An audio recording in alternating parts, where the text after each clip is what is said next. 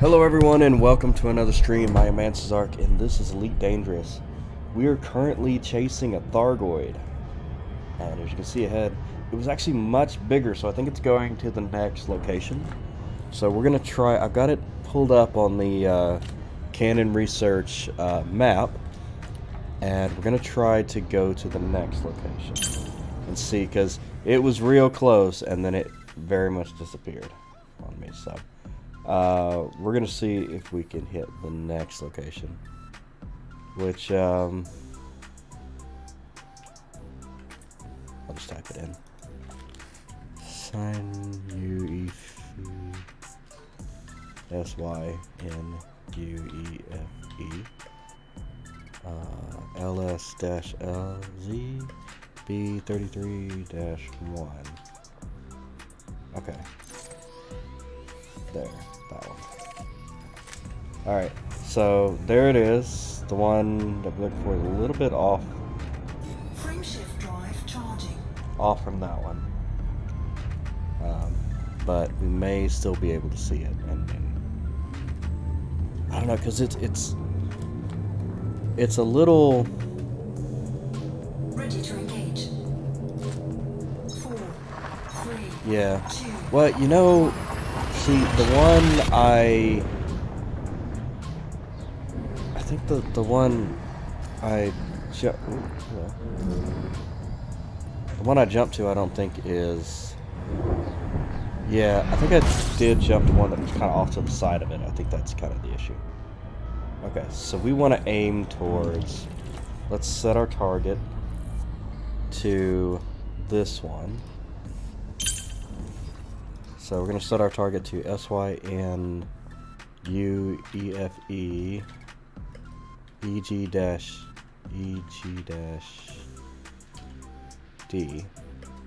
B32-0. There we go. Okay, and it should be somewhere like, this is the one we left, so it should be somewhere around like here. Which... quite a ways, but these things, yeah, you can see it right there too. You can already see it. Well, I don't know if you can see the Stargoid, but it's you see something. So we're gonna head out there full speed. It's like, it's fast. It's fast. I was chasing it and couldn't catch up with it, you know. So this one's 56.8 light years away. I'm not sure if we can, I don't know, it might be a very long haul. Because yeah, it's definitely somewhere in between these two.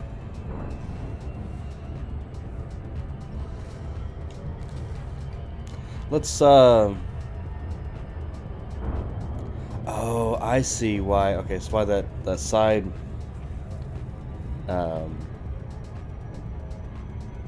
it was flying by that other one, but it's closer. So let's go to this one and we'll head behind it. We'll see, we'll head towards this one and see if we can,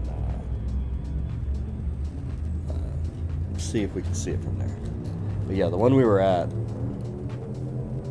sideways. It was kind of like off to the side of it, but it was very close.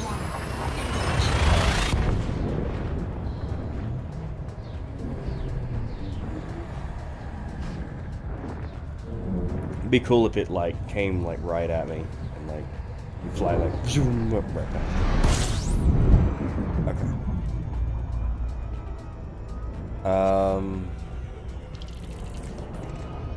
Oh, there it is. I see it. I don't even have to. Yeah, you can absolutely see it right there.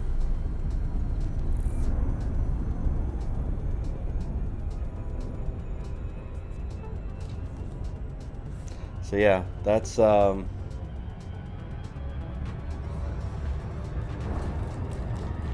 does the other one work? It's kind of beside it.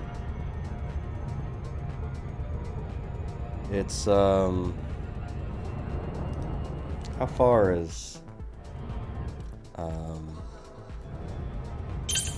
this other SYNUEFE NUEFE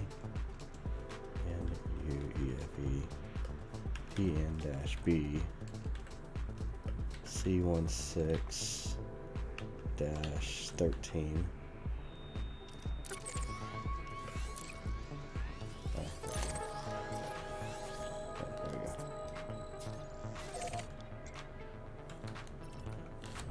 That one's off to the side of it. Yeah, down there. So, but it's like... That's not how you spell snafu. That's right. So that's,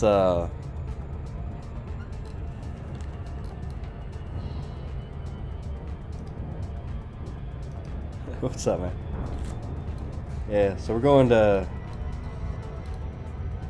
So I did, let's go back there, because I think it might, kind of, like, fly across the screen, whatever, because this is at least, it's off to the side, but it's at least maybe 10 light years closer. So, 4, 3, 2, that'll give us a few light years worth of, distance on, so it's, like, up that way somewhere.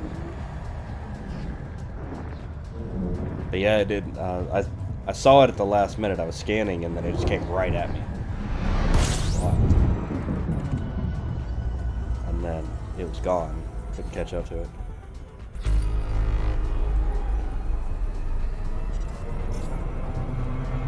All right.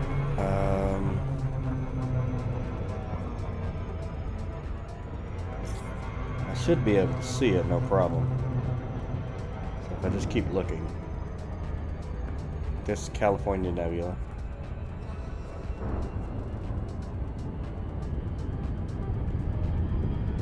That def doesn't sound terrifying.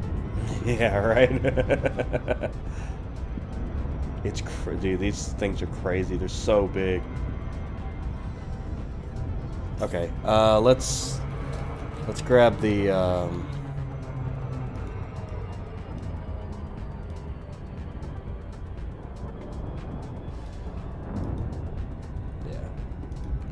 grab the, I don't know why I can't see it right now, but SYNUEFE LSZ Z B33-1. There we go. Yeah, that one. So where it's heading eventually. Okay, because I'm facing the wrong direction now. Oh, there it is, Stargoid. Okay. So yeah, this one's a little closer. So we're gonna head right at it. But yeah, I mean, you can see, look at this massive thing. I mean, those are stars and stuff like that, little dots and stuff. This thing's big, you know? Like, I mean, I know it's a lot closer to me, but I mean, not really that much closer to me comparatively.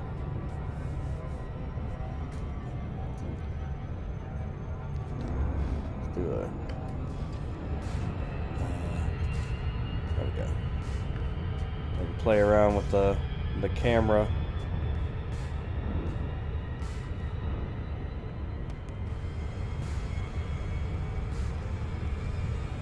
Oh yeah, look at my new paint job. It's cool.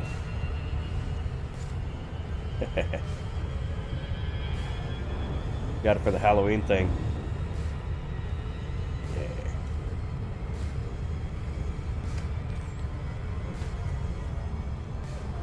So let's see, we're going okay, 60 C. 60 times the speed of light. I mean, maybe we can catch up with it? Nice. I would imagine. Flying around in a pumpkin ship. Yeah. Yep, pretty much.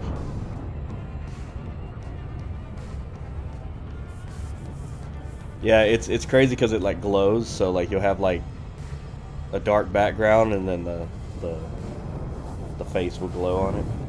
I think I got one for my Anaconda and a few other things. They're actually right here.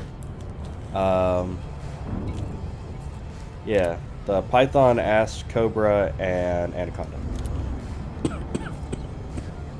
There's a white girl spiced latte joke in there somewhere. True. Probably, yeah.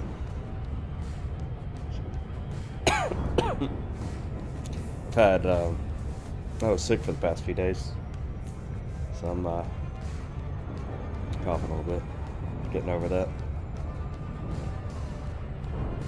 Yeah, dude, we're gonna... Let's see. I wonder how fast I can go, because I think I've been Rev. 600. Hope you're feeling better. Yeah, I'm getting there. Appreciate that.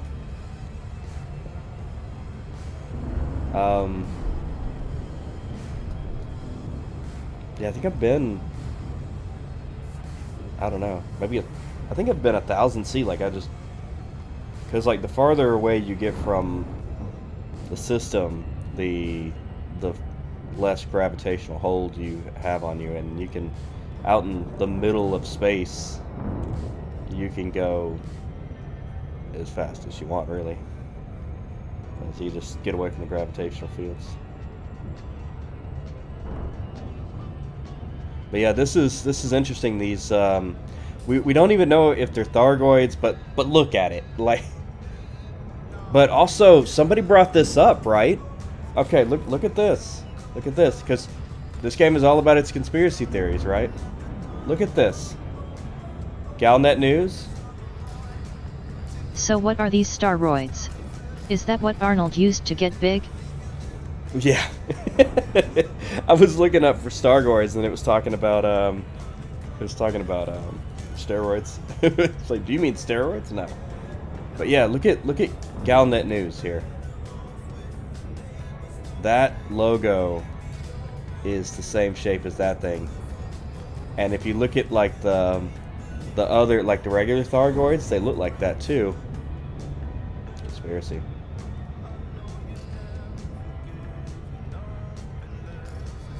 But yeah, that's, I think we're catching up with it. I mean, we're going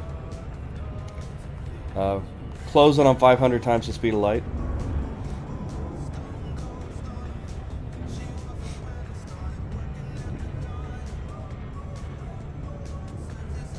But I mean, I think it's just like a blob out in space, so we're just gonna go right past it at one point. Have to turn around. But yeah, apparently it's gonna be big once we get there, because it looks bigger right now than what it was. But they go in between star systems. So like if you look at the galaxy map here. It's, we're headed here. The last system it went through was here. Oh, please stop. There we go. So it's like, it's right about here or so. Because that planet, yeah, there, no, wait, just that other planet. Okay, yeah, so it's somewhere right here. So we're actually headed this way out into space to go find it. Oh, well. Up here more. Sadly, I guess we're going up as well, so. LMAO. I hate trying to make fine movements with that map. Yeah. Yeah, I just go ahead and go for the mouse on this one. So yeah, I mean, I guess it's kind of the same distance, isn't it? I mean, vertically versus, I mean, it's a little closer here than here. So there's a difference. But yeah, I don't think we couldn't get, if we went to the next planet down in the line though, it's they're so separate that we'd be flying forever.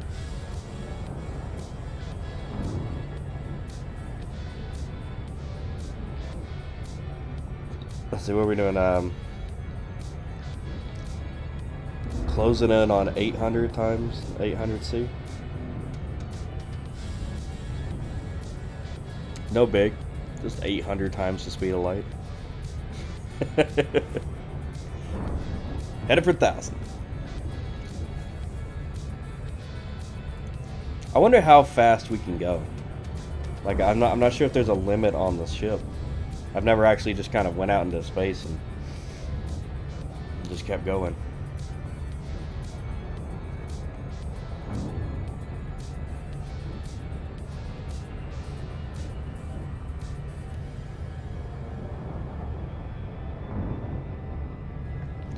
Yeah, so that's it over there. So we're and then the other one's over that way. So we're headed up relative on the map. But I mean, it's like, if that's the line, then the other galaxy is somewhere like, the other star is right there.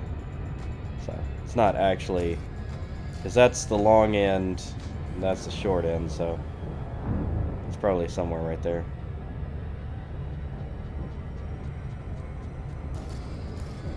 Thought this would be a little bit closer, but it doesn't seem to be too terribly closer.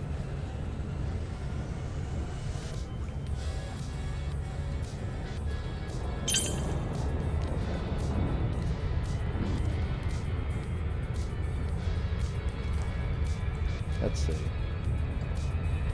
I like this ship camera deal. You can just check the angles on everything. Oh, it's... I was like, where'd I go? That's the passenger seat.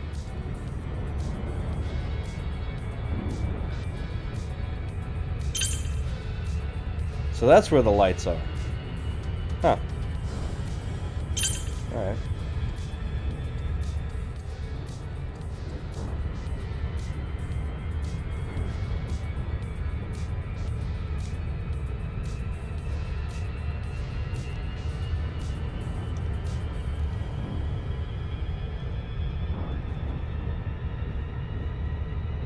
Oh.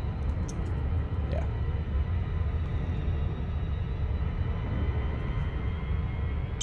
There we go. Are we gaining on it? I can't tell. It's actively moving. That's the thing. Oh, we're at 1,000 C.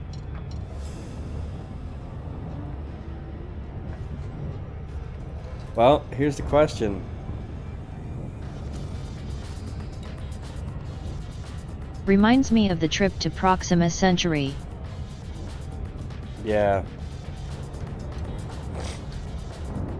Or Hutton Orbital.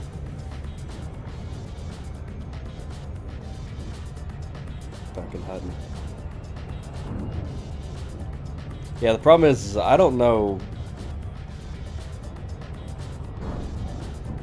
I don't know how I don't know how far out in space this thing is.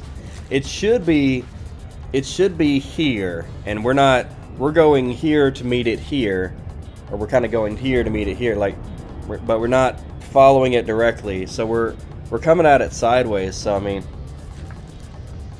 it's not coming towards us, but it's not directly going away from us. So that's at least that. But I know, like, I've seen videos of people, they've flown by this thing. This is how you do it. You go out into space and you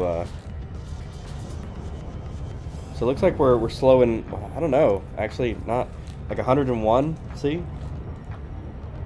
Or 1,100. Yeah, I mean, it's just still going. We could definitely at least get to 2,000 at this rate.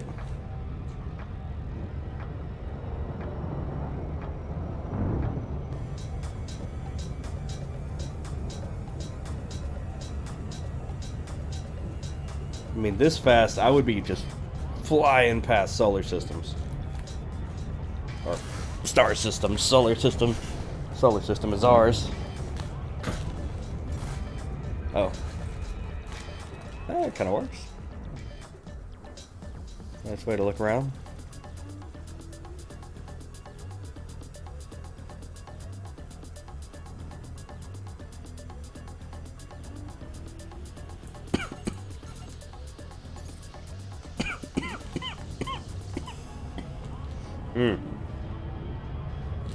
So what you been up to, Brock? I was thinking about you today.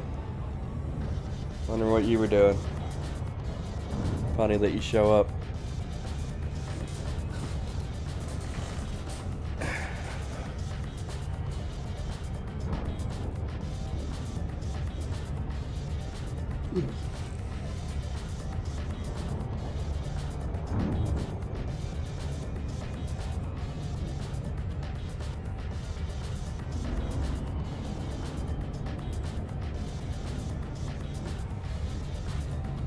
Have the numbers changed on that anymore? 13.3 days.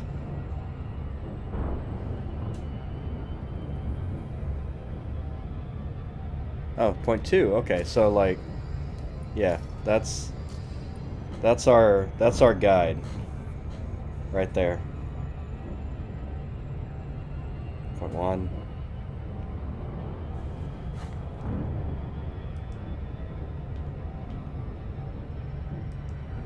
Had to angle a little over to the left, so. And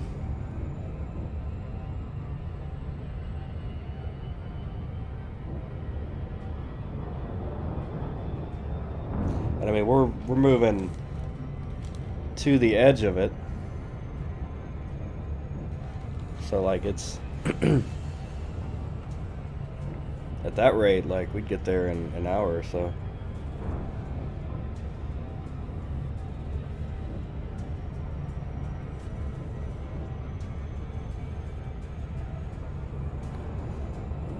Man, I really wanna see this thing.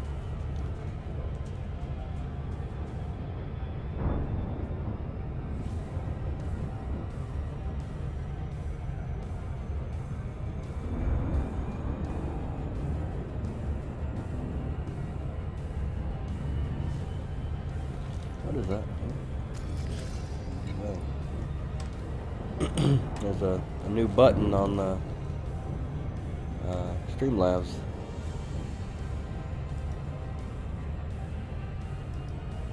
What do these things do? Oh, it's being stupid and not letting me click anything.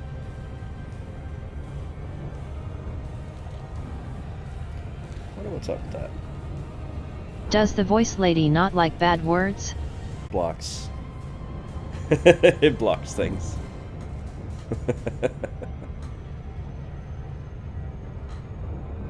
Actually, interestingly enough, it's not showing me.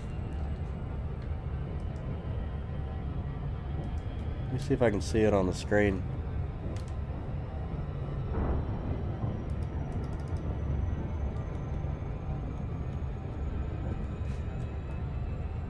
Oh, well, that's not expanding.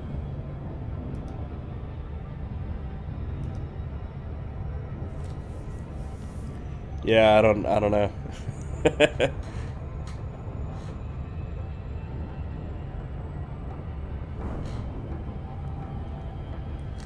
It's also got this weird thing when I start streaming, it won't let me click anything on the side screen,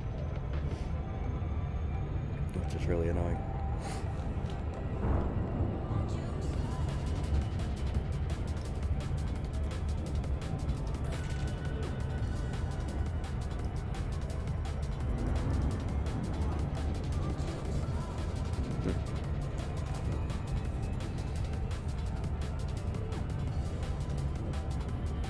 I find it interesting though that like the two reference stars that I'm looking at, like on the top left and the bottom right of that, if we're headed this way and it's headed this way, like it should be moving. I mean, obviously it's a long way away, so it's not moving that damn fast, but you would imagine.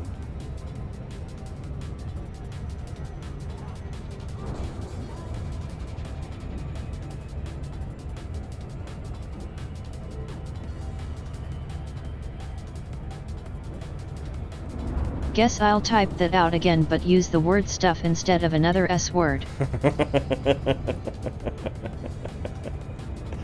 Yeah, that's funny.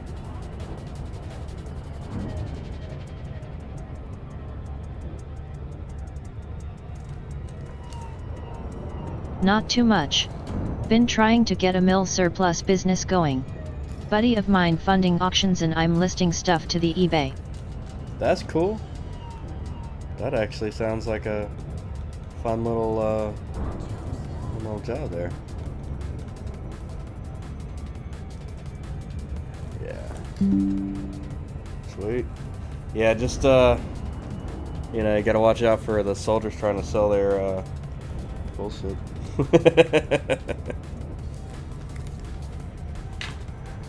Sell all their junk. So the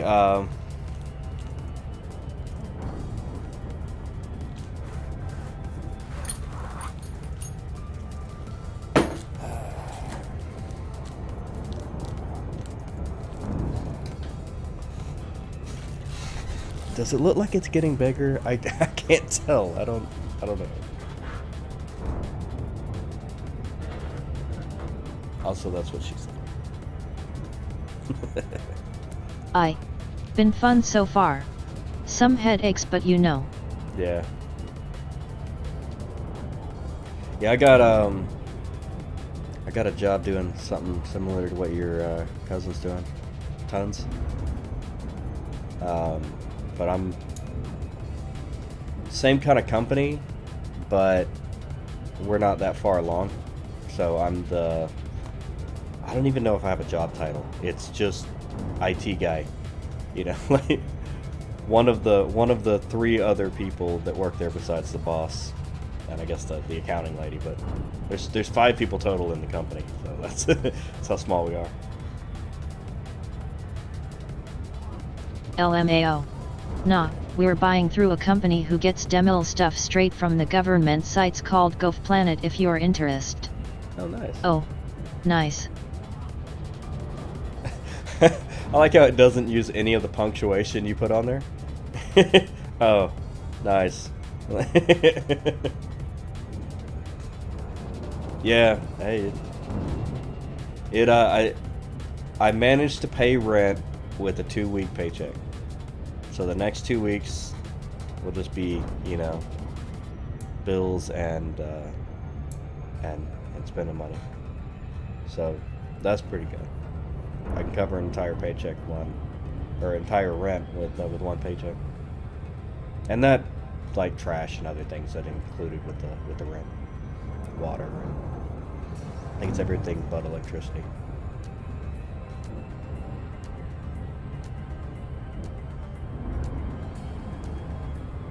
And it does come with internet, but it's internet here is weird. Like they're like, oh, well, we provide your internet, but it's just Wi-Fi, and it's like that's not fucking happening. None of the landline ports in the house work or anything, so it's like, all right, that's no.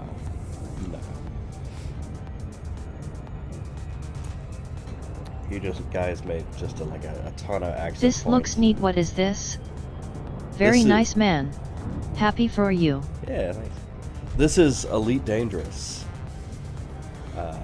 This is the yeah. I'm currently out in so it's a 1-to-1 ratio of the Milky Way galaxy. So if you look around, Sagittarius A, the center of our galaxy. Around here is where there's Colonia. That's a colony area down there. But out here on one of the spiral arms, you can see Sol. We're actually so Sol is right here, right? So this is our galaxy. You can see the star map of it. You know, you got Earth right here. Actually, Mars. Mars has been terraformed. This is Earth. Mercury, all that good stuff. Space stations, whatnot. And then... Come on, big butt. And then we are out, comparatively. This is the Inner Orion Spur, this little hexagonal area there. And and we have jumped to this system here, and we're headed towards this system here, and right in the middle, you can see ahead of us, is that thing there. And we are currently at 1,536 times the speed of light.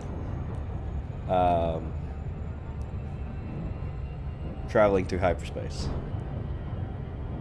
Actually, technically this is super cruise. The hyperspace is the actual, like, hyperspace is what that thing's in. And they're traveling. They do weird stuff, like they can travel through hyperspace normally, like they don't have to jump with Stargoids. So and it's thought that that is a Stargoid mothership, which is the it's the alien race that you fight stuff in here. So, but they were really, really far out in space, but now they're much closer. So I jumped out. It took me about 7 jumps to get out here with my long-range ship. I don't have any weapons or anything, so can't fight anybody if they show up, but hopefully we won't have to. I've never flown up on... Wow, I wish Destiny 2 was like this. Yeah, I mean, you can actually go down on planets and land and you know, get out of your ship and do stuff. And there's a rover you can run around on. I think I should have one. So like this one, you can see everything in your ship. Like you got modules here, you got power percentage. So you can see right now, since I don't have any weapons, it's just a straight percentage of how much power I have. My output from my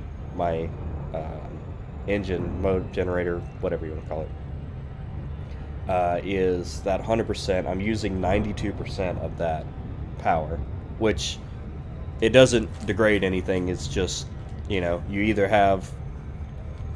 using under 100% or you're using over 100%. So you can set priority on things that if you start losing power,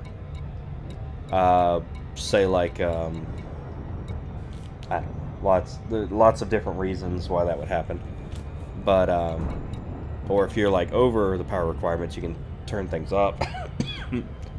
And say like while your weapons are out, you can turn off your cargo hatch, because you're not going to need it while your weapons are out, you know.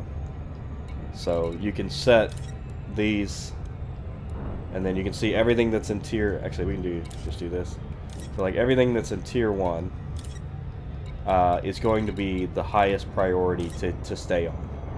So right now everything's tier 1, but if cargo hatch, if anything goes out, my cargo hatch is going to be my next one, but I don't want my frame shift drive going out, because that would be bad. I couldn't escape or do anything, so. But yeah, you got fuel scoop, shield generator, autofield maintenance, which repairs me, and whatnot, so. Well, I'm out in space. Recon then, so. That is... Well, I don't have anything for that right now. But, yeah, I guess that's technically like a weapon, I think. But yeah, I currently can jump 65.2 or 20 light years in a single jump. And if I get into a... Did that get smaller? No, but look, it moved though. Look. Look. Yeah, because those... My reference stars that I was talking about, you see? It's different. It did move.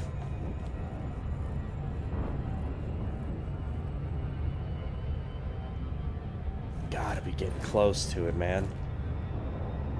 Look, that's a 9.9 days for that one. That was like 12.4 like a minute ago. Yeah, we're definitely getting close to it. We're getting closer to it.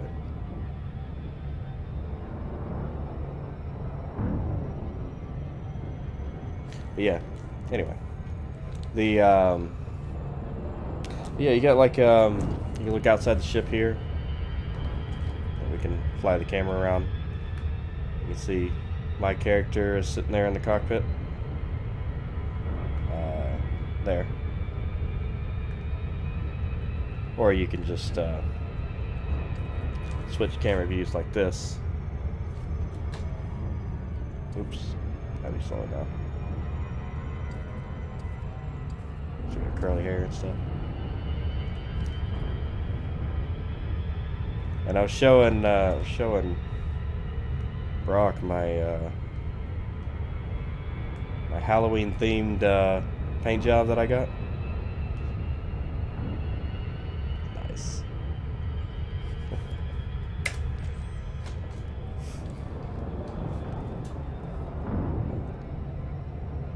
Yeah, it's a fun game. It's cool. Oh, I think it moved a little bit more actually. You know, it probably actually less that it moved and Nice, we've that's cool. probably, yeah. It's more that we've moved in relation to it, so we're noticing a lot more movement with it now because we're much closer to it than before. So it's probably our relative movement and a little bit of its movement because it's like massive and moving around. 9.7 days. So we're like, I was showing him like actually we can show it better on the map here. So we're from, yeah, okay, so here. So we started here and we're flying up to right about here on this line, right? Probably right about where that is. Actually, there's an exact thing that tells me where the signal is. Yeah, it's 174. Okay, so like right here. So this is 170. 170. This line is 180.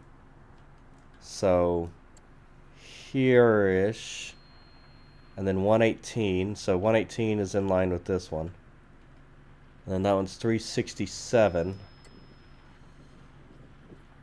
So what is this? This goes down numbers. This goes up. Okay. And this one goes...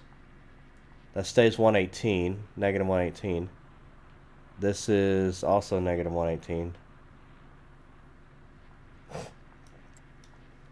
They're all... Okay, so this one's 350. I don't know what negative 118 means. It's usually X, Y, and Z coordinates, but whatever. But yeah, 170, 360. So 367 is up here.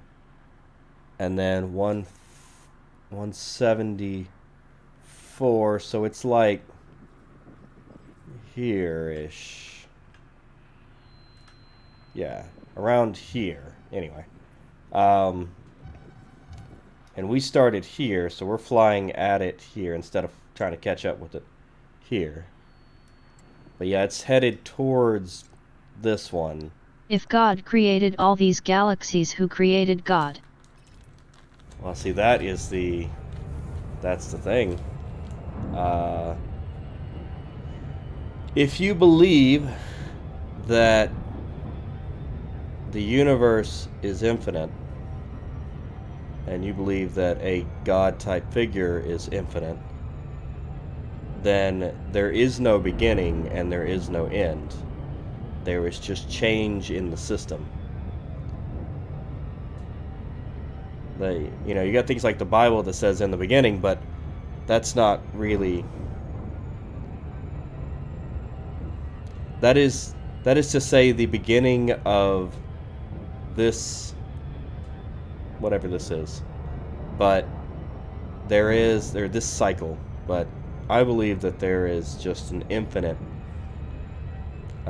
for everything. So like you can't destroy matter.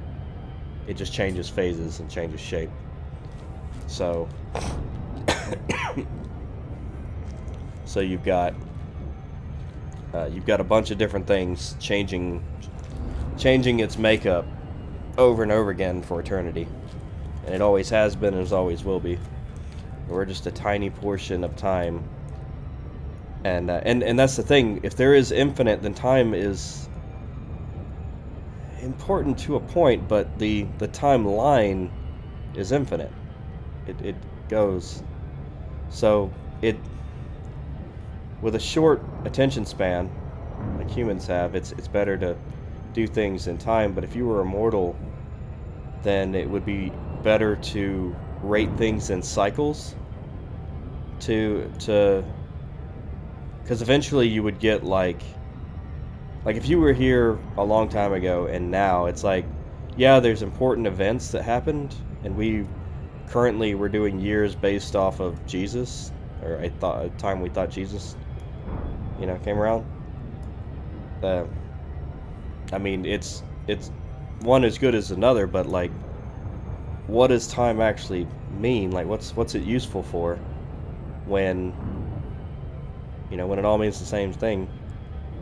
So you gotta wonder, is like, if you never died, and then things moved in cycles, you would say like 13,000 year cycles. You'd be like the precession of the equinox. You'd be like, all right, that's good enough. I've gotta tell time in a much longer time frame. So the thought that, I don't know, there's a beginning and there's an end with an infinite universe seems like it just doesn't make sense. Like you said, who created God? Who created the universe? Who created anything? It's just, well, it didn't create. It was just here. I mean, we didn't create either. We just became this version of, Stardust. Like this. So I'm just today's level of put together for Stardust. It moved a little bit more, I can see it, so we're getting closer. We're definitely getting a lot closer. Yeah, that's at 9.1 days, so.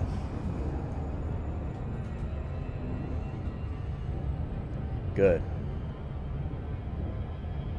Man, we're going on. It's progressing a lot slower, so we're figuring out. The other thing is the sun will stop burning one day. Heard space will tear one day because it's speeding up the expanding.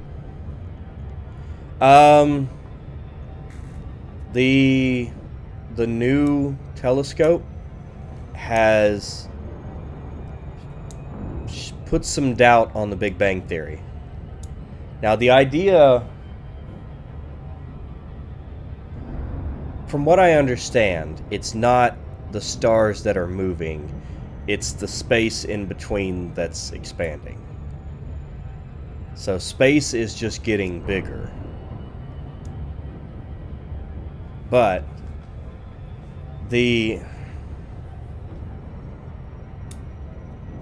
so I think conventional wisdom is Big Bang, explosion, without any sort of, objects will travel, they will stay in motion until, acted on by an outside force.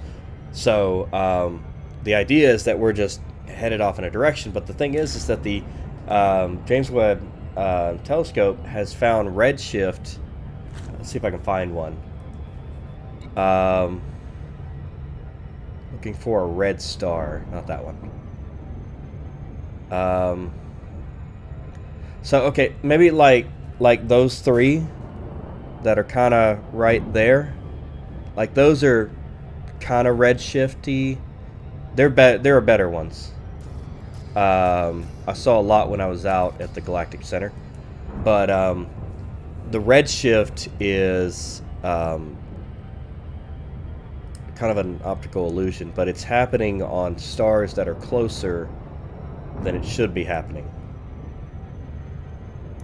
which kind of makes the Big Bang Theory not make sense, because why are things that are supposed to be farther away closer than they're supposed to be doing the thing that we said was the reason, because they were so far away, it was getting this light illusion, so that's the question. It's like, all right, well, if that's not true, then it's not really that. And the other thing is that we're making assumptions about the universe from one point in space. So our perception like um, if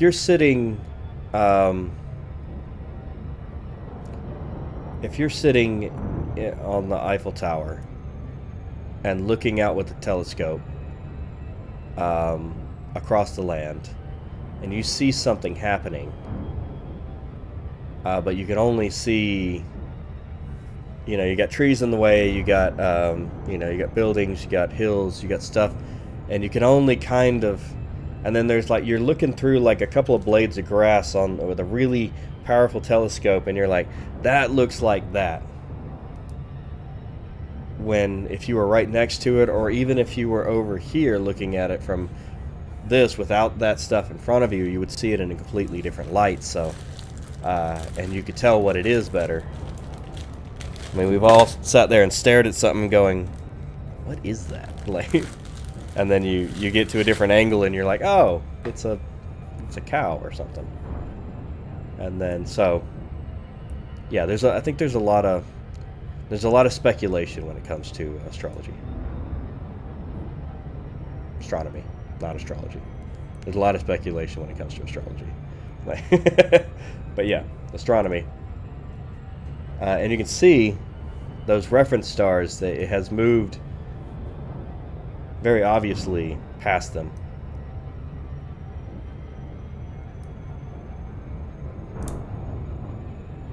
But yeah, this is exciting for me, even though we're just sitting here, because I don't know what's going to happen. And we don't know what's going to happen when these things stop flying in the game, because the game is like it's player based. It's live. Things are happening in the game that are things are happening in the game that we're not sure what the outcome is. We just participate, and then depending on the participation, there are different outcomes that the developers have put together, and our participation decides what happens. So, like, just recently there was a cult of the Far God, and they were building ships and stuff like that, and one of the systems. So there was a community event to go either help them or kill them. Either way, you got paid. But most everybody killed them, so they ended up losing, and that community event that could have gone in a different direction did not end up with the Far God cult becoming bigger. It actually was crushed. Actually, I've been meaning to, we should listen while we have a moment to the news. Superpowers discuss unified anti-Xeno fleet. Ambassadors of all three superpowers have held emergency talks following the California Nebula attacks, with the United Military Fleet the primary topic. Political journalist Conrad Sterling provided this report for Vox Galactica. The public demand to address the evolving Stargoid threat has led to key military personnel suggesting that the Allied, Federal and Imperial naval fleets could work in concert for the duration of the war. This once inconceivable notion seems more plausible following the coalition in HIP 22460, despite the regrettable outcome of that operation. Sources have confirmed that Admiral Rachel Ziegler sought to contact Admiral Maxton Price directly to discuss ways in which the Alliance Defense Force and Federal Navy might collaborate. Others have openly supported the idea of a glorious Grand Armada to wipe out the alien hordes, as Vice Admiral Juno Rochester phrased it. However, there has been little in the way of political enthusiasm, with neither the Assembly nor Congress willing to debate the topic. Many leaders had their fingers burnt by aiding salvation, which could dissuade them from extending the hand of comradeship once again. And then there is the Empire, which lacks any interest in further collaboration with outside governments or organizations. While the Emperor pursues her new path of imperial isolationism, the imperial navies cannot be relied upon to protect Allied, federal or independent systems from Stargoid attack. Nevertheless, the prospect of resurrecting the anti-Xeno agency Aegis continues to gain traction. Professor Teesro's recent symposium outlined plans for a new incarnation that would avoid the mistakes of the past. Even if we never see a grand human armada, the call for unity could manifest in a number of other ways. Fair enough. Stargoid's raid Nebula colony. The human enclave Yeah, I've been within the interested about California this one. Nebula has reported multiple attacks from Stargoid forces. Systems such as California Sector CQ-YC5 and HIP 18077 have experienced direct assaults by large numbers of Stargoid vessels. Megaships in the area have also been attacked and left in disrepair, with surviving crews activating distress signals. Harrison Gladstone, a spokesperson for Turner Research Group, which oversees allied operations in the region, gave a statement to Vox Galactica. We're accustomed to the Stargoid encounters in the California Nebula, but this time their aggression caught everyone by surprise. Research teams have been recalled from the region's barnacle sites. It's just become too dangerous to send our people out there. Colonization of the California Nebula took place in 3302 and focused primarily on harvesting meta-alloys from Stargoid barnacle sites. Although the enclave was initially established by the Alliance, the Kumo cruise expansion into the area last year brought tension. The Tau Ceti Journal reported that these latest attacks may directly impact the meta-alloy market. Some federal corporations, which directly purchase this material from the Alliance, have warned that fresh sources of meta-alloys could be required to prevent commercial instability. Xenopeace Project gathers support. Pilots Federation alert. Deliveries to the Andavangel system have enabled the Stargoid Advocacy Project to begin preparations for a diplomatic mission.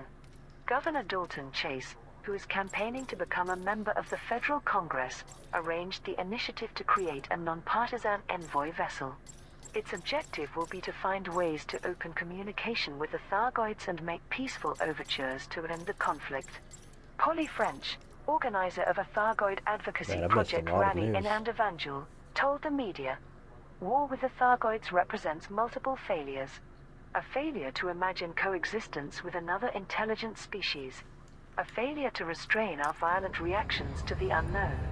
By sending emissaries and opening diplomatic channels, we can prove that human civilization is advanced enough to seek peace.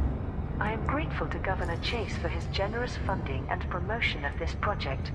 Sincere thanks are also due to all the pilots who transported computer components, semiconductors and titanium, as well as those who fought hard So that to was a defend community this event. operation. Personally, I'm very excited to see our new vessel for the first time.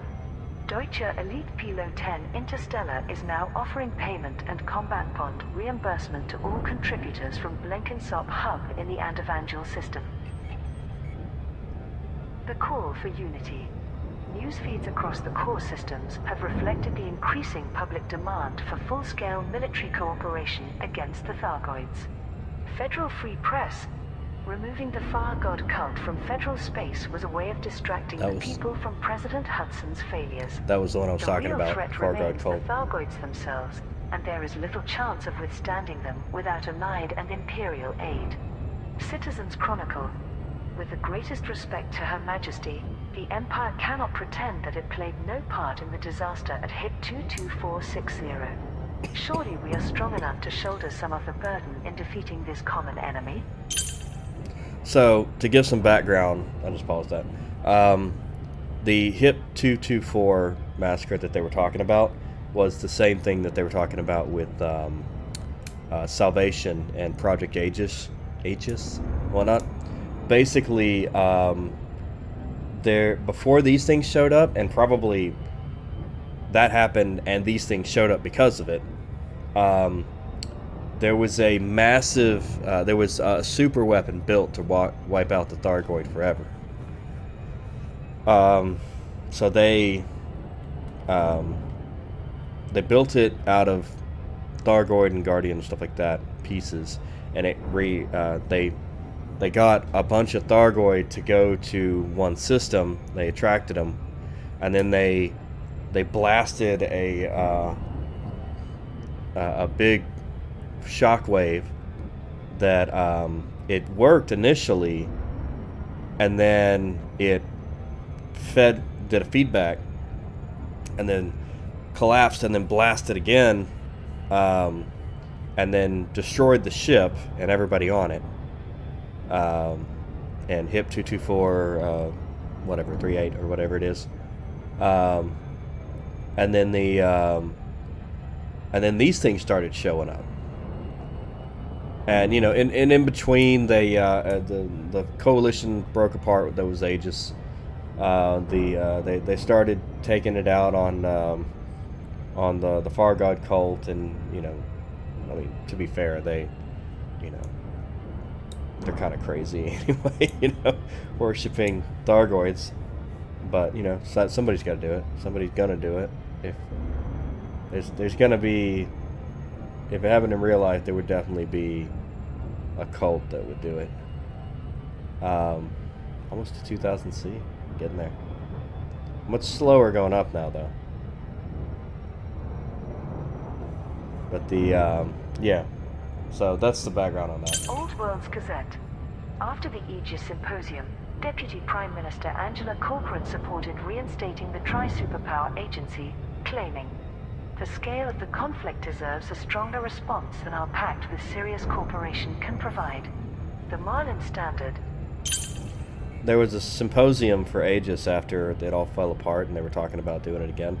And this D2, this lady showed up and said, because there was a Stargoid roar when that blast happened, from after they had shut off the super weapon, and then apparently it was like it meant something, and she said that she could understand it. We're still waiting to figure out what that is.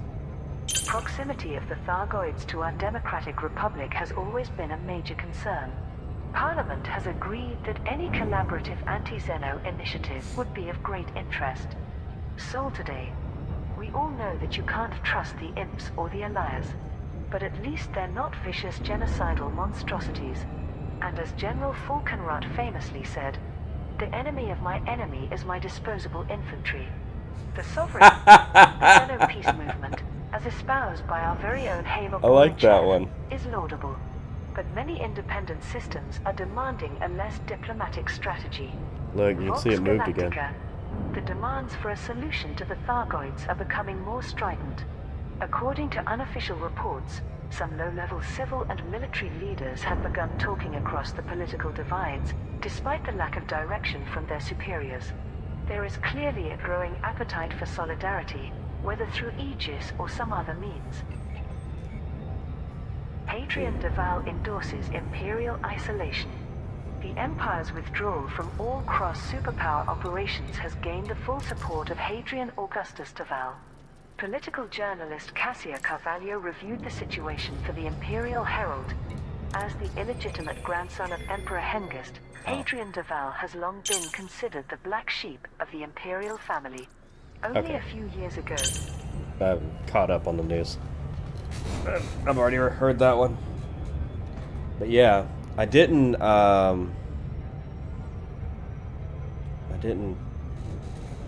hear the oh god. Actually, probably a good time to take some Benadryl. But I hadn't heard any of those before. So that was interesting. A lot of there's a lot of stuff going on in this game, like all right, for example, currently, I mean, you'll see ships running around and stuff, but they're actually doing something, like if you scan, like you'll see NPCs like interdicting other NPCs and whatnot, and then that engagement will result in either the death of somebody or whatever, or the death of the pirate. If the pirate wins, they get a bounty, and when you scan that bounty, that's actually, it's not just making that up, that's like a real background simulation thing that happened, At some point, that guy was breaking all those laws and got all those bounties doing something.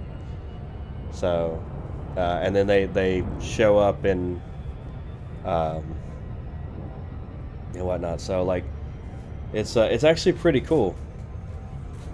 and then they'll show up in systems where they're wanted and fight the cops and stuff like that. But it's happening all the time, so you're never going to run out of. You might not get the best bounties off everything, but I find especially the upgraded warrant scanner that I got, it's super fast to scan somebody. Because you just saw I was messing with it. I hit the wrong button, but the engineers over here. So like you can get the ship and you can buy all your parts and stuff like that, but the engineering is really where it's at. And the crazy part though is you can see that one. There's a bunch of them that are in Colonia, and that one is 22,420 light years away from me right now. That's a couple day. Like, if I wanted to go back out to Colonia, it would definitely be, well, honestly, at this point, I would get another Anaconda and kit it out to go out there. Make it as light as possible. But, yeah. Like, it's, you can get your ships sent out there, but it's like 6 days and a million something credits to get them out there. It's like, no. No, I don't want to do that. Actually, I think even more than a million. It's quite a lot. It's quite a significant amount. But yeah, you can tell that's not a background thing because it's moving. Because the background is fairly static. I mean, it does show you... It does update in relation to where everything is, to where all the stars are. So, like, if I go across space and I look at the exact same spot, I'm going to see it. It's not a static image. I'm going to see it in relation to where I'm sitting. So if I go somewhere else and I look back here, those stars are going to be in a different configuration, which is really cool. But yeah. 1984. 1985. There we go. It's about to be 1986. My birthday. Yep, there we go. 1986. That's my birthday.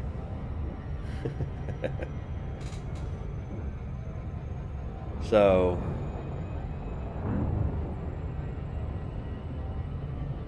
little U under. So... But yeah. Wonder what our reference number is now. 8.1. I think that's stopped going down so quickly.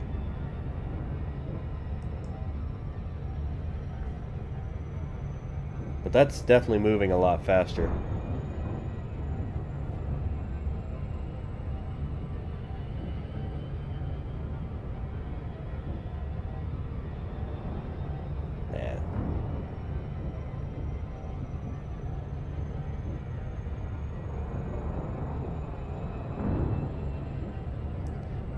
Almost 2,000 times the speed of light is what we're traveling right now. That's insane.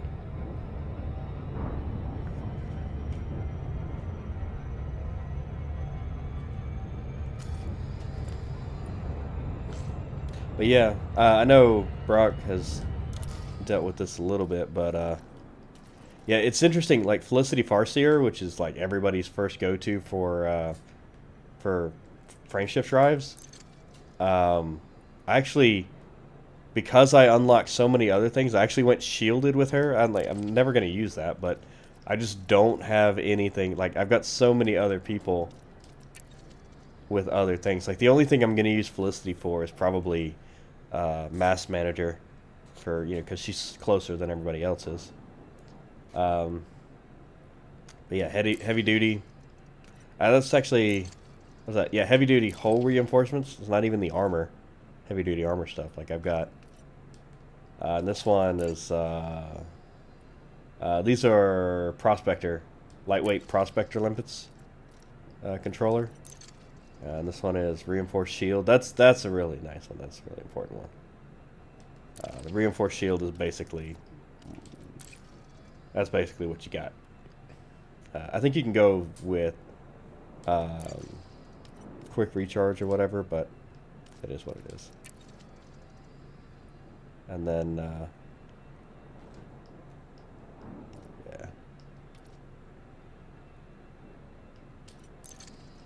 definitely need to go out and farm some stuff. But you can see this one's in Colonia, this one's in Colonia, and this one's close. And these are, this one I need to hit dangerous on my combat rank. This one I gotta go basically just 10 surface conflict zones. I just gotta keep doing conflict zones and stuff. This one is culinary or cocktail recipes. Gotta get those. This one I should have had already. I just really haven't done anything with the Alliance, but I'm really close to friendly with them. I just gotta go run, like, whatever with the Alliance. Like, little... I could get that done today, honestly. And Bill Turner is important. And I think he does lead to other people, so I need to finish him up. But these are the new ones for the Odyssey and stuff. You can tell the ones that are suits, anything that says suits and equipment. These utilities, scanners, utilities and plasma accelerators. These are the older ones from Horizons. But yeah. So that's moved significantly. We're over 2000 C now. I had heard that it takes quite a long time to get out here. Like, to get to one of these, depending on where it is. But, like, I'm not sure if there's one that's closer. Actually, I can look at the... So there's multiple different ones of these. The other closest one is Stargoid 3, and that one is it's honestly about the same distance from everything else as this one is. But 2, ooh. 2 is really close to its the system near it, though. That's an option.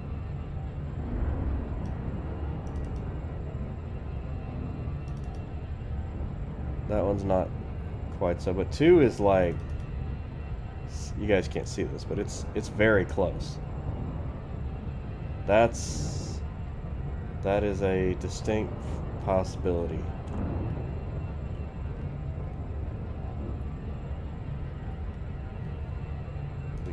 See that one, but we'd have to do this again. But it's much closer, so it's basically almost in the like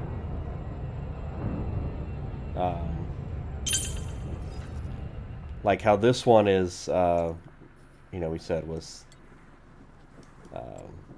kind of like here in the middle of the. Like this, and we're heading out from here. Like the other one is like, here's the system, and the Stargoid is like here. Like, you know, we've already flown that distance. So I wish there was some sort of reference that I could. I don't know. 2001 C. Looks like we might be maxed on that. But I feel like we're gonna, I mean, if we just keep flying, it's gonna get there.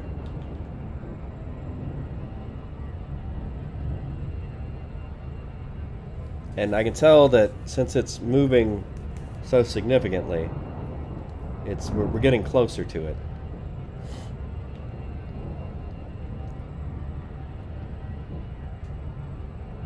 We're gonna eventually see it moving on its own. Front of us. 2001 C looks like it might be the max.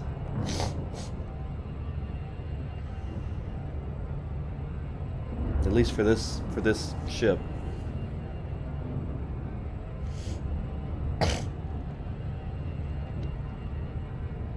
I don't think I'm completely fully maxed on my my stuff.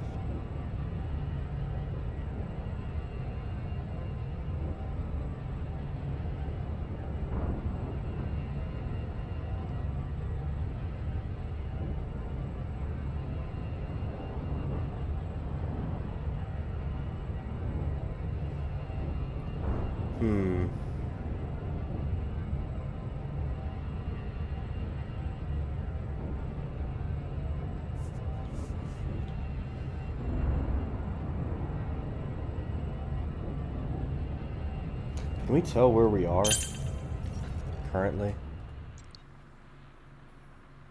No, of course we can't.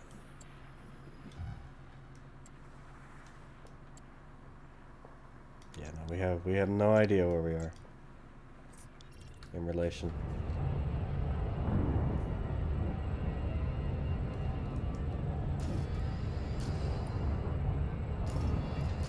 Well, actually, I probably can, because so that's like right above.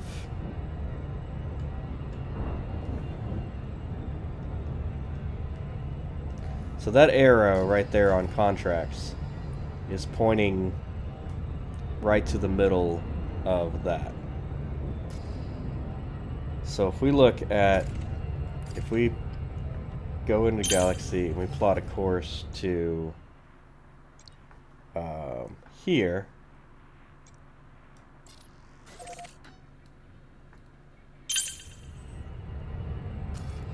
okay, so that's there, and then this is there. Yeah, we're close. I mean, look, I mean that's. I mean that's to the right of the ship. How far are you from the star you last jumped into? There you go. That's a good distinction. Can we still track it? Yes. I am 0.19 light years away. Wow. So this is like, we would have been to Hutton Orbital already. That's like the distance to Hutton Orbital. I think it's like 0.13 for Hutton.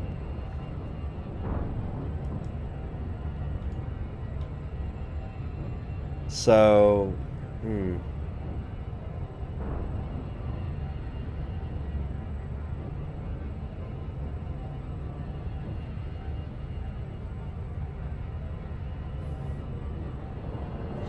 mean, that's the question, like.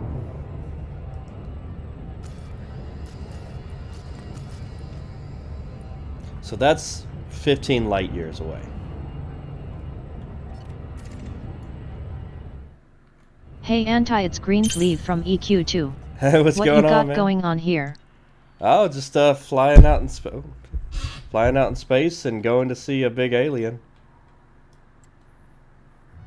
Yeah, looks like he's somewhere over around here, so.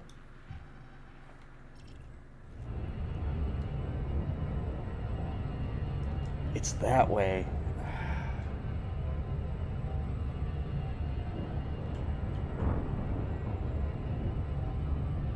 But I mean, like, okay, so let's do some measurements. It's there. This distance here, though, is 14.9, right? So we've moved. We're probably only, you know, here or so. We've moved point something of light years.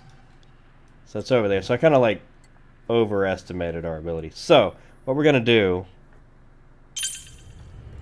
because that's really far away, but we can see it moving. So what we're going to do, though, is we're going to go see the other one, because that one's like, we're going to go see the number 2. Because it's like almost on top of the star system it's next to. So SYNUE. Let me put this on the side so I can see it. There we go. Alright. So we're gonna jump over there. This one was interesting. Come on, come on, come on, come on. There we go. Alright. SYN. I can't see. UEFAI OO -L C10 -3.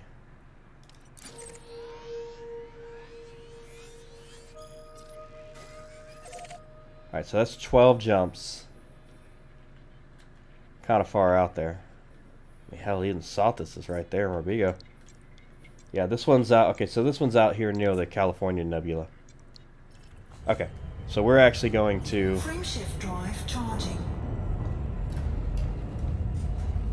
look at that turn.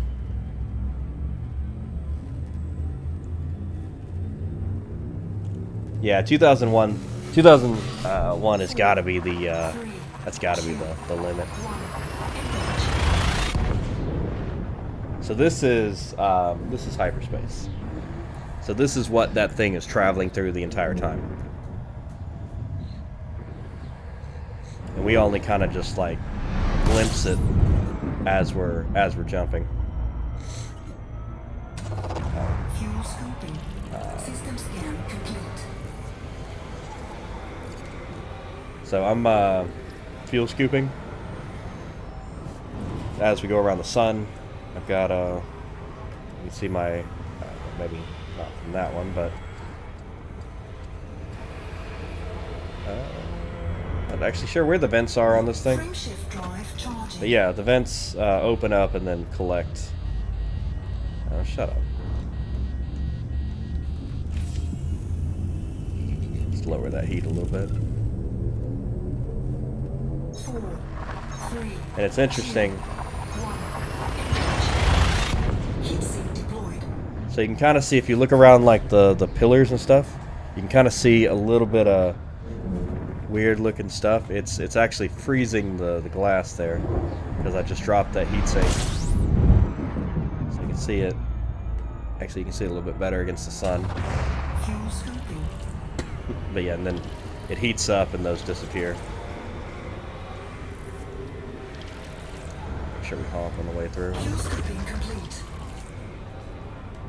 Frameshift drive charging.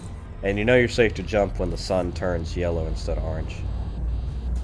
Or red, whatever. If it's red, then you're gonna go over 100% on your heat before you jump. 4, And sometimes you will anyway, but I say about like 60% is good. 60 anything percent is good to jump.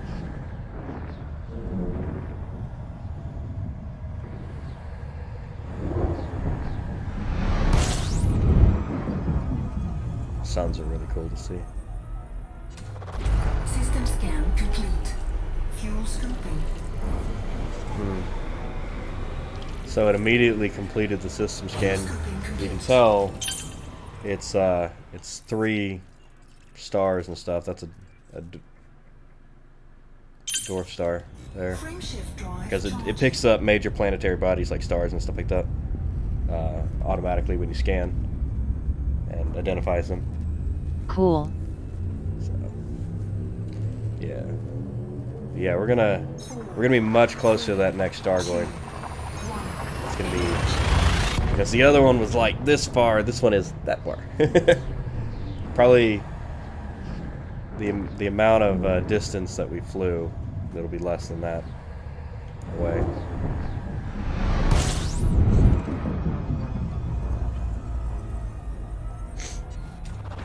Fuel scoping.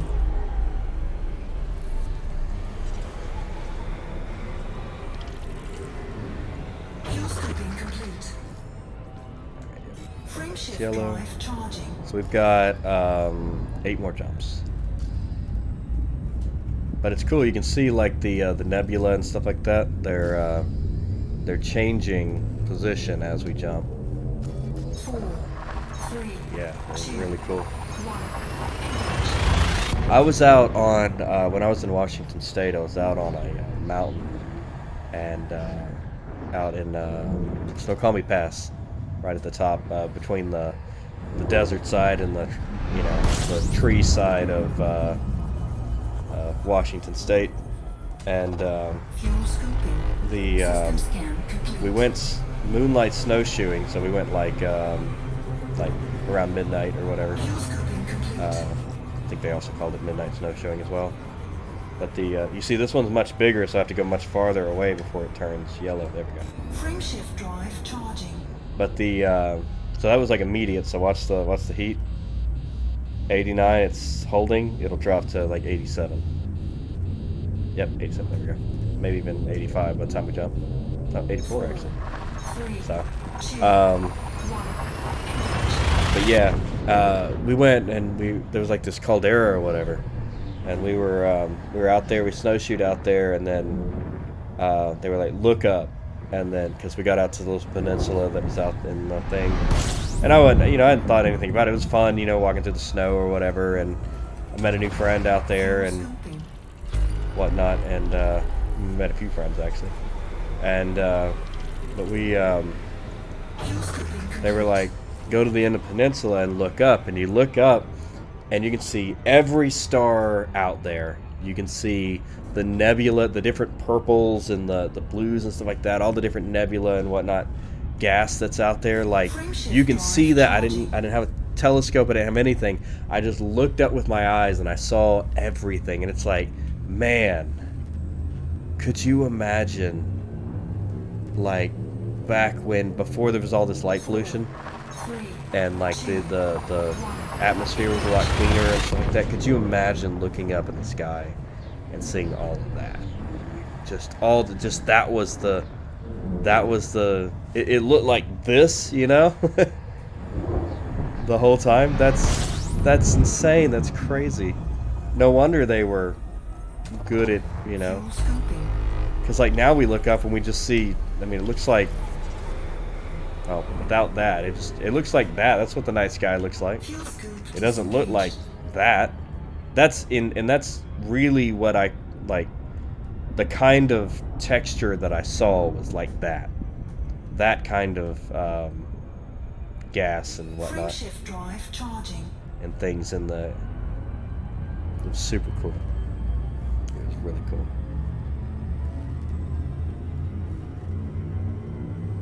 That one looks like a one of those fish, koi fish or whatever. Ones that have little fluttery deals.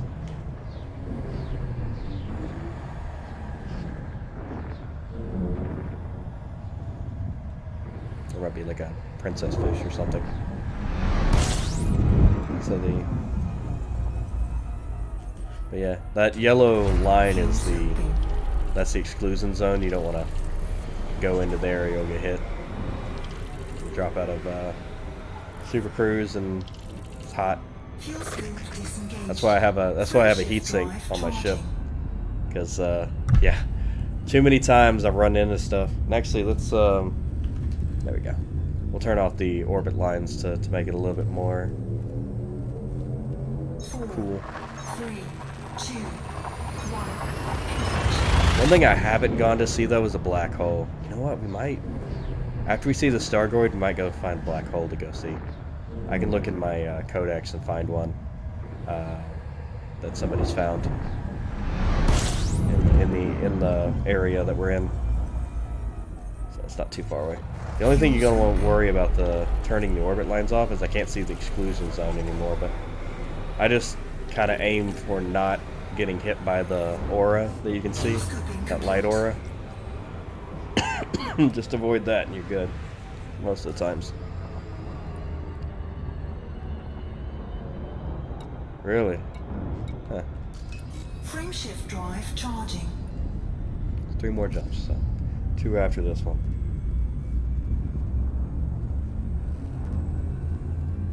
Nah, it's gonna be super close. 4, It's gotta be super close. 2, 1. It's gonna be like right upon me. Comparative, like how big that other one was, and it was like 14 light years away from me or whatever. I didn't realize it was that far away, or I wouldn't have tried to go see that one.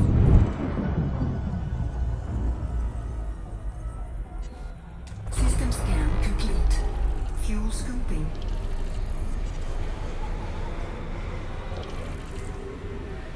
Fuel scooping complete. Perfect.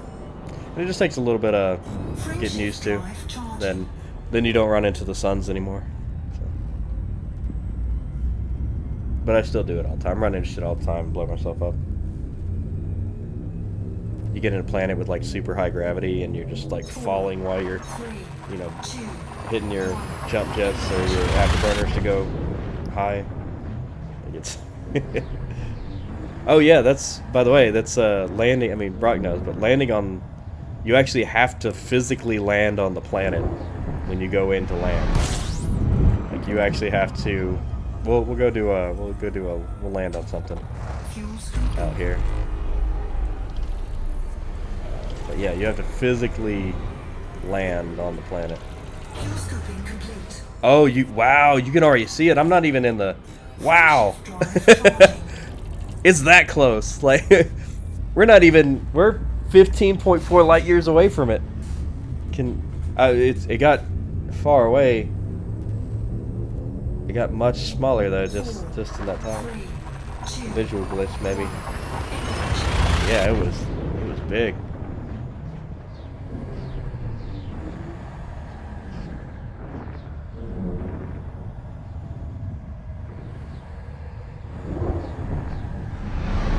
Absolutely hate learning to land in this game with mouse and keyboard. Yeah, no. You gotta get. Oh, wow. There we go. There we go. That's what I'm talking. That thing is so bright. Oh my god. Wow. Look at it. You can see the spirals and stuff. That's, dude, I'm telling you, man, conspiracy theory. Look at Galnet News. Look at this shit. See that? Look at that symbol right there. What are they hiding, man? What are they hiding? Looks just like that. Looks like Stargoids too. What is this? Oh, yeah. Let's do that. Since we're not too fast right now.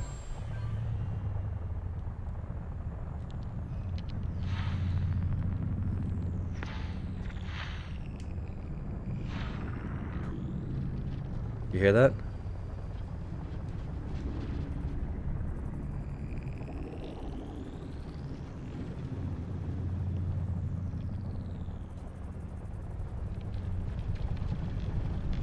There we go.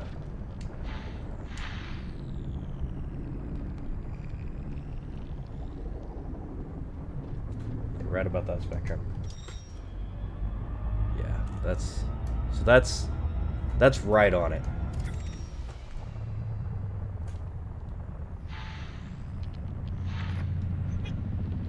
Yeah, there you go. That's in the Stargoid spectrum.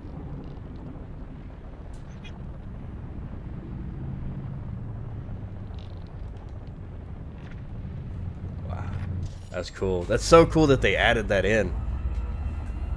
That there's different sounds on the spectral scanner. But man, that thing's so bright.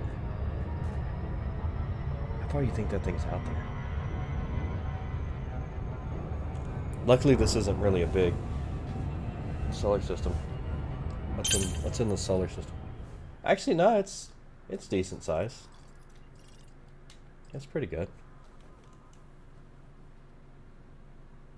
6, and then there's a. What is that? Is that a water world? Don't know.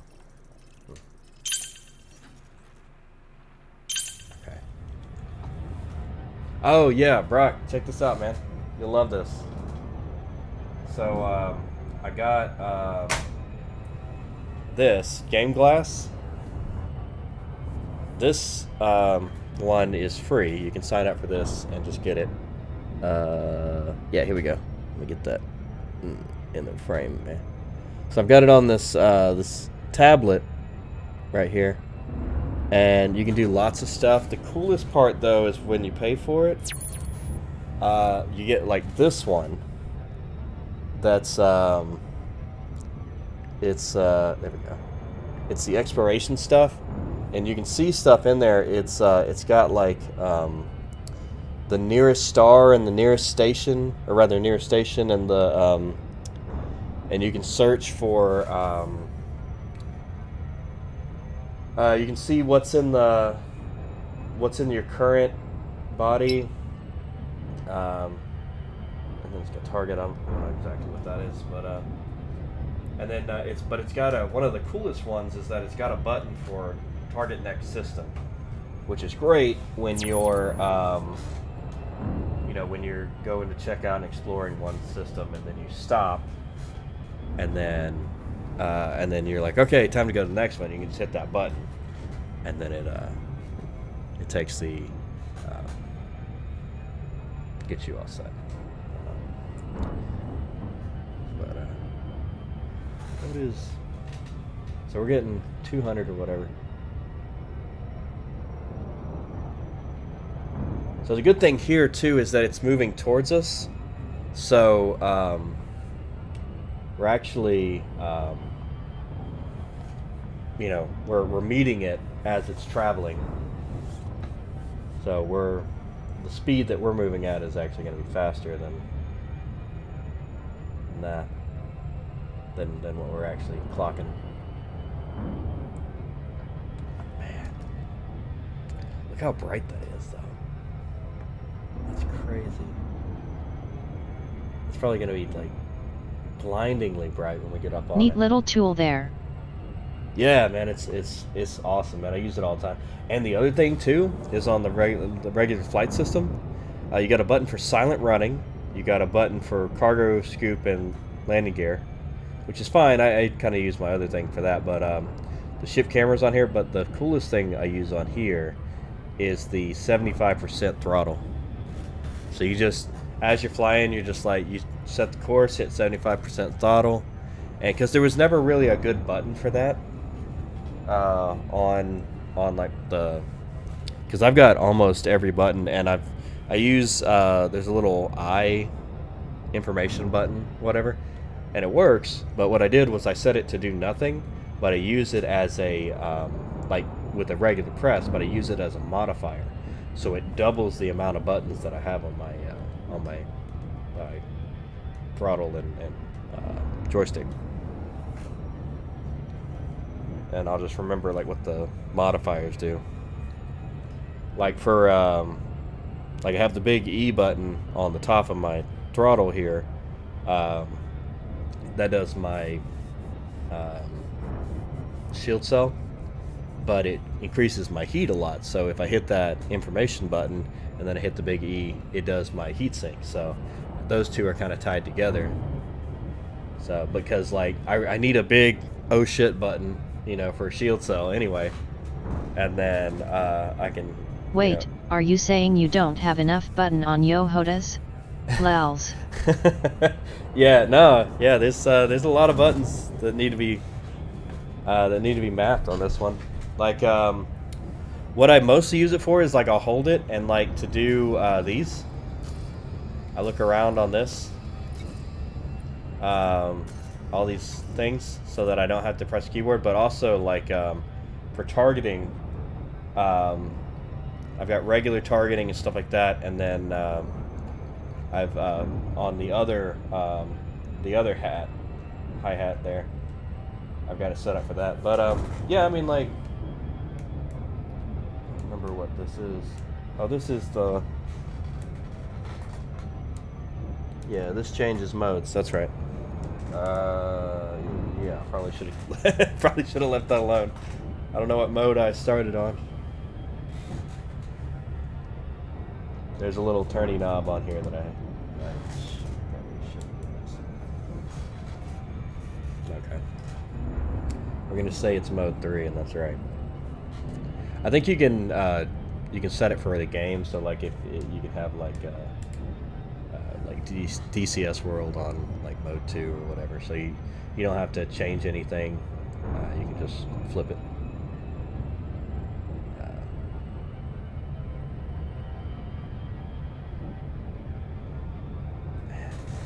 Tell you what, this one's probably, I don't know if it's going to get any bigger, but it's probably just going to be that until we fly past it.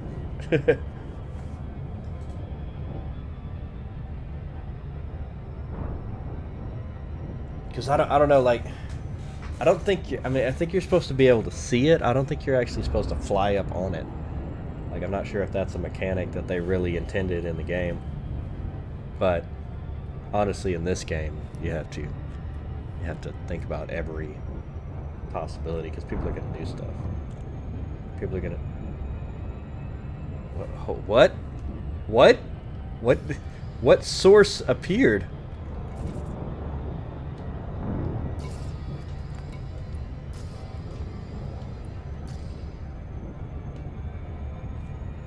Is that the... Is that the... that? Did it show up as a... I can't see it, but it showed up as a contact. Something did. Is there a... Do I have my... Yeah, okay. I've got all my things off. Okay. Yeah, there's all the stuff. What new contact appeared? Weird. Yeah, I don't know. Hopefully that means we're getting closer. I know,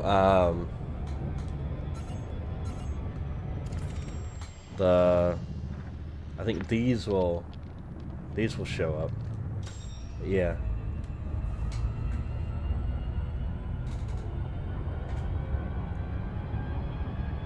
The good thing too is that once the speed that you move is like in relation to how far you are from the stars. So even if you like go to a dead stop out here, you're going to like I did right there, like go up to 900 C, no problem.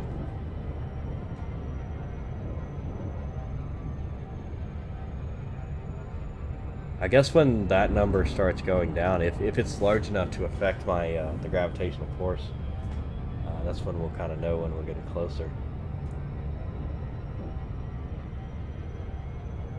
But yeah, that's really close.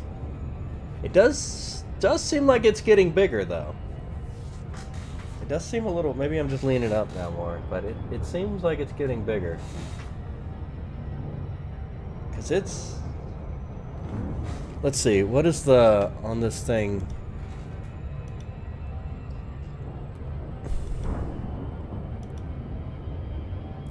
So... the system that I'm in is negative 453, negative 240, and negative 610. So the anomaly, which we're heading towards now, is negative 454 on the grid. Is an estimate of the UA's current position. 454, 241, so it's just off. And then negative 612, and then this one. So it's... so let's find that on the... Oh, yeah, get in here. Let's find that on the galaxy map. Oh yeah, and that's the other good thing, is the galaxy map and the... Look at that. Like it's struggling. Okay. So the numbers that I was talking about are here. So like this one is negative 454. So 460, 454-ish. So that number comes down to there. So let's see, that if that's that, then 50, let's see, 1, 2, 3, 4, 5, 6, 7, 8, 9, and 10. Okay, so that, cool. So we can actually figure that out. This is 1, 2, 3, 4. So that's negative 454, right? So that's 241. That's 241. That's 241, 241. I'm seeing a lot of 241 out here.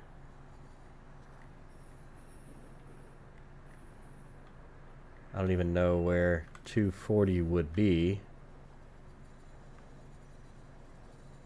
No, yeah, it's all 241. That's okay. So, oh, vertical. 241. Yeah, okay.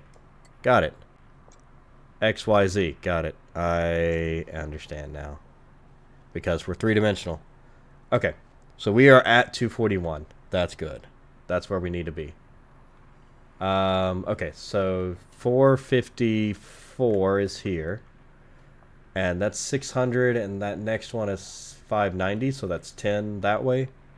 So 612. So 1, 2, 3, 4, 5, 6, 7, 8, 9, 10, 11, 12. So it's here. So that's the difference. We're talking about that. So where's the closest reference point? This is 6.12 light years away. So vertically, so that's 241.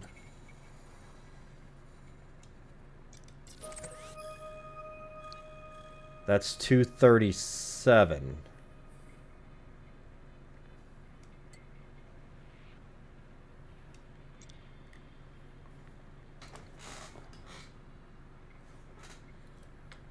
And then the distance is like 1, 2, 3, about 3, 3 squares. So we're talking 3 squares plus 3 degrees of change. So a light year? Half a light year? Probably half a light year. I mean, right in here. Yeah, it's about half a light year of change. So, pretty far. But once we get up to speed, that'll become a lot faster because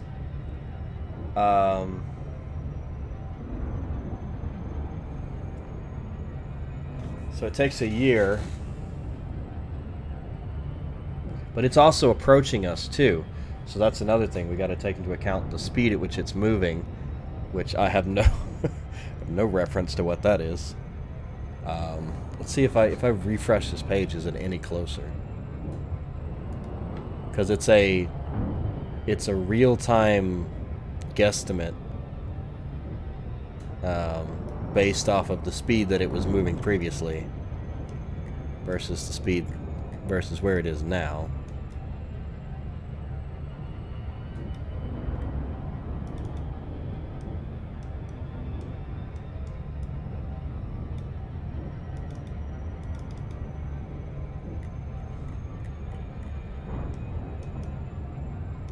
Why is it... Why are we so far out? Oh, can I click? Yeah. Oh, so those are high predictions. Okay. Yeah. This, let me go back and then... It's being weird. So... Okay, it was moving like super slow. There we go. Now it's zoomed in. Okay, so it yeah, it did update actually. It's even closer now. It's actually on 240 vertically. 453, so it's moved 1 grid coordinate and 610. So yeah, it's moved 1. Oh, come on, go back in. On its own, it's moved 1 grid coordinate. Oh, actually, is that it? Whoa, you can see it. You can see it right there. If you move... Whoa, hold up. Yo! What? That's dope. Yeah, the galaxy map is tracking it. Cool, because it got close enough. So another neat thing. An MMO I backed had a recent pre-alpha session. Devs asked testers for stories and I got a little blurb in this month's newsletter. I'll send ya a link in Discord. Cool, man. That's awesome. Dope. Let me, I forgot to... Oh.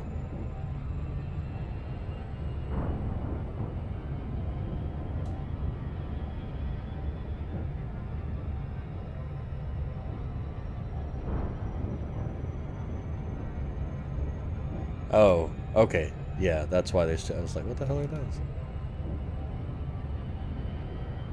There we go. Chasing the Stargoid. I feel like, remember that movie Twister? Like where they're chasing chasing the tornadoes around. That's what I feel like with this, except that it's a conspiracy theory tornado. There we go. So yeah, that's actually, yeah, I think the targeting the closest star is going to be the best. Lols. Kinda looks like one too. Mm-hmm. Yeah, the closest star that I started from. Look at that though.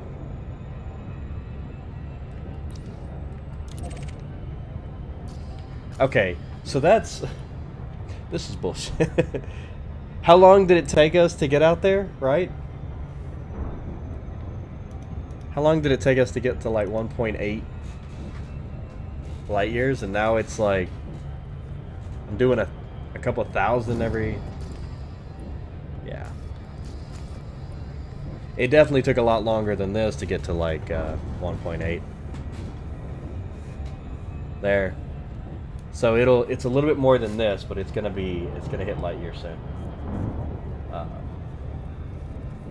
I think when it gets to 1 point something million, it goes to point something light years. We'll probably do 1.1, 1.2 or something. I'm also learning about how the distance stuff works in this game too.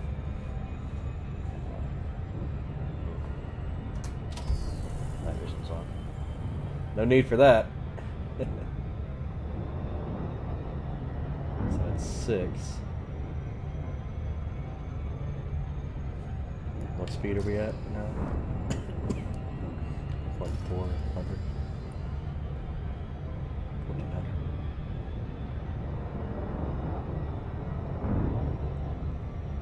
Okay, so we're almost to 1.1.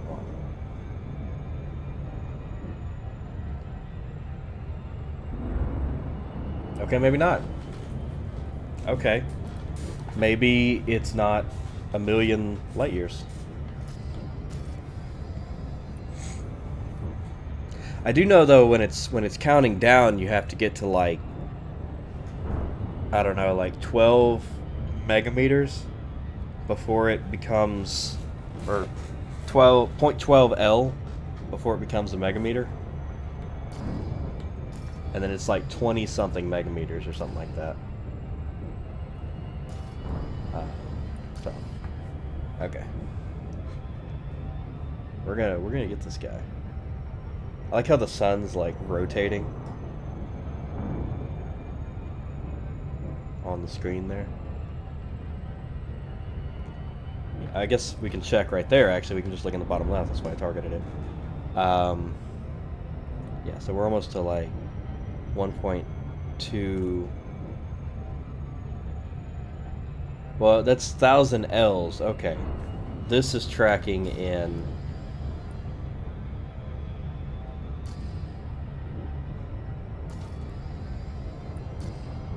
That's not right. That's 1.2 million L's, not 1.2 K. Okay, whatever. Okay, so probably.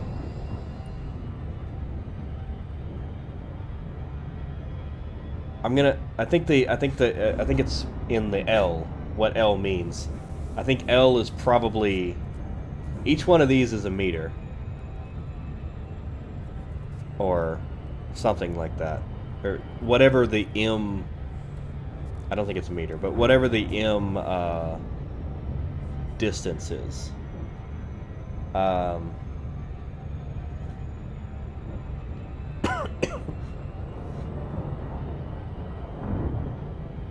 But the I don't think it's miles though. M is some sort of. Actually, that's something we can look up. What is the astronomical? What is the astronomical distance? The unit M. Measure? Okay, so astronomical unit, AU, yeah. It's the length of roughly the distance from Earth to the Sun, equal to 150 million kilometers, or 93 million miles, or 8.3 light minutes.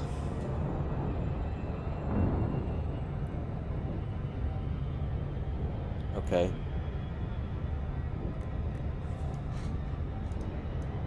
Distance of the unit L.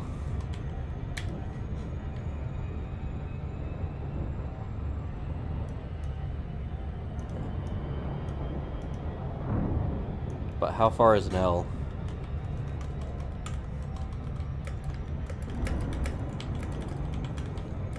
How far is an L in Elite Dangerous?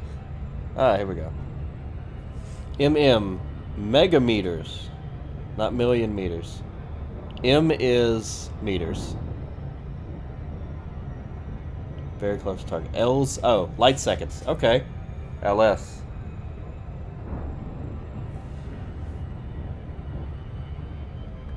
The distance light can travel in 1 second.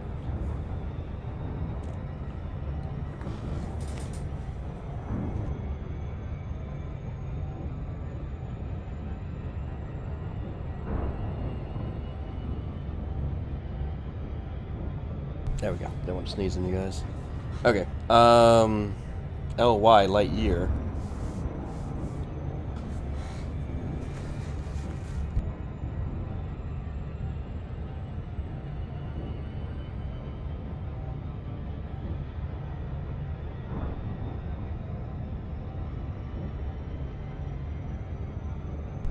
There we go. So, we're looking at LS right now. Not L's, LS. So, light second. So, that is 1,564,100 and whatever, and counting, times the 792.458 kilometers. Yeah. I guess it's a measure of distance too. It's not. So like, it's not L's per second. It's just LS, light seconds. Well, I guess that's. Yeah. But I'm also traveling 1,613 times the speed of light, so, you know, that's how fast light can travel, but I'm going so much farther, faster than that.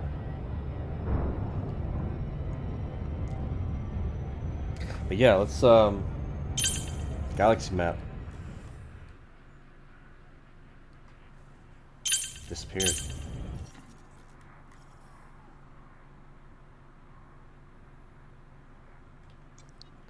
Or is, you know what, is that just the sun? Is that just a, yeah, you know what, I think that's actually the star, and it's just kind of off to the side. It was neat. Maybe it is this thing, but I don't know.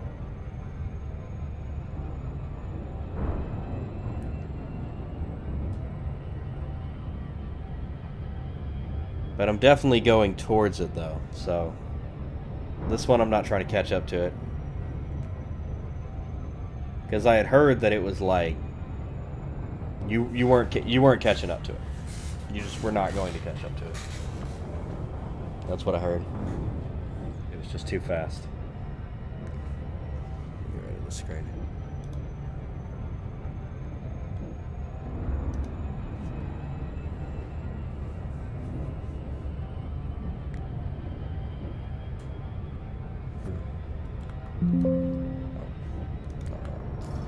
let's see. Let's look in the codex. That's my character. She got curly hair. Alright. So discoveries. So this is all for the Inner Orion Spur. So this is around our area. So I have not really done anything in this area.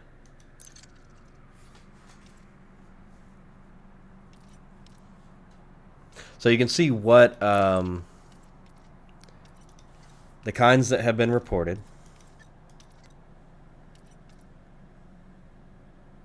here.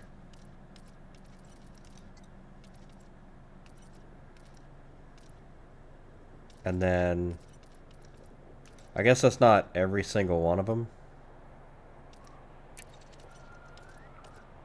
I don't know, it could be. All the ones we found, which in this area, it probably is all of them. So there's one black hole. Maya has a... Wait, Maya has a black hole? Oh, shit. That's cool. I didn't know Maya had a black hole. I've been to Maya. Obviously, I wasn't paying attention.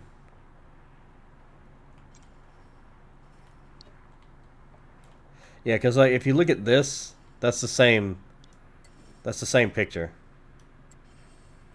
as that sun. I think that's what it is. I think it's just off.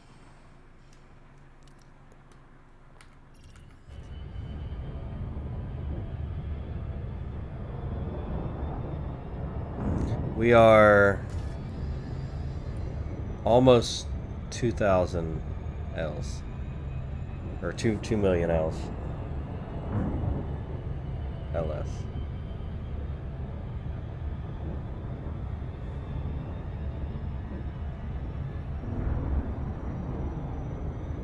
There's 2 million.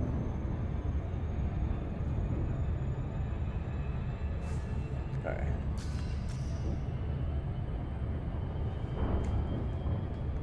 I don't know. Does it does it feel like we're getting any closer? I can't really tell. I have seen somebody fly by. I've seen it on a video. It's doable. So like let's refresh that thing. Like maybe we're just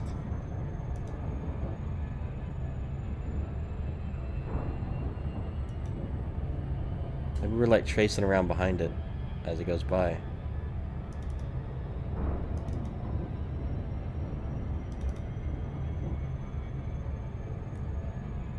Oh. Wow.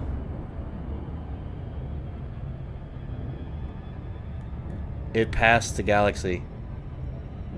Or the star system. Yeah. Well, according to this thing, it's now past Interstellar Anomaly 2 is now past the system.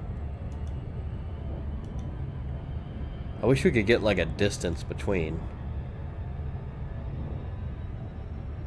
Like is there a tool that can do that? Is there?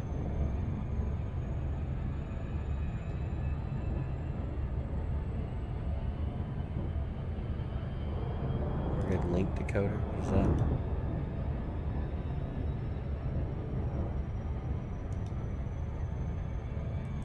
Interesting. Binary. Yeah. Yeah, I mean, it's actively... I mean, this is, of course, this is a guesstimate of where it is, but it's...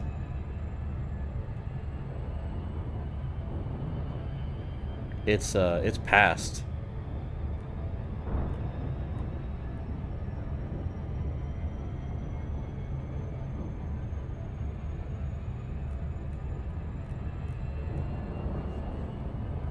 So it's moving away from us. Yeah, probably too fast. I mean, it's moved a significant distance away from us. I think it's actually... I'm not sure we're actually going to be able to catch up with it. I think that was why it was so rare that one person was able to catch a view of it as it went by. But that's it. That's the... Oh, also we weren't going full speed. That explains a bit. But yeah, that's the Stargoid, or Stargoid. So, I think soon in November, we're gonna like real soon they're gonna actually make their way, because you figure they all started like this one started out here somewhere, like over here about a month ago. So it's moving in this direction, and they're all converging towards Seoul. So it's moving this direction and whatnot. So it's gonna be some interesting stuff to see. Let's go see that black hole. I didn't know Maya had one. That's pretty neat.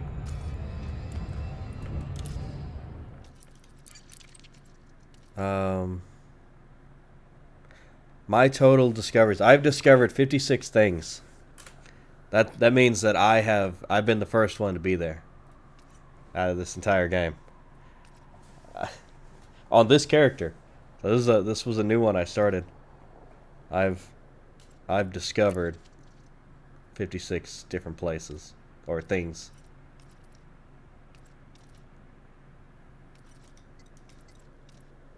Oh, it's biological. Okay, let's go back. We're looking for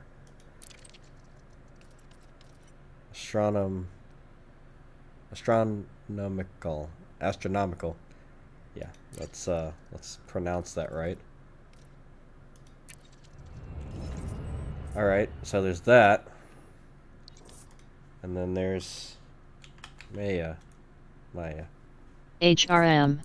Sounds like they planning Christmas/New Year's event of an invasion of the hub systems. They are, yep.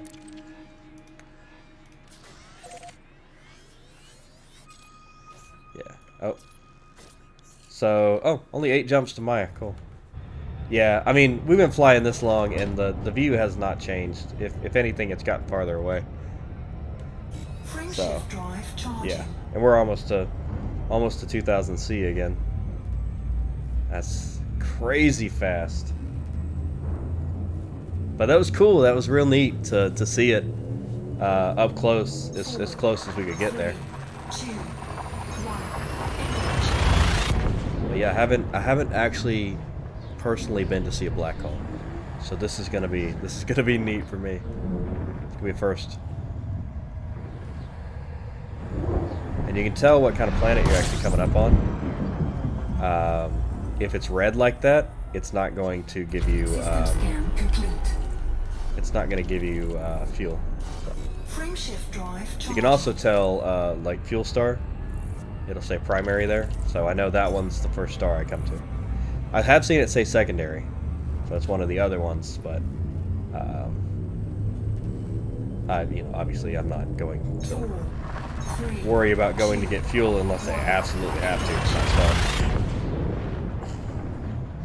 I'm going to look other places, and if I don't find anything there and I don't have enough fuel to get out, then I'm going to go to that star. But I would never really go there to get fuel. I did actually fuel up one time at a secondary star, but I was not there for any real reason, other than I was just there looking around at stuff. Actually, I think it was when I was doing the Halloween event.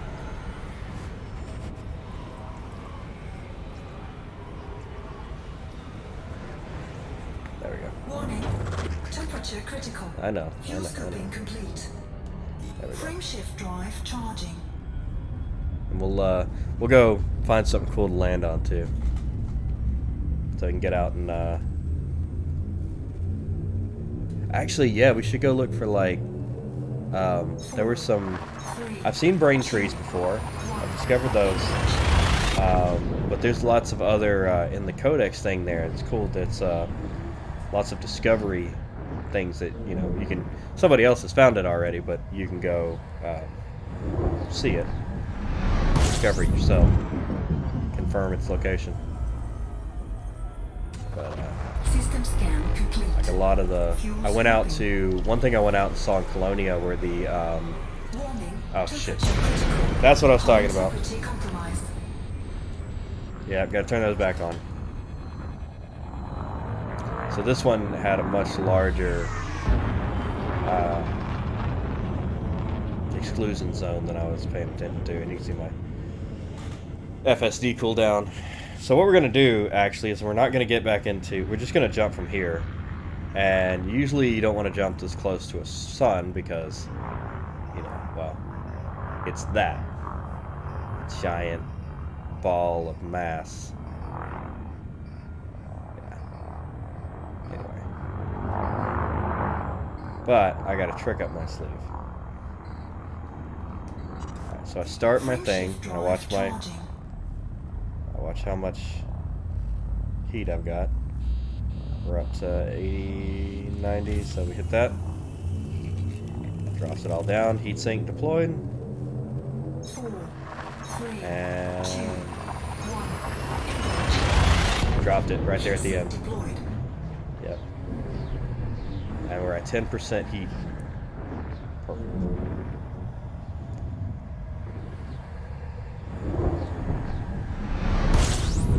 That way we don't have to worry too much about dumb stuff. Yeah, see, like this one, the if I went with the aura idea, the exclusion zone is way out of that aura area. It's huge. Fuel scooping complete. So you can't. Some of the bigger stars have like crazy big exclusion zones. Cool. Yeah. This is 4, 3, 2, 1. oh, 2%. Better plug it up.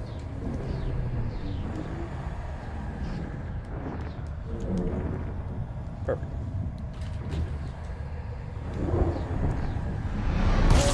Taking heat. And when it gets hot, you can see it does that. Instead of the cold, it's got the Fuel scooping. System scan complete. I don't even know what you would call that. Fuel scooping complete. Probably water vapor of some sort. Frameshift drive charging. 3 jumps.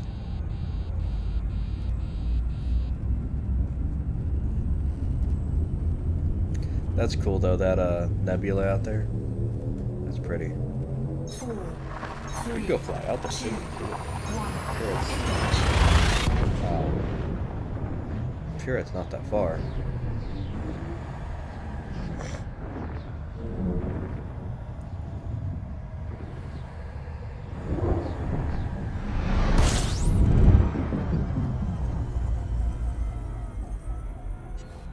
System scan Though, complete. sadly, they have not updated the, from what I understand, they haven't updated the black holes to the current model Frameshift drive that charging. they got from making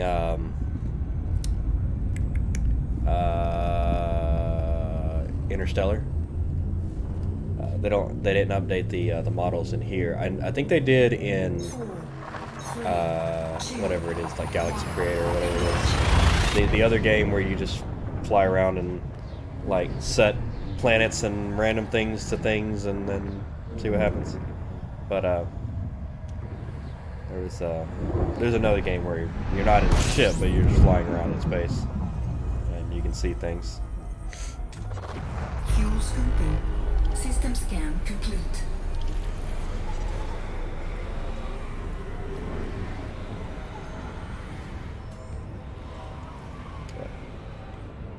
Fuel scoop disengaged.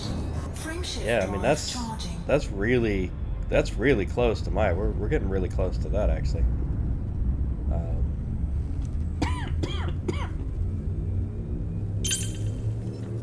Yeah, it's in... Maya is actually in that cloud. You can see it's blue around it. So, yeah, we're about to jump into the cloud now. That's cool.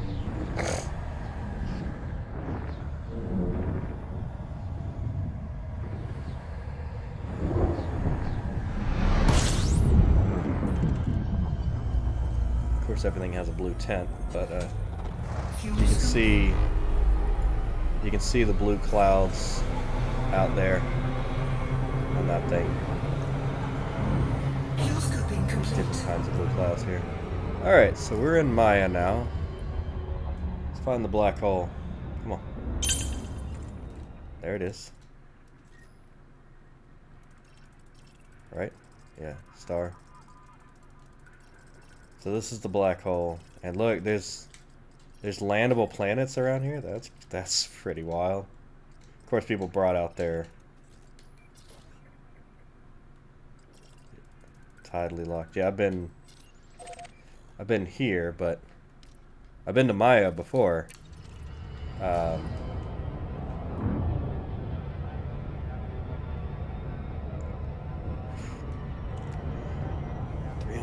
300,000 L's. So while we're heading out here, I'm gonna go grab a drink and something to eat because I gotta take some Benadryl. Yeah. Y'all check out, should be below this one on the YouTube side, at least. Maybe on the other ones. Oh, yeah, and on the Twitch side there's also stuff. But yeah, y'all check out the links. You can get some A-game merchandise. It's actually really high quality, like this guy here. And actually a lot of really high quality things. I wear a bunch of my A-game merchandise anyway that I bought myself. I just wear it around. So I would absolutely recommend it. There we go. So I'll be right back. But yeah, it's reasonably priced. And it supports me.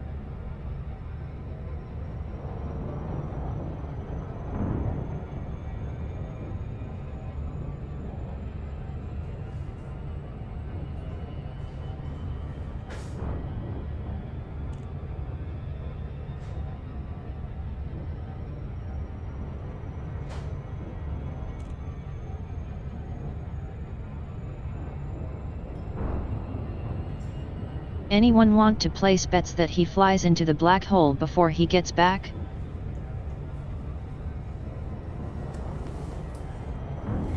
I was literally just about thinking about that and I came back.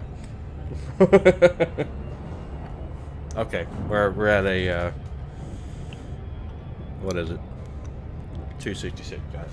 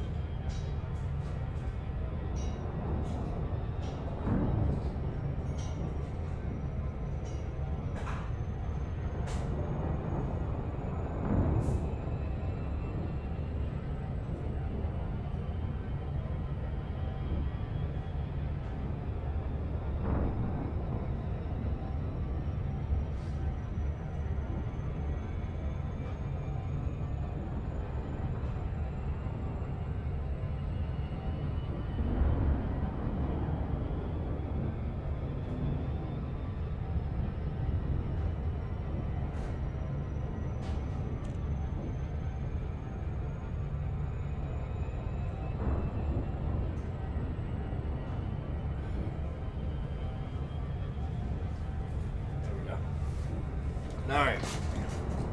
Back. I got some ramen cooking up, but made some nice peanut butter and jelly. Peanut butter jelly time! Peanut butter jelly. Peanut butter jelly with a baseball bat. Hold me over till that's done. Yeah. Food while I wait on my food. Isn't that basically what appetizers are, though? Food while you wait on your food. Pretty much.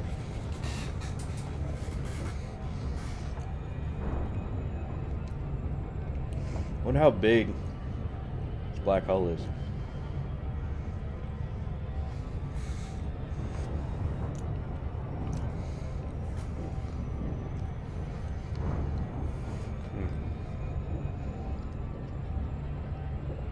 Though we're speeding up again.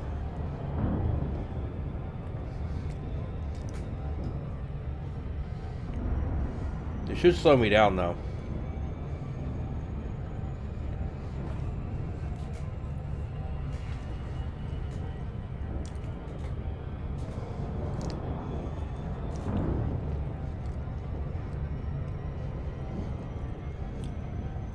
Yeah, 3 minutes and 27 seconds.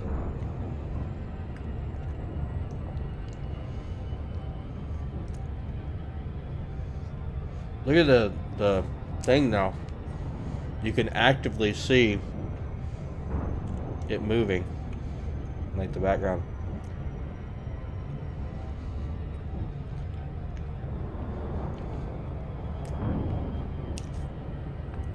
That's super cool.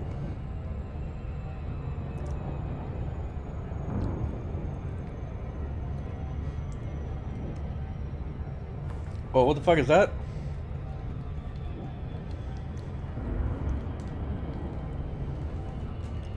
Why is that not targeting anything?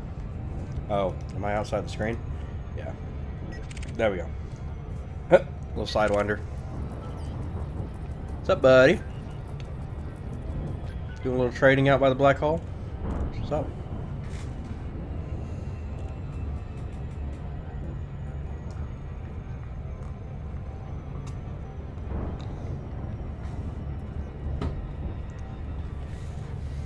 Just a UPS man. Yeah, right. just space trucker, man. The Pleiades Resource Enterprise. Private courier service. It's the PCS man.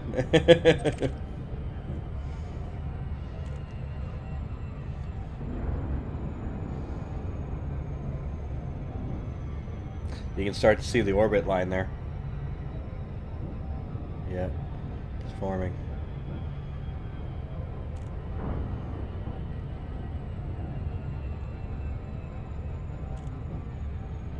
I'm not sure exactly how big an exclusion zone for the... I know it's bad. It's like really bad if you fly into one. Like the last guy I saw that actually got too deep to the black hole fell in it and his ship blew up. But I think he was already pretty beat up to begin with.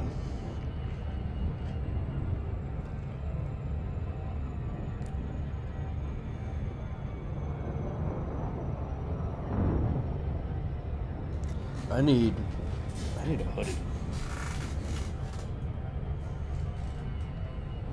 We're gonna put this on 70. 75 so I don't actually crash into it.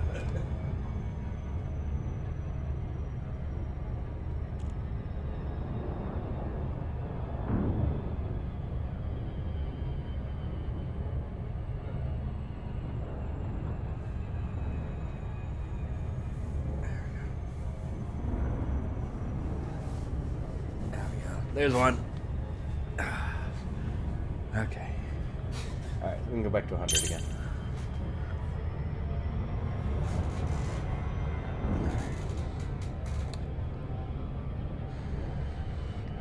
So you can see all the other, yeah, there's the orbit lines around it. I wonder if it has its own exclusion zone.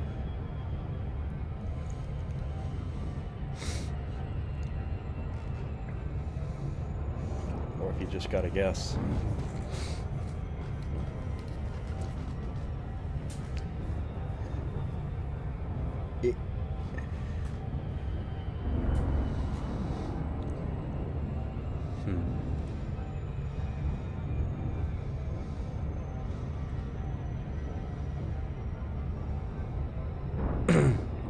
How big is it?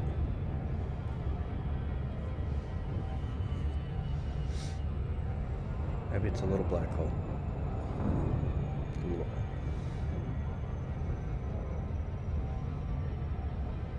You see my speed's dropping as I'm getting close to the gravitational field.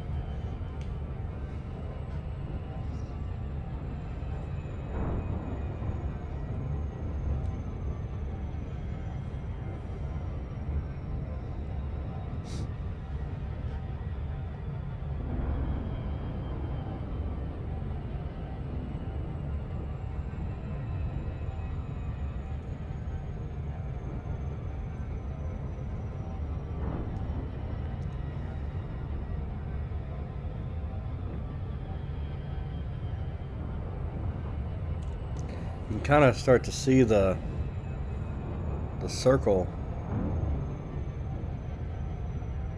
around it. Is that the whole thing? Or is that just the background? I was gonna say, that's fucking massive. Yeah, no, that's not the whole thing. Okay. There are things, though. Look at those white things floating. There are...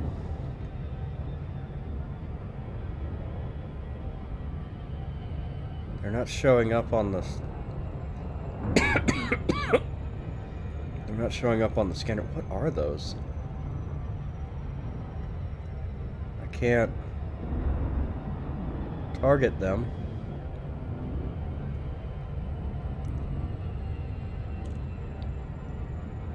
Yeah, look at that. They're obviously just right there. Oh.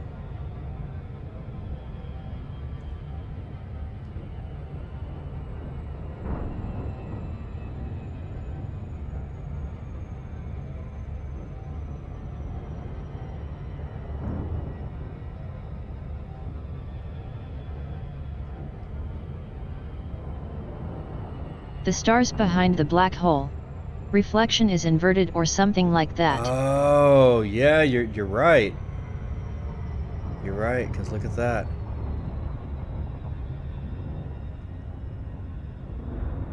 Yeah. How close should I be getting? I mean,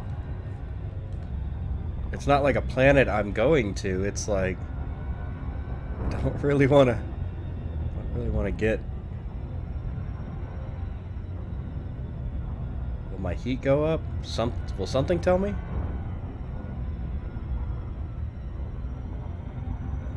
Worried. Yeah, I think you're right. The reflection. Yeah, because look at those ones back there.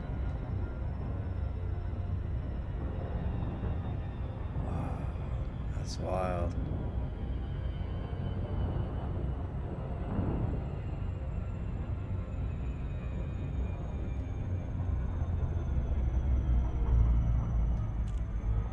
How close can I get?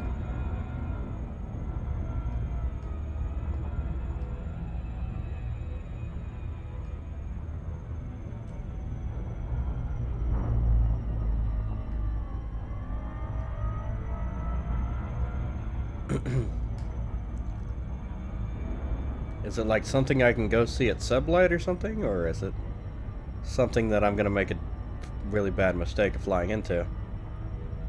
I guess we're going to figure that out.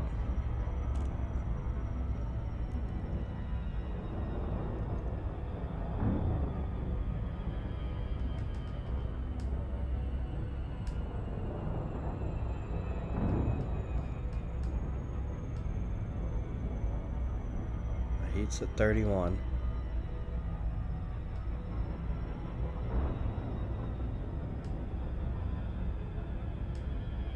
I'm 10 L's from it. I mean, I'm really close.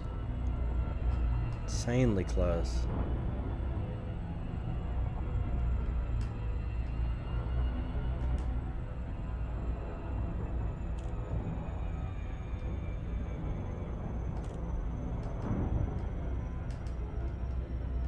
I guess it's to discover it. I guess you just drop in and see it or something.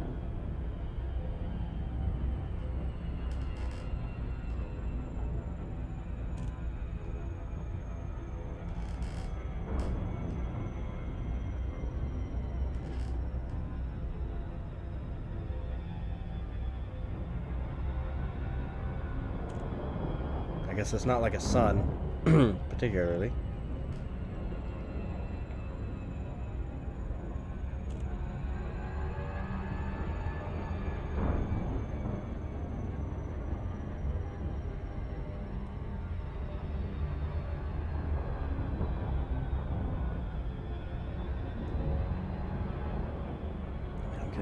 I'm on it. I'm really close to it. Probably let me drop out at 1 megmeter. Oh, look at that. That's it. It's that dot. Whoa. Okay, so like that's it.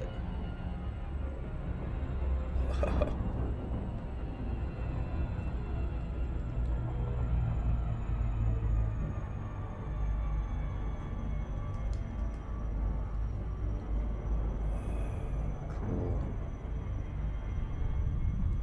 Oh.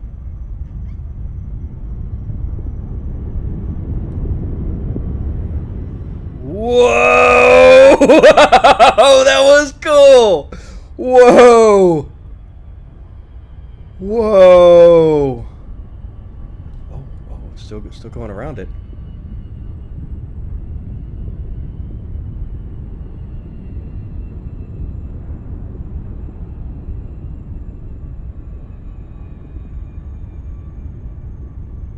Whoa.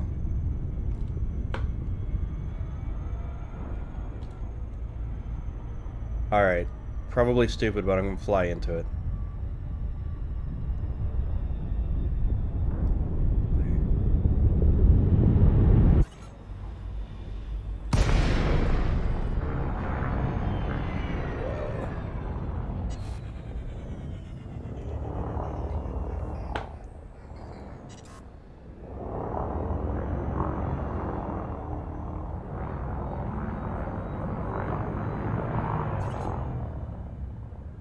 Body exclusion zone hit.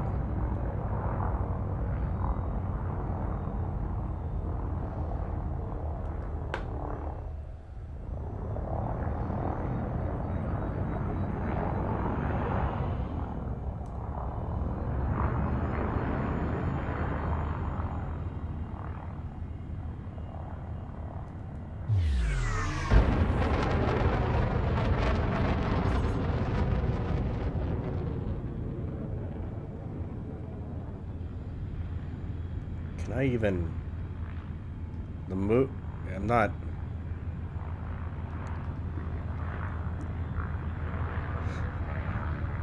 Has time stopped? Is that what's going on? I think I literally just can't...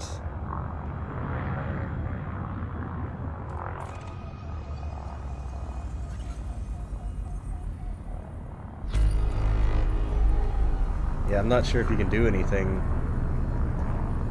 What does this do? I need to be super close. Cannot comply. Frameshift drive charging.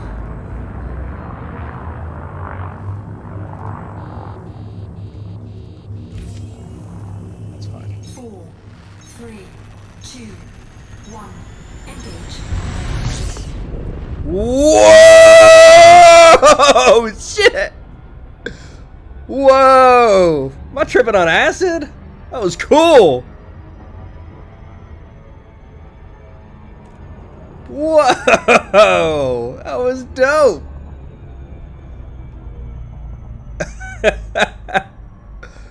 Cool! That was awesome. Oh shit, alright, cool, man.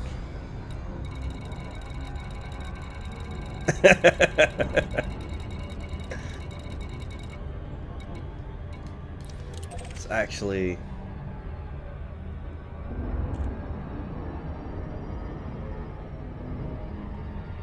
Yeah, let's go ahead and drop at the little beacon.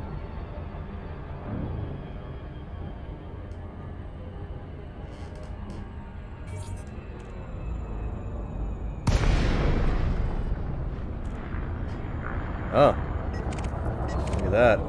There's... I bet these trips take forever. You know, if time with time dilation and stuff. If you know, if it exists or whatever.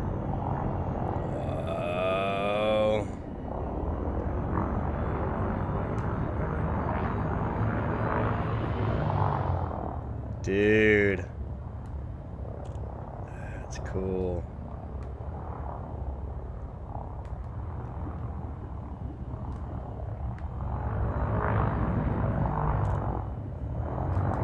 Frameshift drive charging.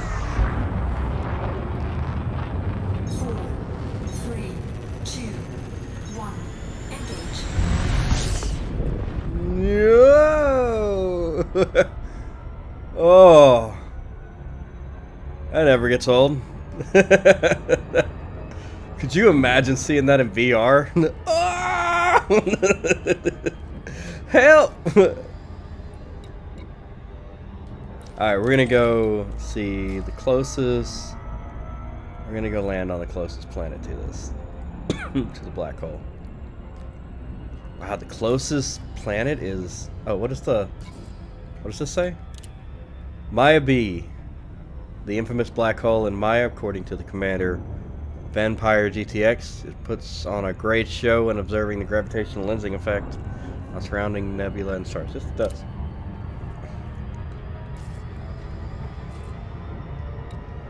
Okay, yeah, so the closest... I totally understand that these aren't, you know, super close to a black hole. They're quite a distance away. Ooh, man, that dizzy, like, that was a lot.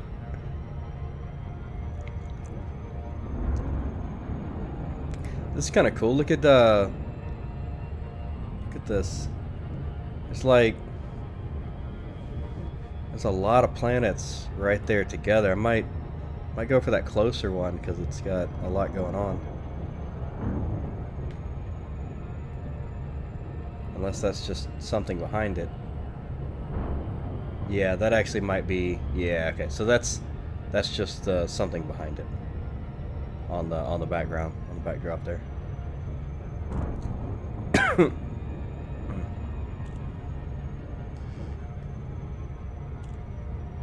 That's cool. All right, 34 seconds.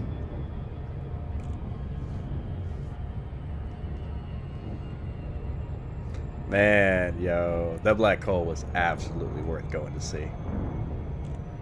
Just the crazy, like, when you get close to it and then you like go out and you're like stretches you out. It's cool. What is that? Is that, what are those? Resource. Was pretty neat seeing the gravitational lensing effect. Yo, that was dope. That was so cool. Okay. 75%. We're at 5 seconds for, we're gonna, yeah, going way too fast. Loop of shame. Yeah, alright. Is this an ice planet?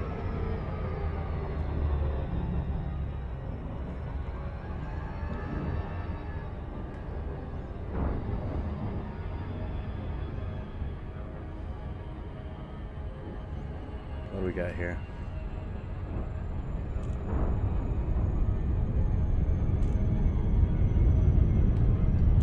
Oh, there's stuff to go see. Alright. Yeah, let's go check that out. That's interesting though. It's like it's an ice planet, but there's like ice and then whatever this is, it's like it stops. Orbital flight Okay, we really need to slow down. Orakpo Entertainment District, that's interesting. Alright, I'm down. Maybe it's not ice, it's just really bright on that side. Alright, so when you come in, you want to eventually be at 1.25 kilometers a second when you pass into the drop area. You can see on the right side there, OC and then DRP, or the orbital cruise, and then drop distances. And then that lets us hit... Go into the Draco Malfoy District Lel. Yeah, that's right. And then...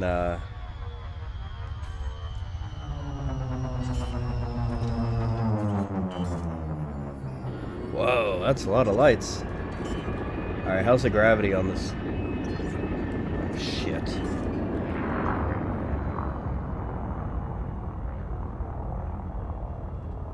I'm in full reverse.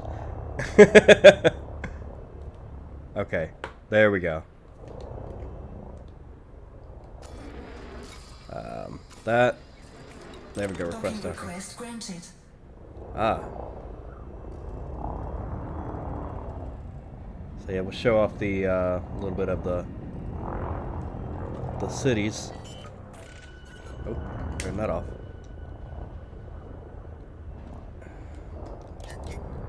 Landing gear deployed. Okay, and then we get close enough. That's why you wear shields. There we go. Docking successful. Engines disengaged.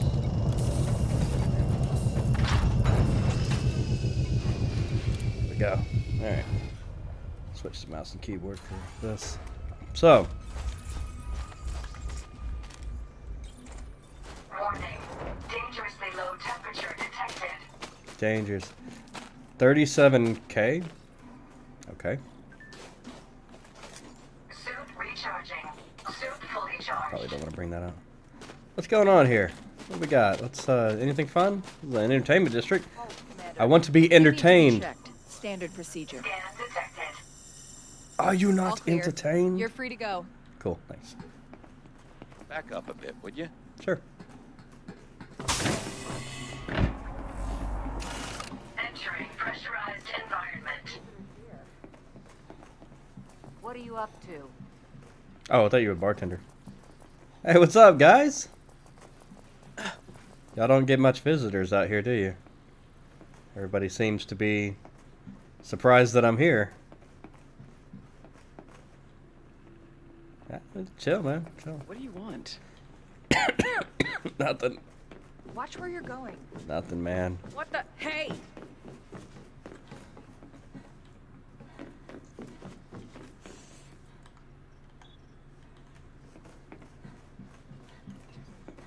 Lol. Yeah, right. 5 feet from the dude and says back the up. Yep. So, funny thing about this is, like, I've got... Well, that's actually a genetic sampler. That's fine, but let's go back to the ship and grab the... Oh, yeah, sorry about that. Yeah. My bad.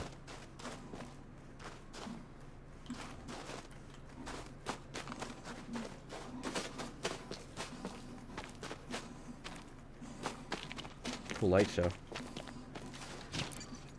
Let's board, and then we're going to go.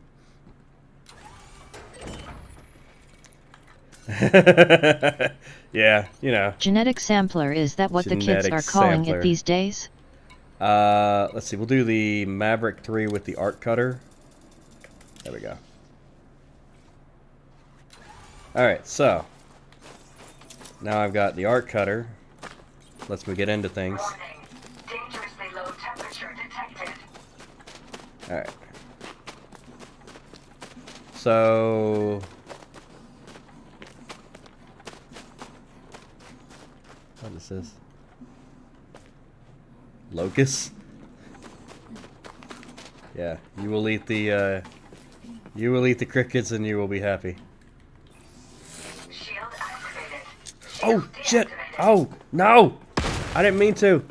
Nobody be mad. I hit the wrong button. Okay, good. Nobody got hurt. Yeah, oh, yeah. Yeah, what happened over there? That's crazy. You should check that out. What was that? Alright, so you can do really funny things. Like, cut this panel off.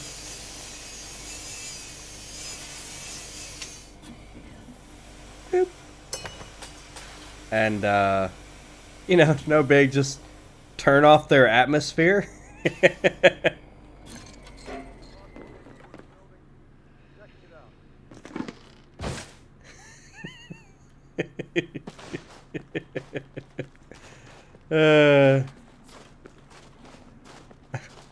I just turned off the atmosphere for the building.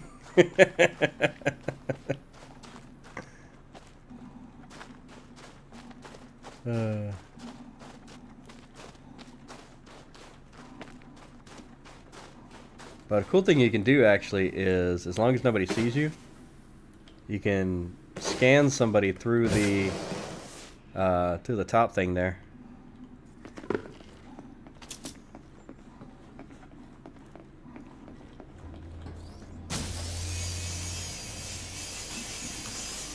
You're a menace. I am. Hilarious.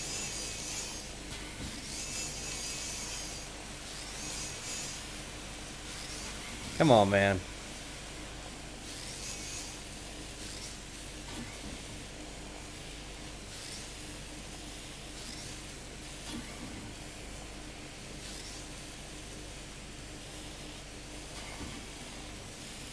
There we go. That's missing a little piece right there.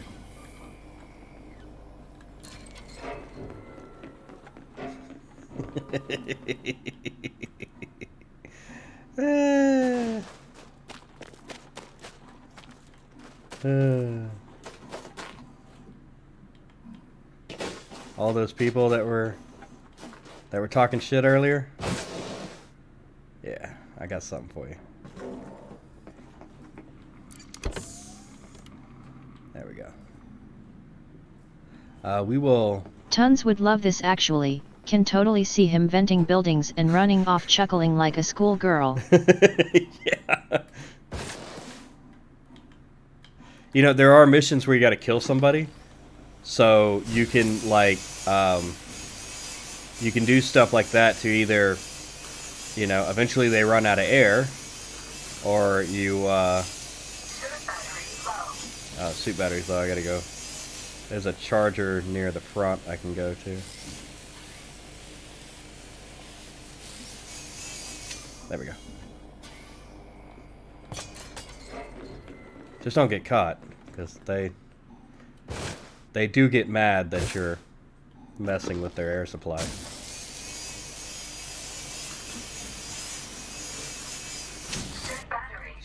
All right. Activating emergency air supply. There's the ship, yep.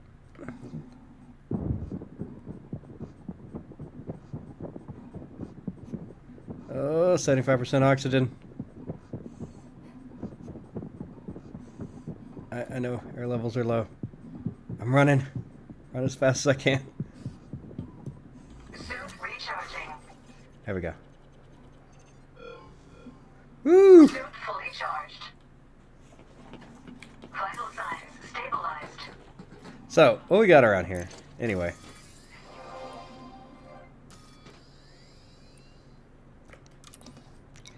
Staff list. 3.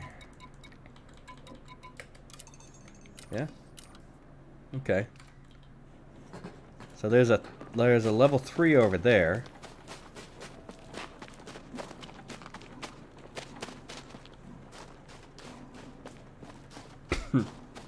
And as long as you're not doing anything outright illegal, nobody really worries about you. Oh, great, a list of the names of PPL you just deprived of air. Yeah. So you can know their name. Oh, check this out. Oh, what's up? That's cool. Hey, what up?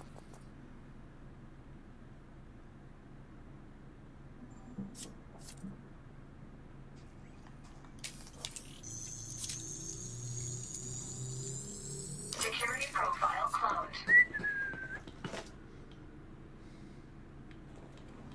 I totally didn't just commit identity fraud.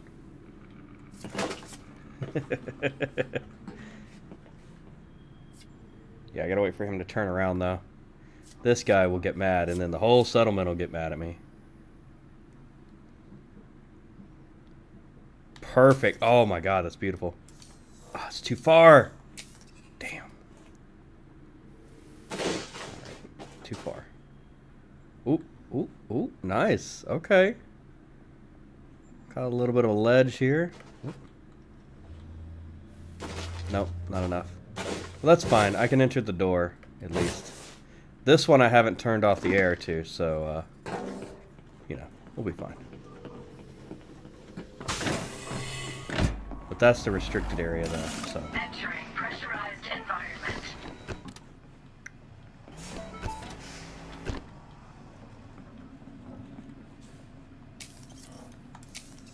If I go in there, they will be mad, because I'm not supposed to be in there. Right?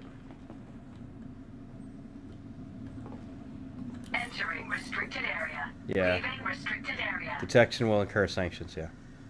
Okay. Warning. Dangerously Can't- low temperature detected. Can't Leaving do that. pressurized environment.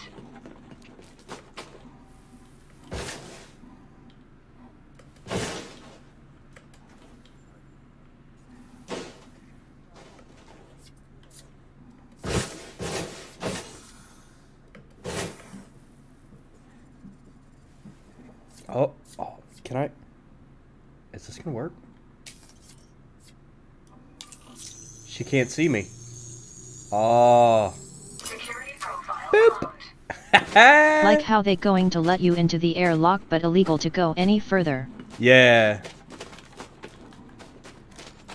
Well, actually, is it still restricted now that I have level 3 access? Yes, it is. The question is, though, that I have is this place? Hello, smiley face. Oh, hey Heather, what's going on? Is this area the system? Is it? What kind of government is it? That's not what I wanted. I need the... Yeah, galaxy map. That's what I'm looking for. Maya is independent, cooperative government, not anarchy. Okay. Well, I tell you what. Let's go find anarchy, because I want to go mess with people. Like I want to actually, and then be able to kill people without any like repercussions. Because I do need to go grab. One of the things I need to do is get push for the. That is hilarious though. I can get into anything now. Oh, where's their power station? I want to go steal their power cell. That'd be hilarious. Facility, habitat, buildings exterior. Ah, power plant. There we go.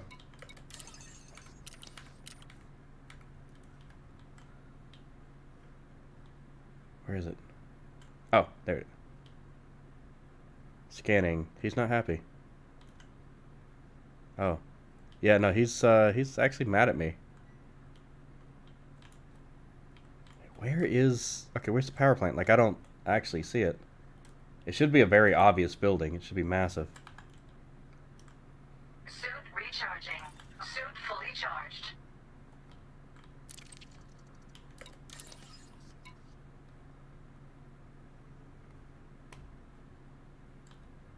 Wait, it's that way? Oh, it is.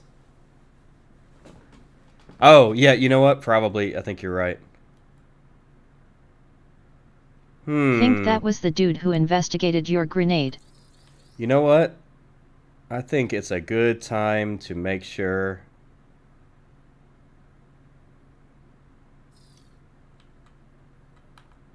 that,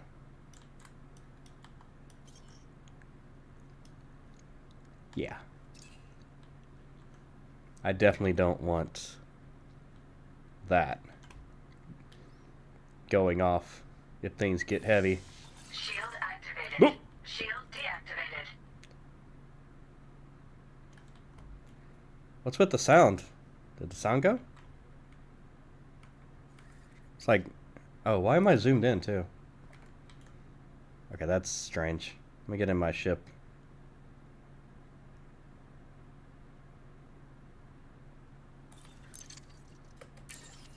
Like, there's still noises. It's just, like, all the local noises seem to be quiet.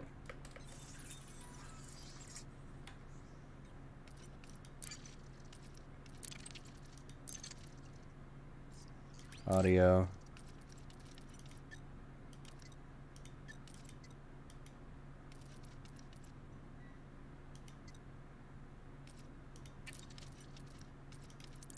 Full range.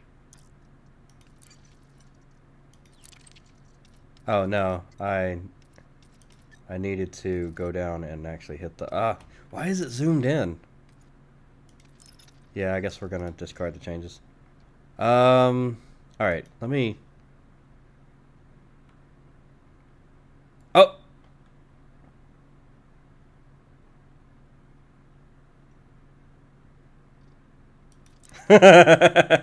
Well, doesn't matter now. They got mad at me. Yep.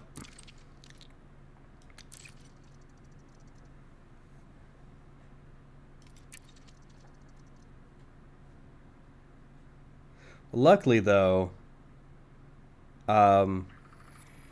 because... Okay. Yeah, I can't even get the noises. Here, let me quit the desktop. Oops. I gotta change that grenade button. That's just way too, like... That's way too easy to toss a grenade at somebody. On accident.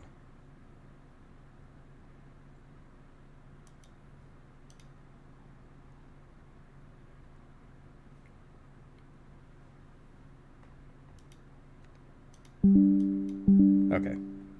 So the noise... The volume does work. Like, all the other sounds were working. That was just weird that it just cut out, like, the on-foot noises. Okay, that's way too hot. I need something much lighter than that. There it is. But yeah, we're gonna go find an anarchy system and go fuck with people.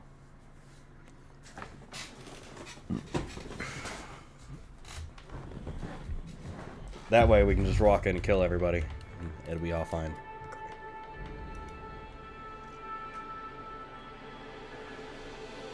Luckily, there's a handy-dandy way to find anarchy systems. LOL nice. Yeah. Because anarchy systems are really where you, like, steal stuff. Where you get your, all of your materials and things for this. So, there we go. Now we got noises back.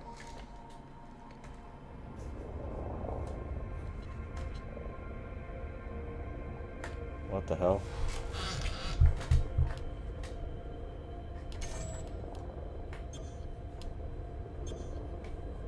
Oh, I see. It's trying to get me back to 0. It's not actually listing up.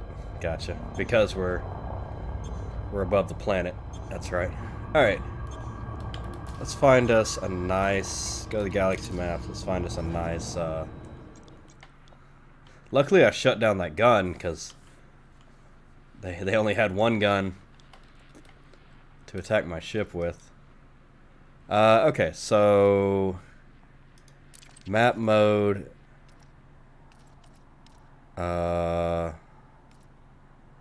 State... No. Security. Yeah. Shields online. Okay, so actually there's lots and lots of anarchy systems around here. Perfect. Let's go check that one out. Frameshift drive charging. Now, whether they have anybody in them... Oh. See, okay, so that's something else. We can check... We can mix that with government and remove anything that isn't none and apply to filter to route. So let's cancel this route here. Yeah, okay, so that one we can't, but it's fine. This one does have a government. This one's anarchy and has a government. Frameshift drive charging. So, that means that there's people there to have a government. So it's not just going to be an empty system. That's what we want to go. That's what we want to find. 4, 3, 2, 1. And the other thing is that it'll say anarchy when you're I didn't look at the thing, but when you're queuing up your hyperspace, it'll say anarchy on it. It says anarchy on a lot of them, but not the point. The point is whether there's a government there to be anarchistic. Alright. So, we're also going to do another thing. We're going to check the scanner. Alright, so the ones that you see in dotted lines here, that are...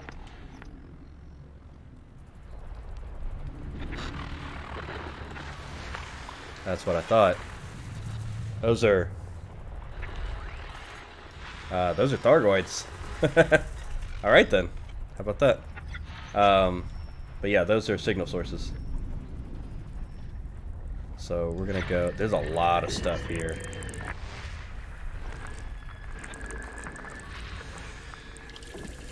So let's start with this. Let's start by finding all of the gas giants. Oh, okay. So there's a lot of stuff behind the sun. So let's go ahead and get some angle, distance away from the sun.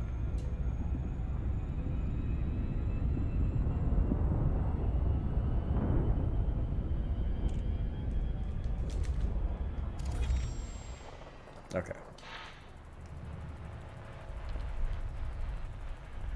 There we go.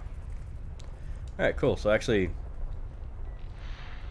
these are planets. Zoom in. Icy body. Not really worth anything. What we are looking for here, though, is locations and features. Features, not as much, but if there's a location there, that's interesting. That's very interesting. So these are non-human signal sources.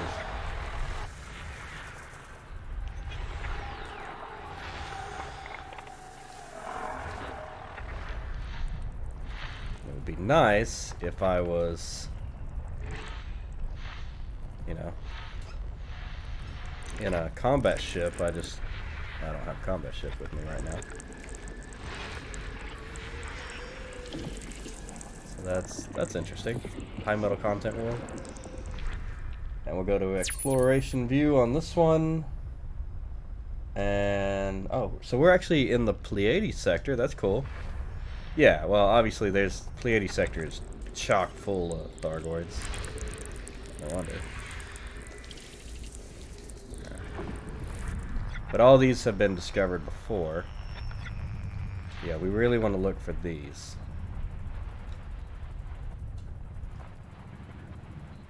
I can follow the lines around here. That's the sun.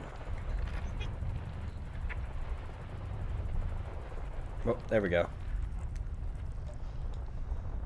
No, that's not it. That's those.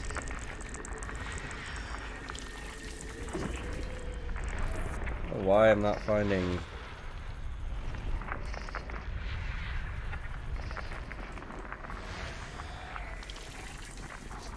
I mean, there's 32 planets around here.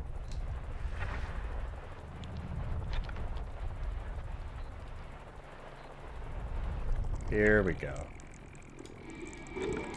There it is. They must be stacked on top of each other. Oh my god, so many levels down. There we go.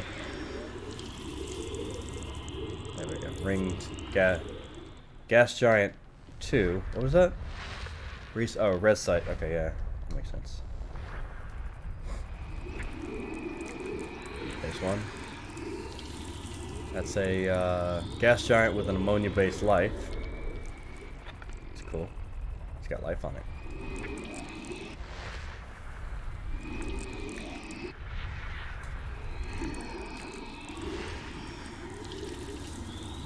Cool.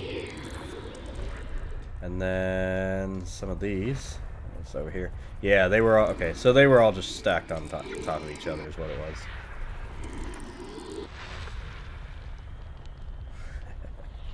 Yeah, dude, man, I found so many things. This is making me want to go exploration scanning again, lol. Yeah, it's a lot of fun. Some days I just go out and look for stuff. I'd love some company if you want to come with. Okay, so now that we found all those, finding these will be much easier. Human. Really? Okay, so that's one where B3D. That's what we want, one of the things we want to check out. Ooh. So that's probably got a settlement on it that we can go raid. That's kind of what we're looking for. That's got 2 human settlements and 2 geological things. That's cool. 1 human. Okay. So this is B3. So the B3 sector Yeah, seems last to like have a 2 lot. weeks or so last time played was just roaming around looking for unscanned bodies. Yeah. I didn't like it until I got this asp because it was so many jumps to get anywhere. But now I can jump like almost 70 light years, no problem, with each jump.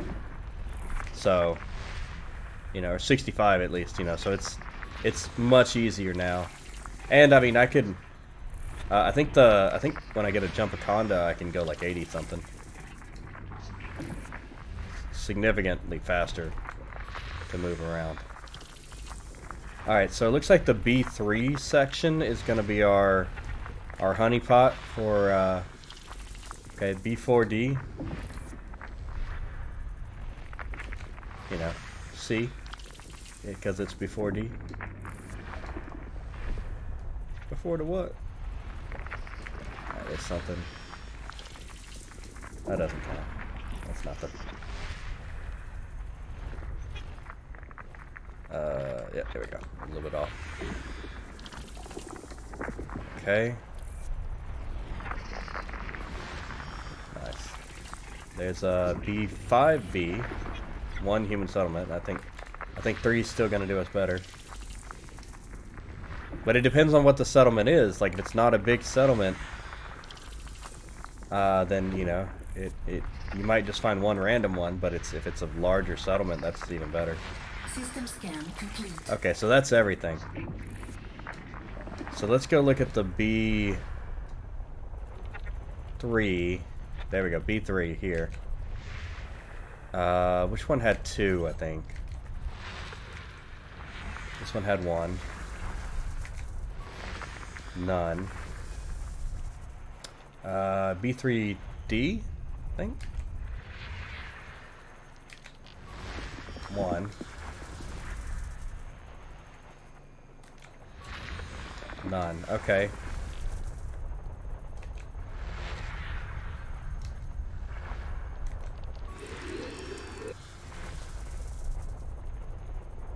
Interesting. B4D, I know, because I made the corny joke. It had 1. Okay, so I don't know which one had 2, but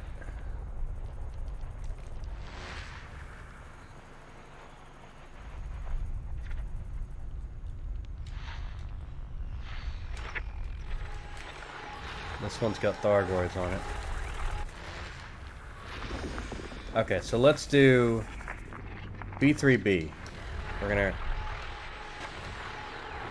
say B3B is gonna be the one we're gonna go for. Doesn't it say in the system map? Yeah. So that would be the next thing we would check. So these are all landable, but they don't have any horizon settlements on them. These do, which are the B4. Okay, so yeah, actually. Oh, actually, this is B3. Because B is the... So B, this is A, closest one. This is B star. And then 1, 2, 3, so this is 4, and that's 5. So B3, and actually B4D actually... So I think these are landable. These are... landable with the city, and these are just these are Odyssey. Those are Odyssey planets. Yeah. Or maybe I don't know. Yeah, I know the circle is new. That thing is new. So maybe they're not landable. I don't know. Maybe these are landable. These have cities on them. Okay. What kind of stuff?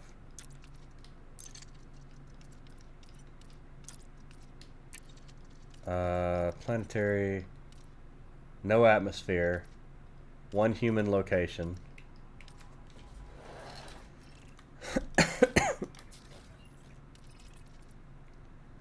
Two. Okay, so this one is the one. This one, yeah. Before 0. Okay, so that's the one we're going for.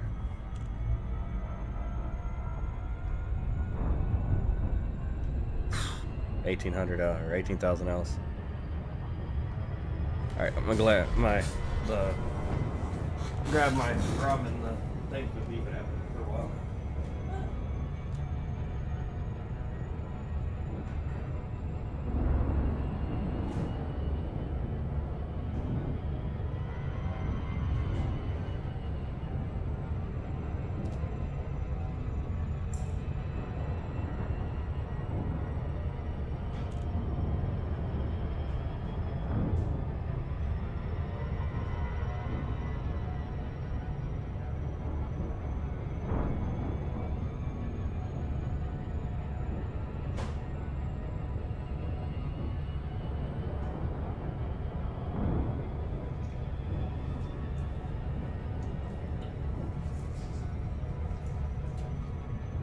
Soaked up like most of the water.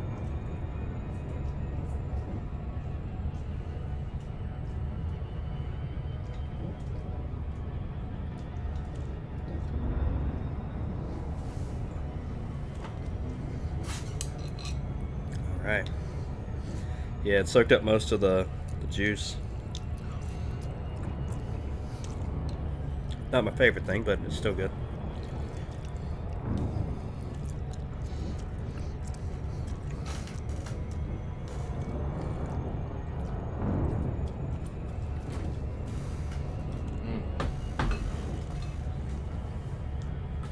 Good old ramen with extra cancer.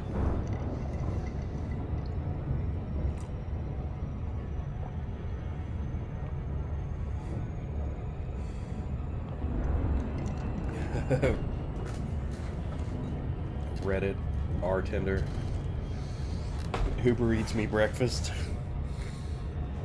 Nice. That's how you get a lady. Uber Eats her some breakfast.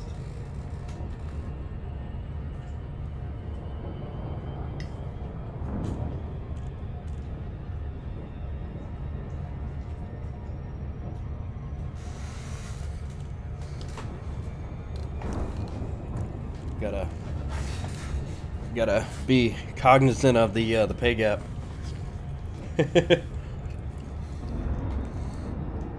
All right. So this is like the first time I've actually been out to like an anarchy system, and actually let's double check. This is an anarchy system. Okay.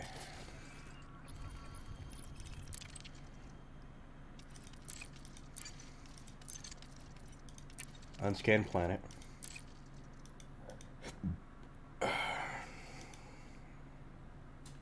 Yeah. I don't know specifically. I guess. Can you look at the star? Will that tell you anarchy? Anti-Xeno initiative. That's a real player. I guess it would have to be anarchy with this many Xeno things around. I mean, that's, you couldn't have any sort of real government out here. You know, there's Stargoids everywhere.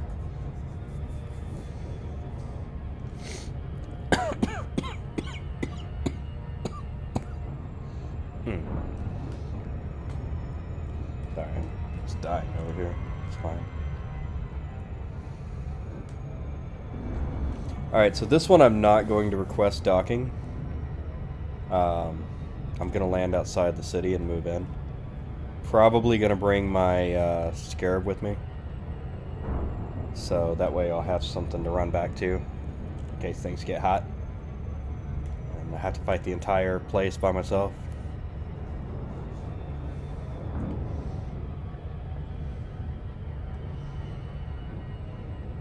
But mostly I'm looking for push, and there's another thing and I can't remember what it is. Push is a drug. And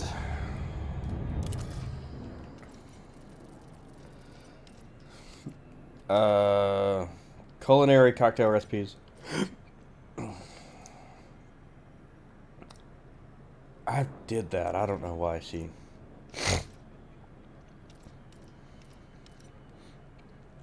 Oh, I probably needed to step out into them. Like walk around, like visit, like walk around in them.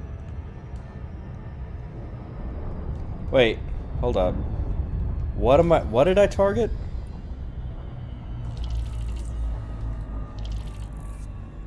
Because that's the sun.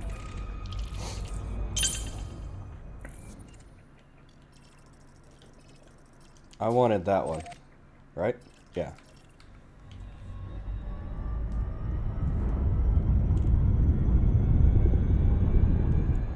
Whatever.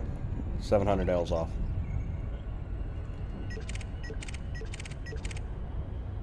Are you trying to interdict me? Yes, you are. Alright.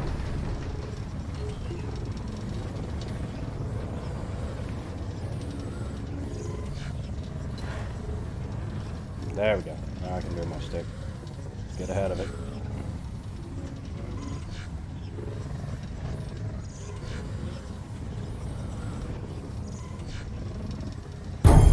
Got it.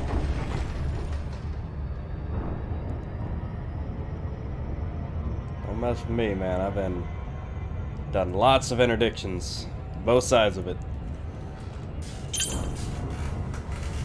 can pull them out of space and I can leave them in dust.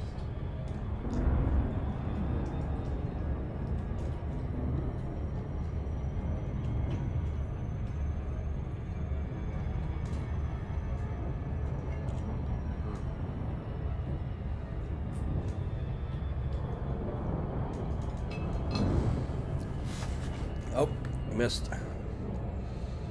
Tell you what, a lot of people look down on ramen. It is a great meal, and you can get chopsticks and be fancy with it too.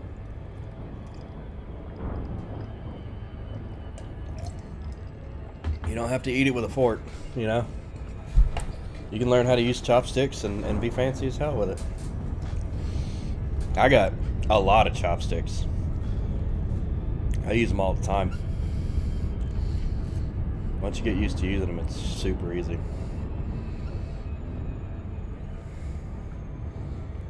That just sounds like more work. No. Can add some chopped green onions to it also. Yeah, I mean, like, not if you're... Once you get used to it, it's like using a fork. Only it's better. Oh, look at this planet, man. Look at all the blues and stuff. That's cool. Okay. Hold on. Hold the phone. Alright. There we go. Orbital flight engaged. Alright, so we're going to do the probing of this planet. Oh, wait. Surface scan by 50%. Oh. Oh, cool. Surface scan complete. Alright. Geysers, With fumaroles. fork you just stab and spin and don't have to apply pressure to keep the noodles on. True. True. What is this? Signal source. LOL. Impact site.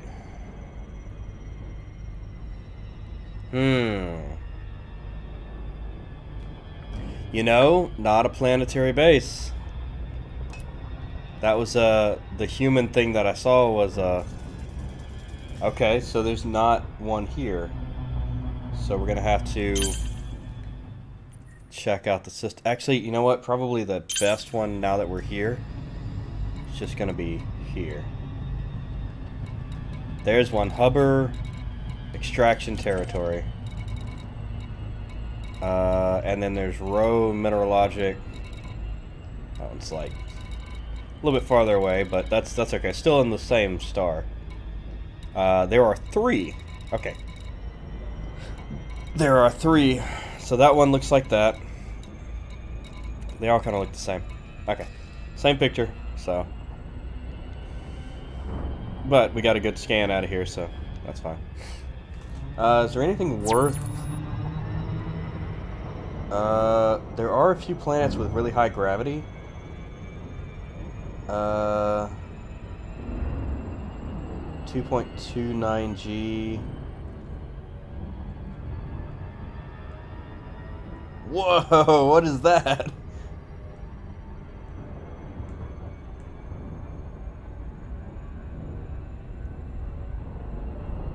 B4?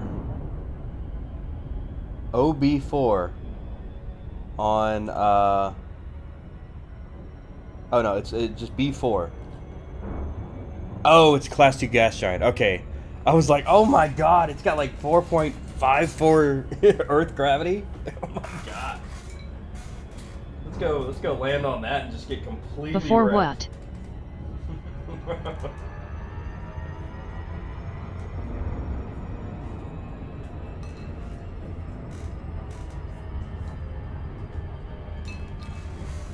I do want to.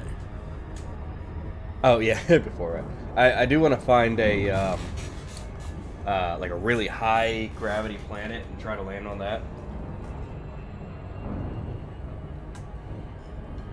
I know there are some out there that are just like nearly impossible to do in a big ship.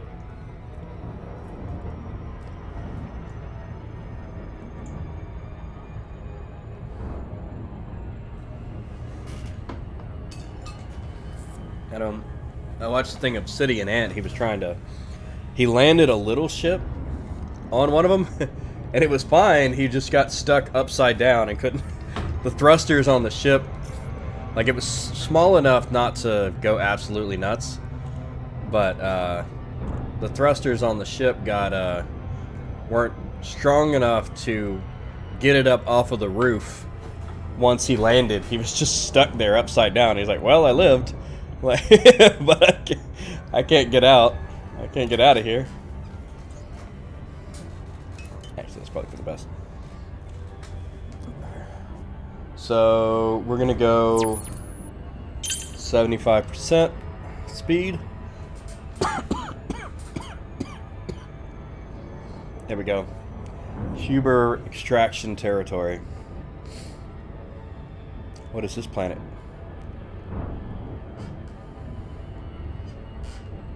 While we're here, let's go ahead and if they're extracting on there, that's got to be a interesting planet. So we'll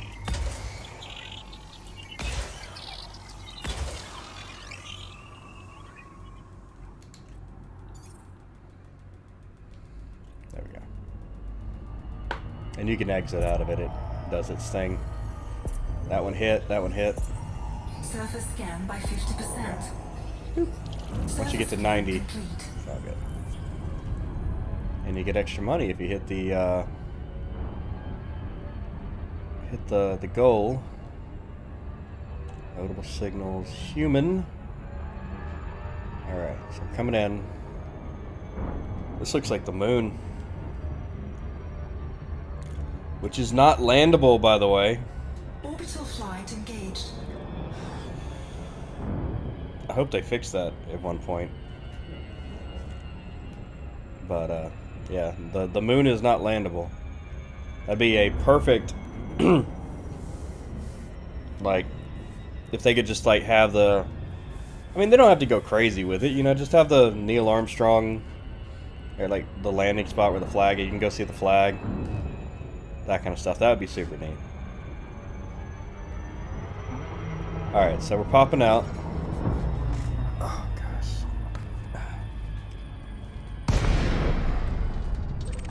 Alright, Hoover extraction territory.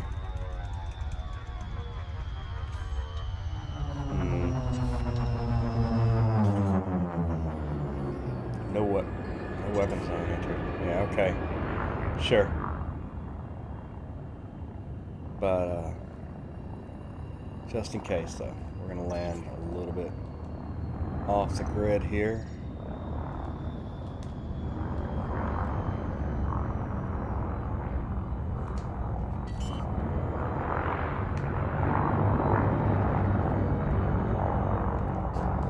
Landing gear deployed. Let's aim the back of the ship in case we got to make a swift exit.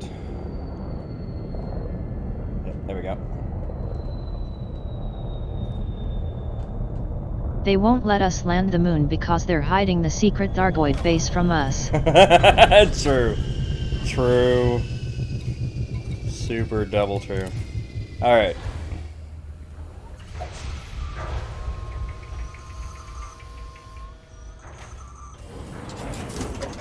They were here all along. Low gravity warning.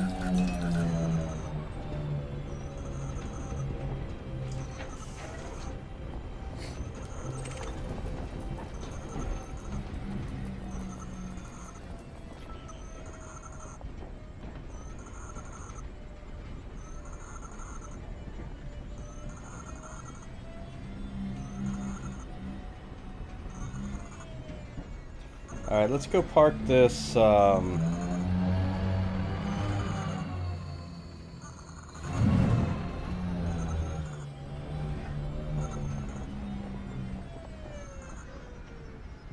park this right about here. Oh, not that. That. This park. Alright. So.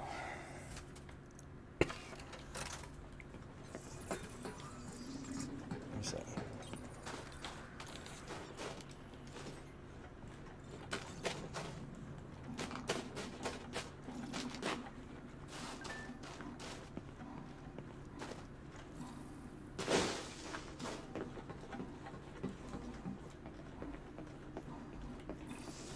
Shield activated. Alright. Now.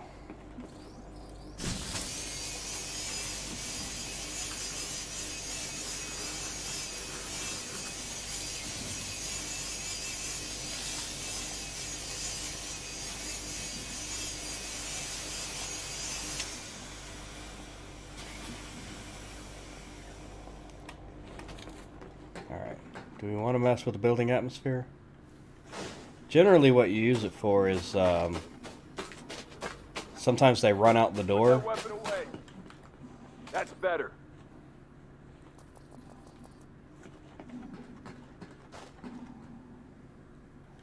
I don't know if I want to... Oh. Scan detected. You're not leaving here alive. Okay, well, whatever. Don't let him get away. We're gonna need backup ASAP. First, I'm gonna call in an alert. Make sure you've got cover. Moving up. Alright, well, that's fine. I got something for him.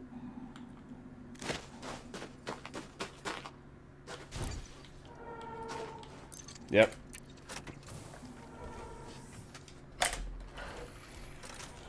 Alright. Who wants some?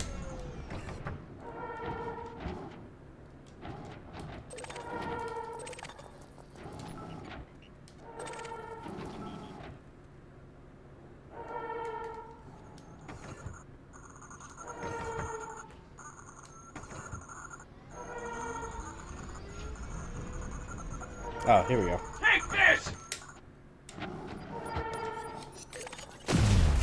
Yeah. Oh. Love how security just stands around the square and no one patrols the generators and such. Mm-hmm. Moving up.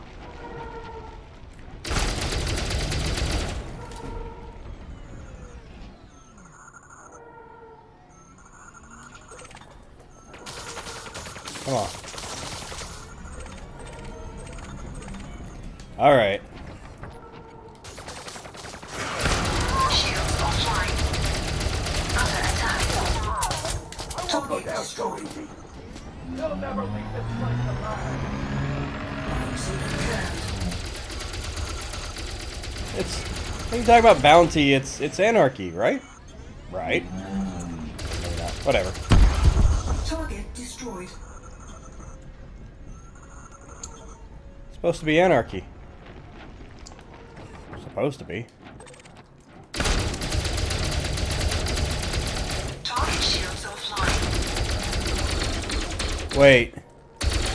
Target shields offline. Wait. I just went for governments. I didn't... Hold on. Hold the phone.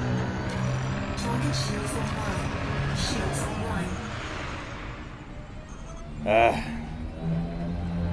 Yeah, I'll go clean that up. What? Alright.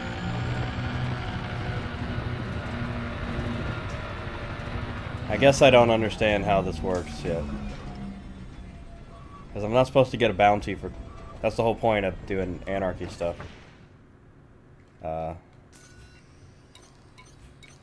Local bounty. Well, maybe I... Do I get local bounty, but nobody cares because it's anarchy?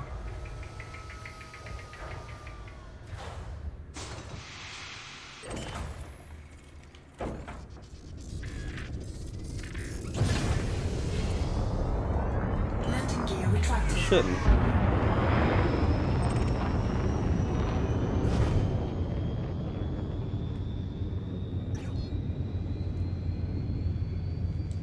Frame shift drive charging. Alright. 4. That obviously did not go right. 2. 1. Engage. Alright. I guess I don't understand this.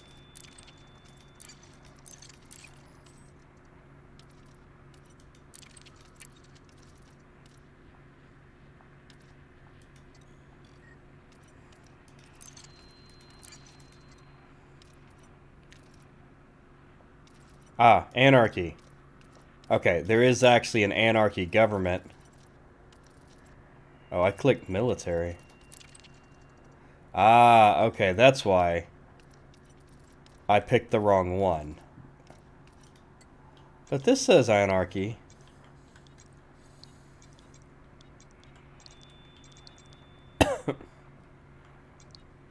Right? Isn't that what yellow is supposed to mean?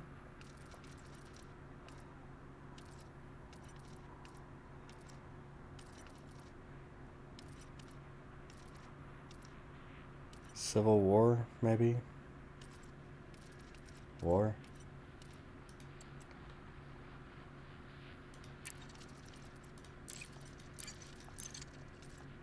Alright. Not none. Ah, that's why. Just anarchy. And apply it to route. Ah, here we go. Ah, okay, here we go. That's why. Really? Yeah, I mean, I guess it's a type of government, so it has to be closer to the... we'll go Wolf 121. Route on it. What do you mean unavailable? Oh, yeah, I know why.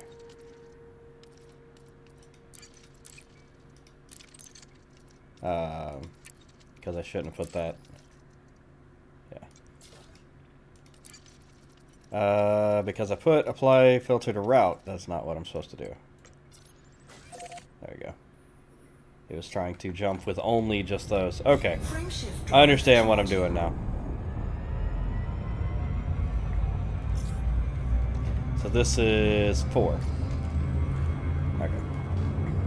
So we'll go in there and we'll find a settlement for the government is anarchy.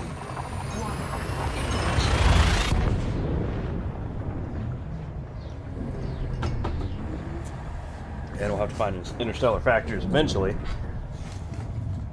Get rid of that bounty, but it's a local one. I don't think anybody's going to care, and it would have to go quite a long time before it became an interstellar bounty. Anybody to actually come looking for me. Which is kind of cool. You can do whatever you want, you know. The repercussions are not that bad. Frameshift drive. You know, oh, you get a little bit of bounty, whatever. It's usually a negligible amount that you can play off at the interstellar factories and not have to go to jail for it.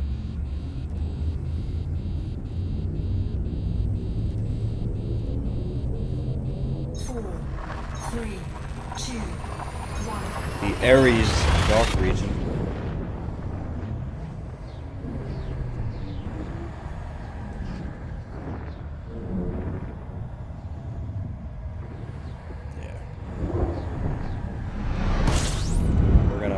Raise hail and praise Dale. Here in just a minute. Fuel scooping. Alright.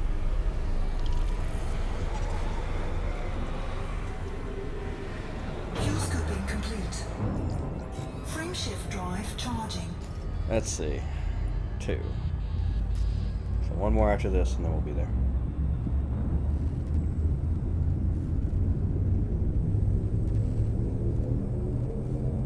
Four, three, two, one. That's why I love this ship. Like, it's 3 or 4 jumps.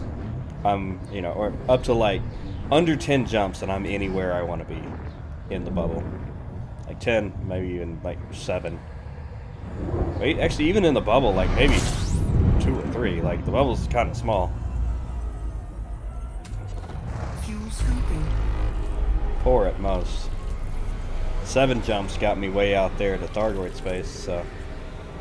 Fuel scooping. And then if I hit a, if I hit one of those neutron stars, I can jump infinitely long.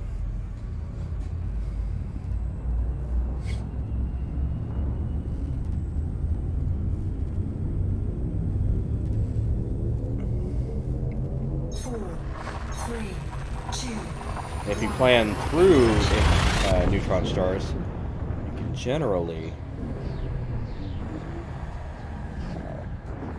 find the fastest route to that.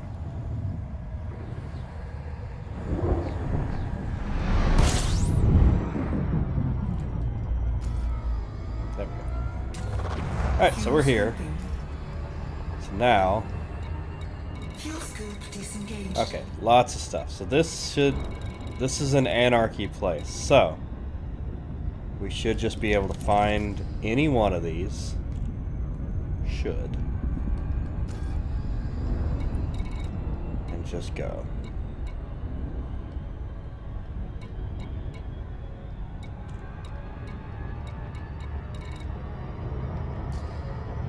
It would make me feel better if that nav beacon was compromised. Then it'd be like, alright, this is a real scumbaggery place. If the nav beacon is compromised.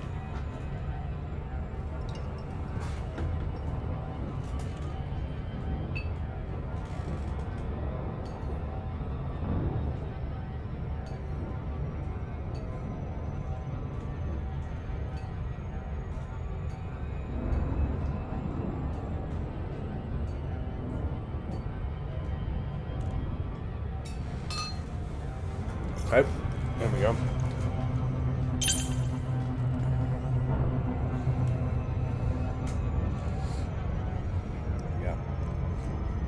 So we don't have to do the I don't have to do the full loop of shame.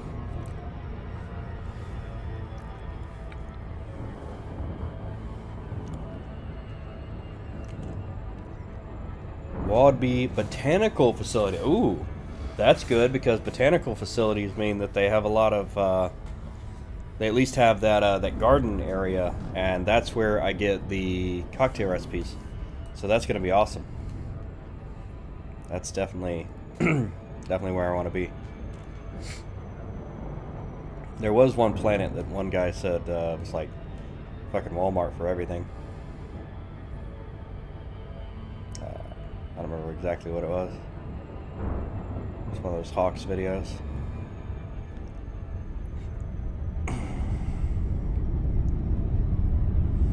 So that's definitely ice. The ice cap there.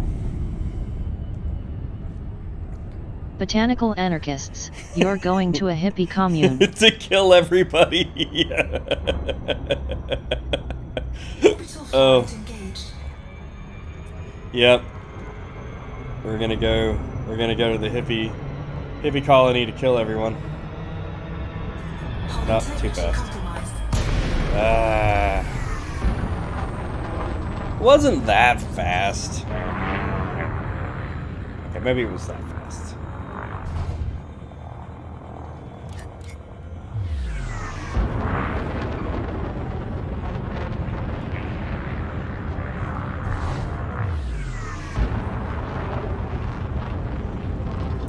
Yeah, no, it's just waiting on the FSD. It's gonna be faster.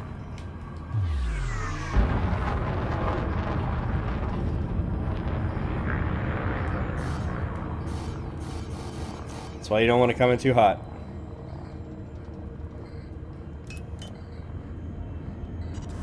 Frameshift drive charging. 4, 3, 2, 1. Engage.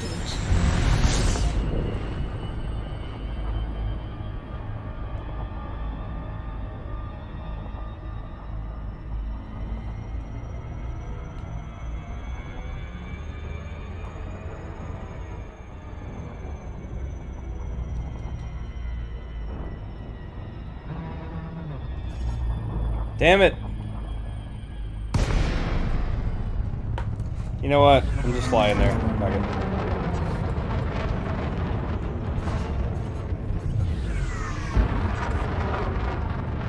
It'll be fine.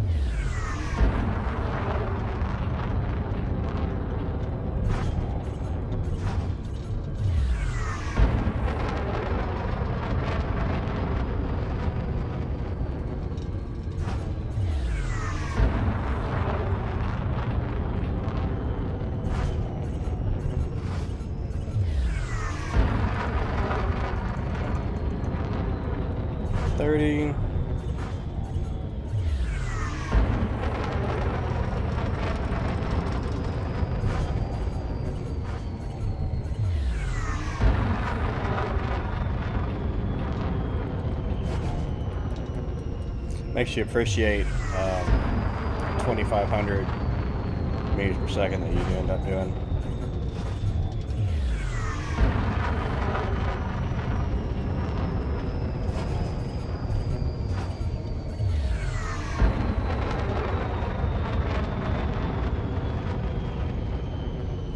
There we go. 10.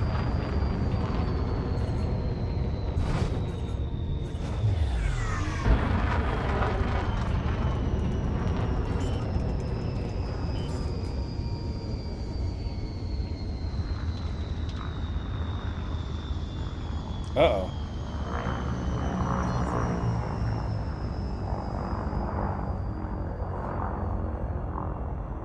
That full reverse. Alright. That's... I think that's fine. Somebody's landing here? Oh god. That's gonna be Landing interesting. gear deployed. Landing gear retracted.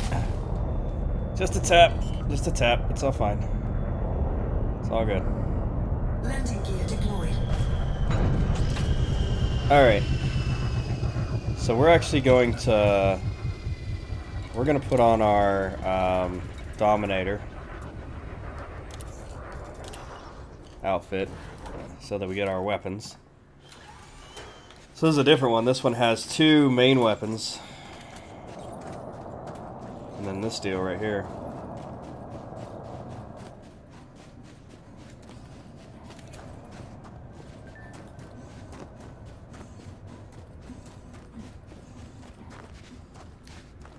Fenris Syndicate, your reputation neutral.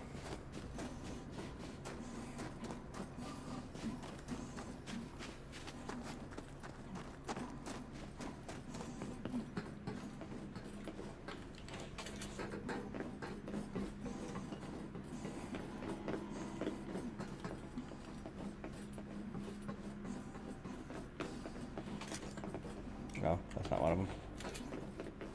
And I should just be able to murder everybody. You, show your weapon. No. Maybe this will convince Yeah.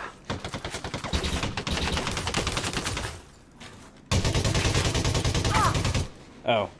Yeah, that's right. Vital signs stabilized. Shield activated. Ah, there we go. So you're a 0. I've already got 0. I don't need that anymore. You're gonna die!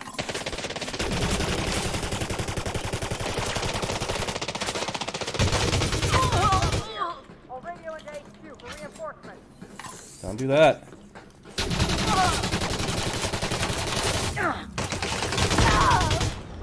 There we go.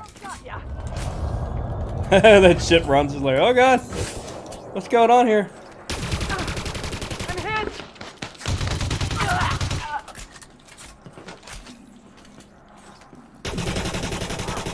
Yeah, so this is an anarchy place. I get it. Shield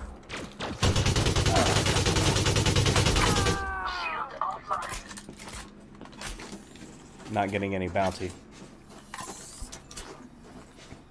Alright, cool. Shield online. So, what do you got? 1. Well, nothing else. I'll take that. Security profile cloned. Ha! Good job. Alright, looks like all the real soldiers are gone.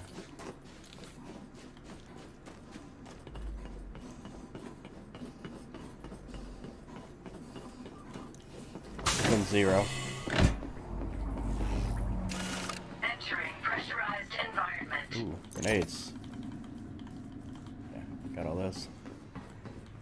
Alright, take some of that. Suit fully charged. Now, what do we got around here?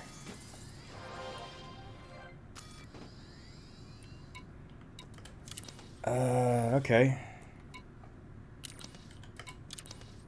Depot, loading bay, corridor, power center, habitat.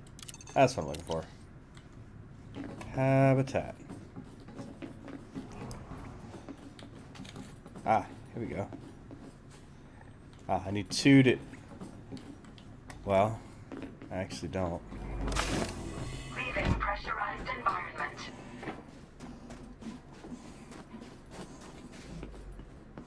Yeah, let's, Suit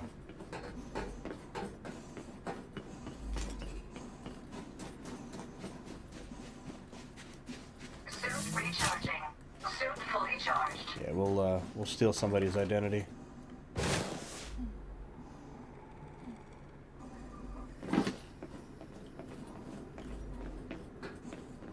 Here we go. No, nothing in there. That's the building I was in a second ago. But I can go look in there and see. Hello, you. Don't say I didn't warn you!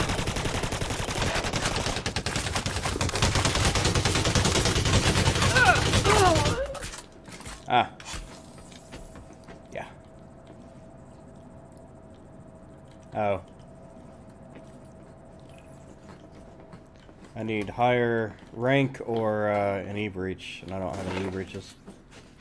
Probably got some in the ship, but I'd have to run over there and grab some. Ah, there you are.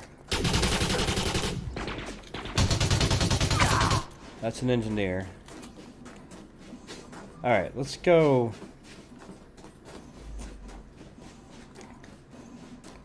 Let's go in the building here. And we're gonna find somebody with... Oh. We're gonna find somebody with level... What access does this take? 3, okay. We're gonna find somebody with... level 3 access, or I'm just gonna cut the damn thing. Oh, not that many people left.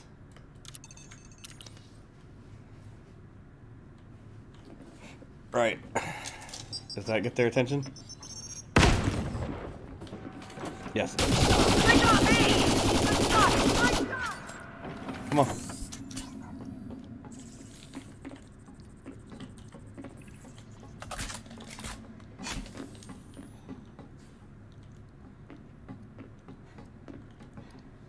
Yeah. All right. Then we're gonna do this a different way. Yeah, that's fine. Suit fully charged. Okay. Are you done setting off the alarms? To the 4 or 5 people that are actually left? Where's my shit? There it is. Big old orange thing over there. So, oh, hello, there you are.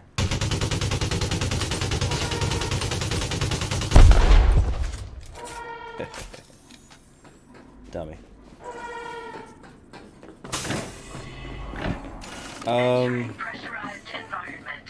Alright, let's find somebody else.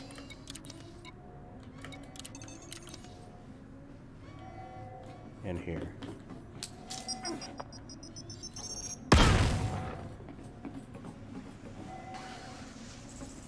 Nope. Well, this person has 2. Alright, so that... I should be able to get to that one with level 2 access. Or with level 1, I should be able to get into whatever this building is here. Yeah, here we go. I heard something. Yep, there we go. 1. I can't find anything here. Surprise, motherfucker.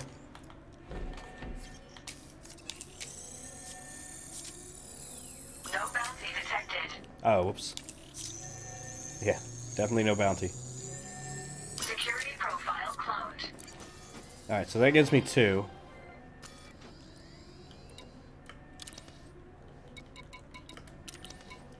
Just... yeah. Okay.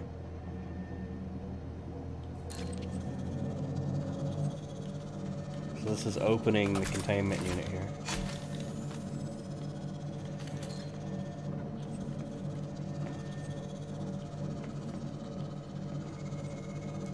I am gonna have to go get my... oh. That's gonna take a while. Level 3 will tell me what that is.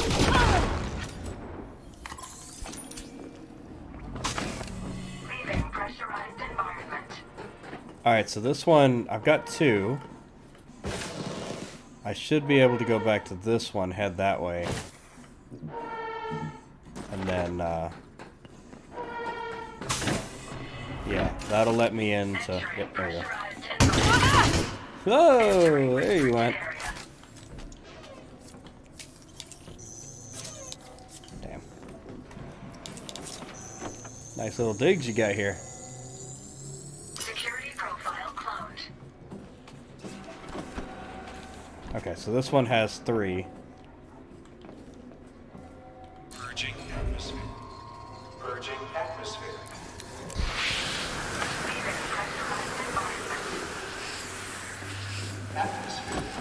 Area.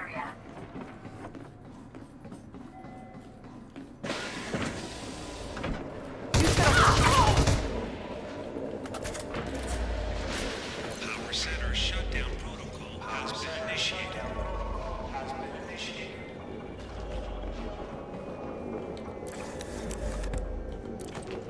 Alright, cool. Let's see, if I find a terminal... I actually don't want it to power down. I kind of need everything on.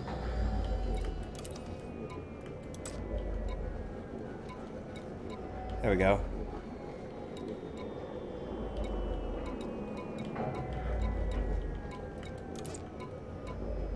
Key code is... okay, so I got all the key codes. But I don't have the stuff for the medical.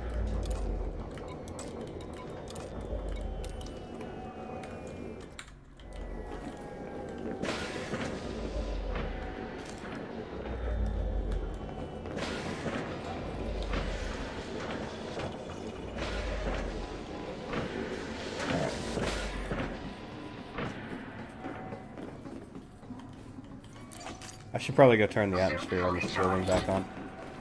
I was just playing around. Establishing atmosphere. Establishing. There we go. But I do want to go back to my ship so I can get the my little arc cutter.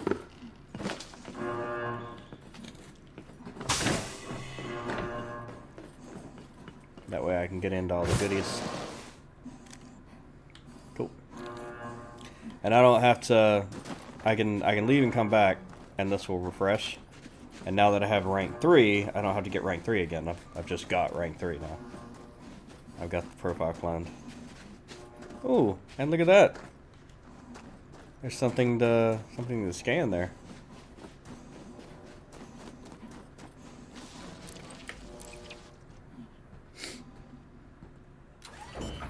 Okay, so 3 loadouts, arc cutter, embark.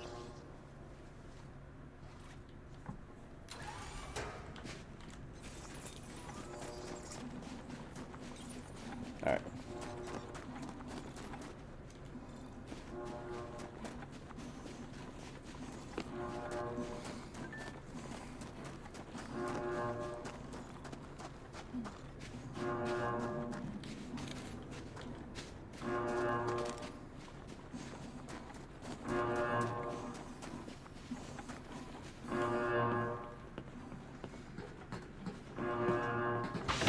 Okay. Environment. Suit fully charged.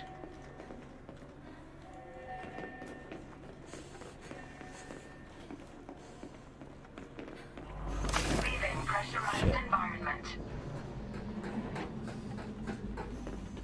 Where's the power center again? I think that's it over there.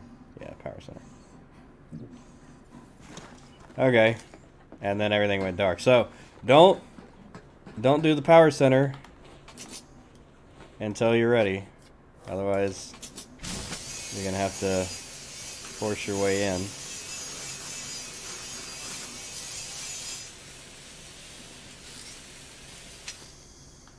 There we go. Energy transfer complete. There we go. Entering pressurized environment.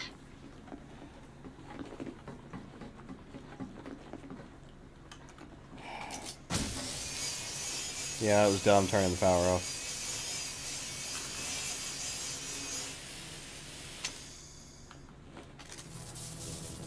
Energy transfer complete.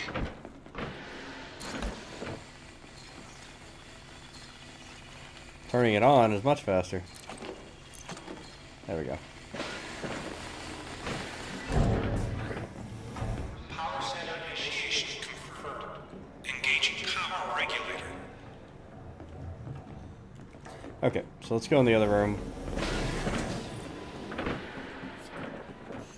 There we go.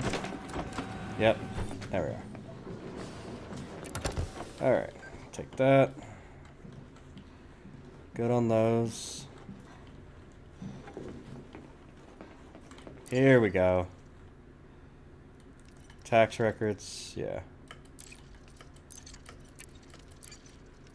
Downloading data.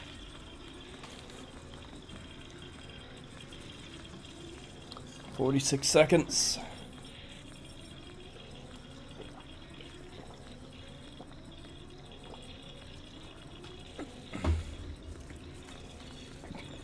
You can wander a little bit during this time. So what kind of loot can you get from harassing the colonists?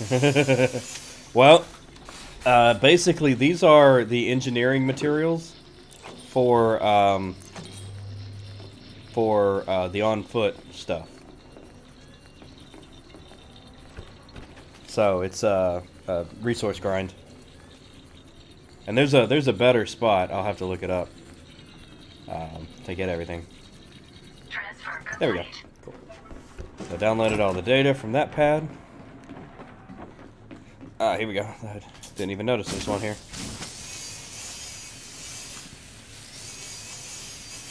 Just cut the mag lock off and Lazarus. Interesting.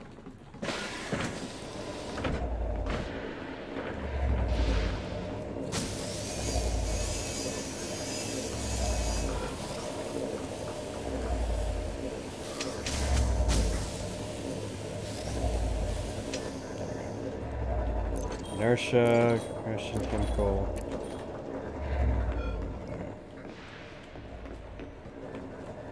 And you can load up your bags and then go back to your ship and drop off. But you can also load up the. You can also put them in the SRV. So if you bring the SRV, it's much closer than the ship. So you can just park it at the door and run in and out. But it's not as bad as it was. Oh yeah. Environmental Regulation Unit. Oh, you know what? That last one looked like the engineer's fridge. Just had a bunk of thermoses in it. Yeah, right? So I think that is the turn off all of the atmospheres for the buildings. So that's one of those that has nothing in it. This one. Well,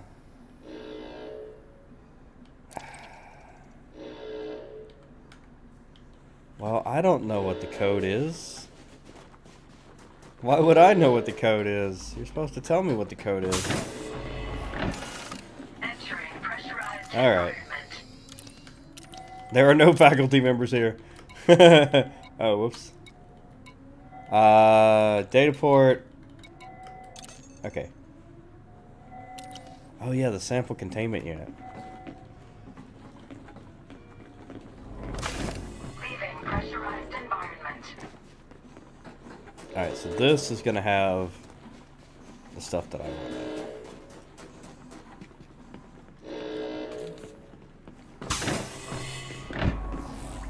Entering pressurized environment.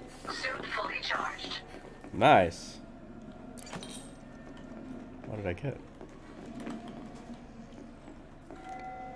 Oh. Actually, yeah. 4526.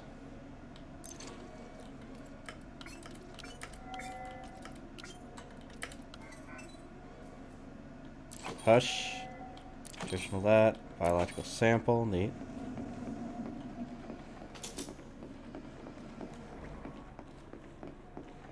Something called Hush. I don't know what the hell that is. Cocktail recipes. That's what I need. That's what I need. Need 9 more of those.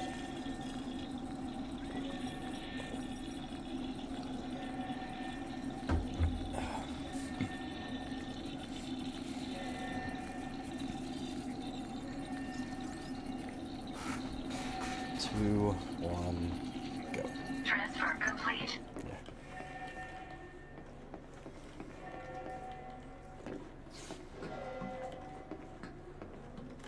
Okay, so that looks like everything for this building. Let's get oh yeah. Okay, depot, locker 1, habitat, data port, ammunition. We got that. Terminal, atmospheric processing console. Yeah. Yep. Yep. Locker 6. Yes, we just did that one, right? That's okay. So that's not in this building. That we didn't do that one. So let's get that code for it. Leaving pressurized environment.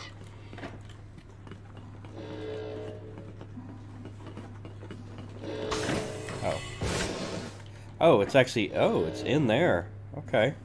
It's in there in the corner. I didn't even see that. Pressurized environment. Ah, here we go.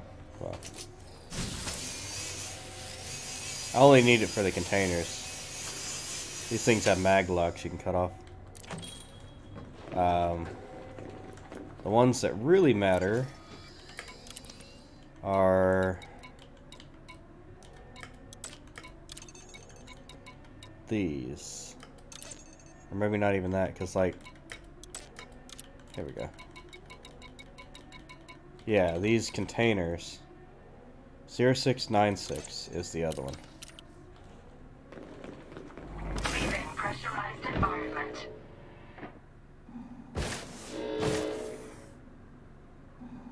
Nice. Because there's nothing to cut off here, so. Oh. 0098.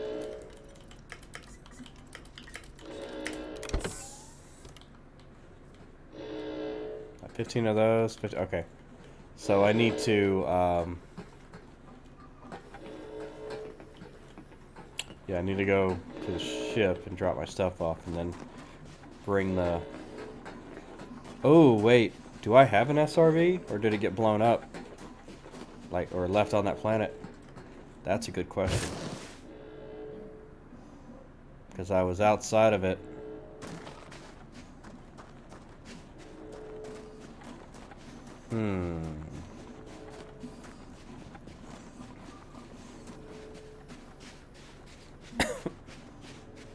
Might not have a spare SRV. Have to go get a new one. Manage inventory. Transfer all from Maverick suit.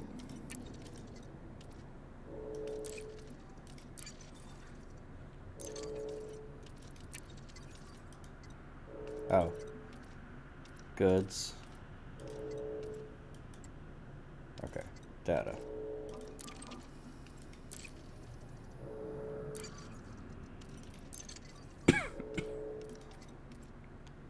Got it. Okay, cool. All of that is saved. Now, did I have a... I do have an SRV. Cool, cool, cool, cool, cool.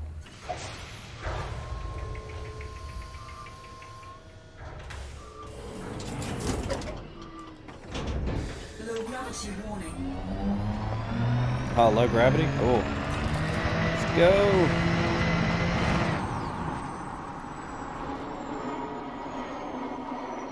Yeah!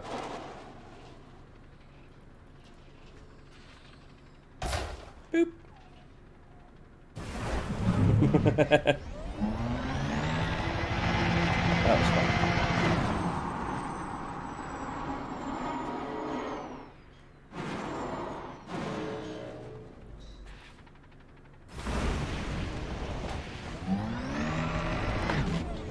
Alright.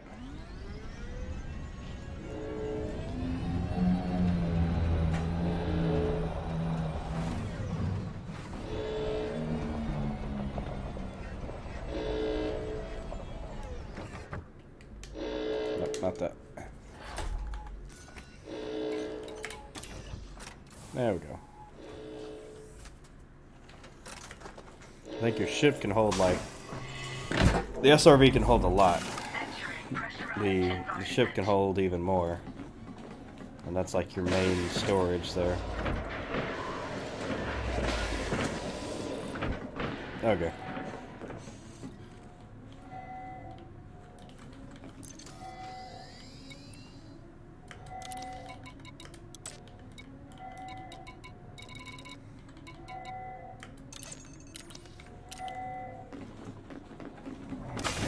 Leaving pressurized environment. There it is. This is gonna be 0696. There we go.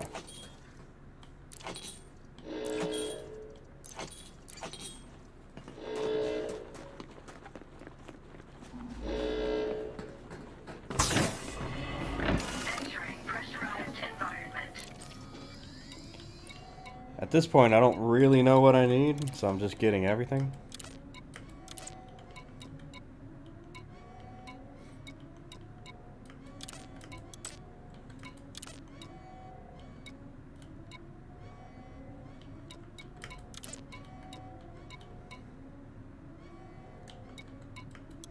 Corridor, okay, that's what I'm in. Yeah.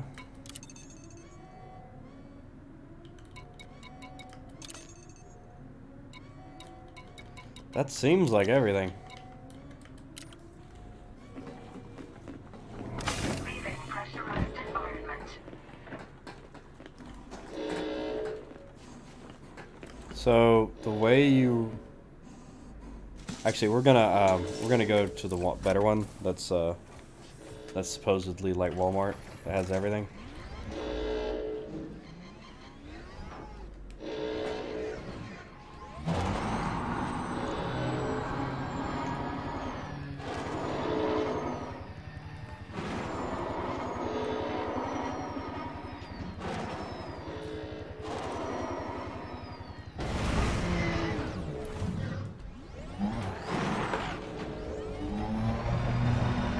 Light post. All right.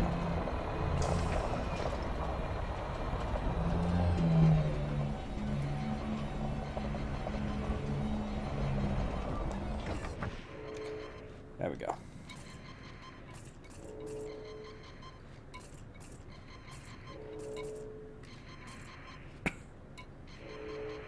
Oh, not that one.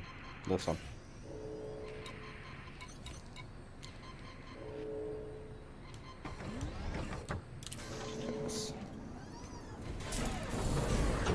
There we go. So let's look up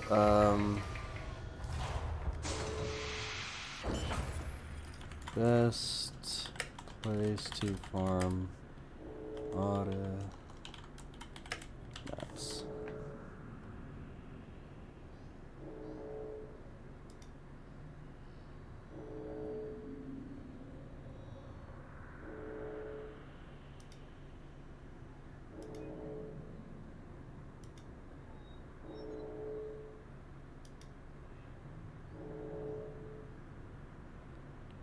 The space cheddar to burn. Make sure you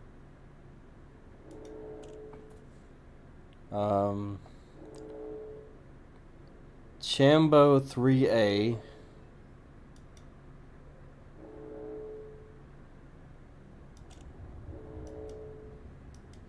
Oh no. head over to Chambo. Just make sure you take a detailed surface scanner with you or you're gonna be screwed. The very first mission I'm about to show you is a larceny mission which can be found under procurement. Next mission I'll be showing you is salvaging a memory chip or an encrypted memory chip from wreckage. You do not need to take a mission in order to find these sites like the irregular markers or the impact sites. You just need to know how to find them. Boards expect to get 6 cargo containers of money on this as soon as possible. We're gonna sell later. Here we are at the second style of a regular marker. As you can see, there are only 2 large containers, but if you run back over here, there's gonna be a crash skimmer that's gonna have all kinds of military downloads on this back portal. It also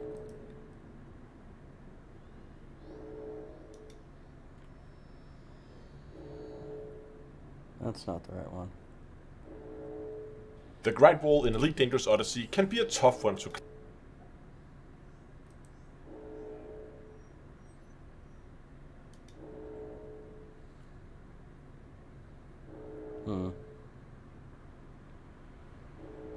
okay.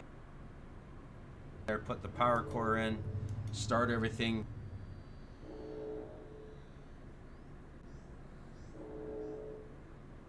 That's a live stream.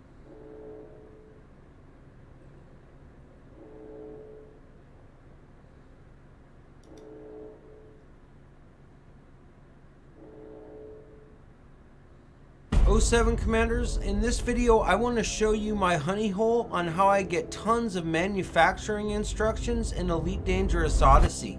The very first thing you want to do is go to the there anymore. Chop that to show you my speedrun. Base scumbags around that want to buck you down won't be there anymore. Load mode, set it. On the front of this very first man, now the same every single time you put it.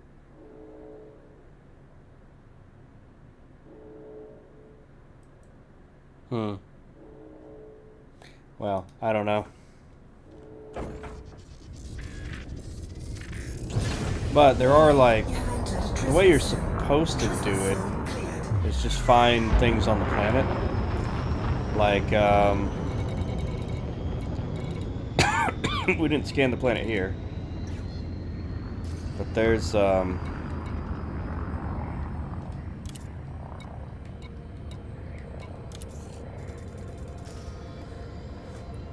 we can scan the planet though. Frameshift drive charging.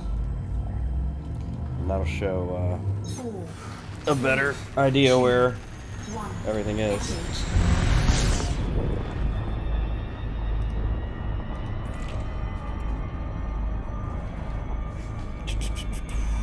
Need to get above the drop point.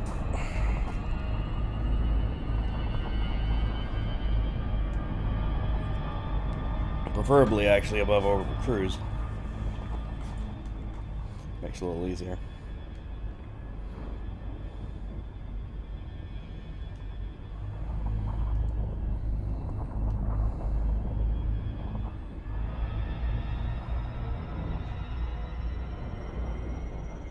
There we go. So let's do this, and as we're moving away,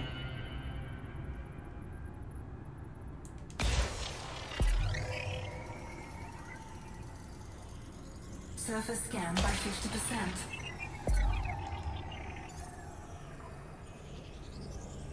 Surface scan complete. there we go.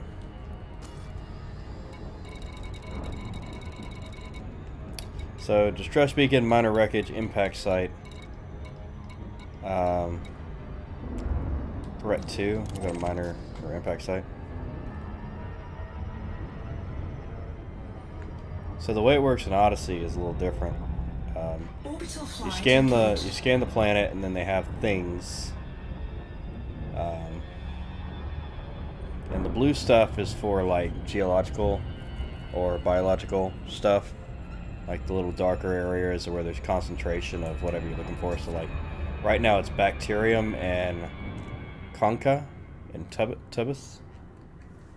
Concha, not the black parts, but the darker sections of this is going to have what we're looking for there.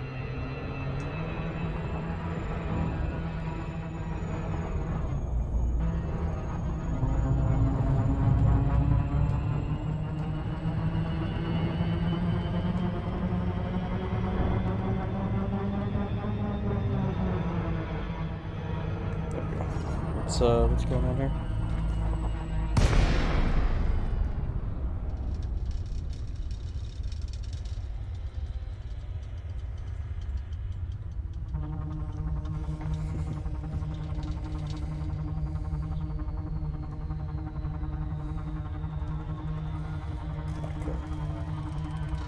It's in the black area, has nothing.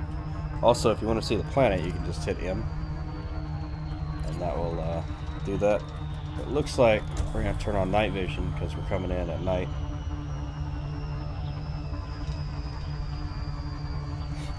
Or we're not at night, we're coming in on the dark side of the planet.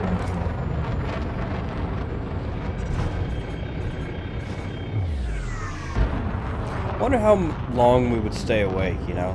Like if you lived on a spaceship and night and day meant nothing. I wonder how long we'd stay awake.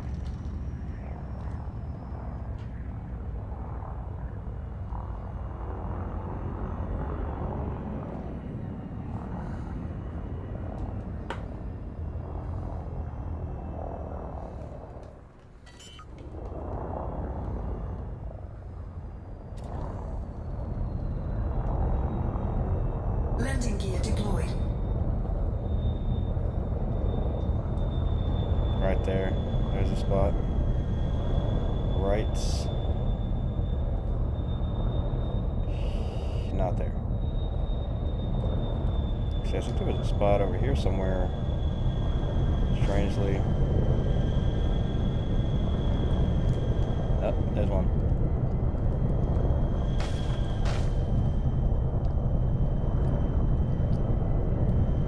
Yeah, but I have to be perfectly lined up, and I'm not.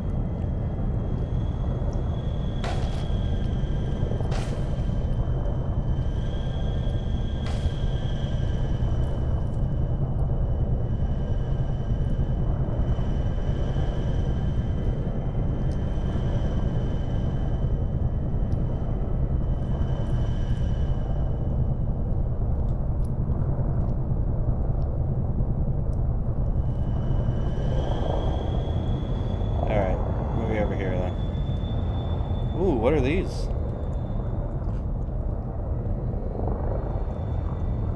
Okay, we'll land over here then. Get out the biological scanner.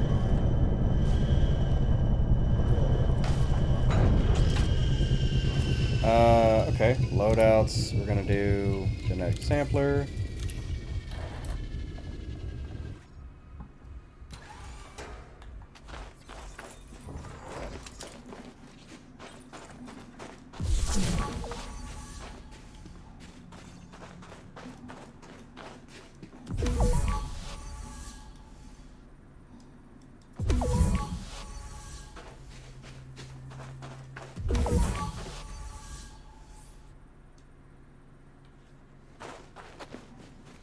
I'm not sure how to play this game.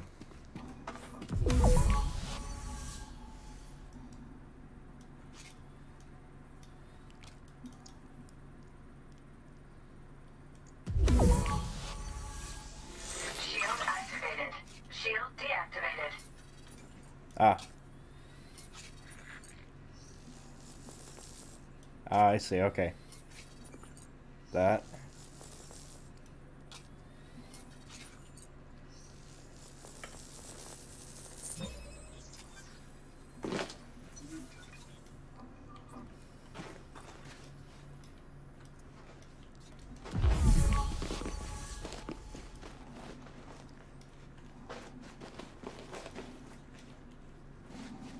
Oh, yeah. Okay, gotta go far enough away to get the third one.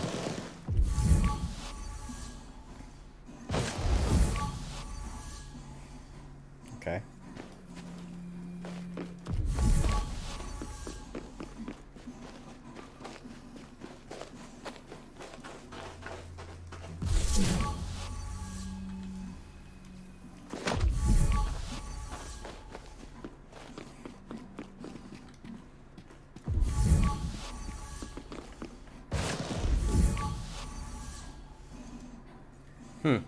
Okay, whatever. Anyway.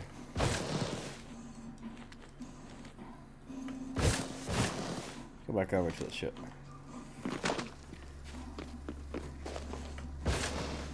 Actually, this one was alright for night vision.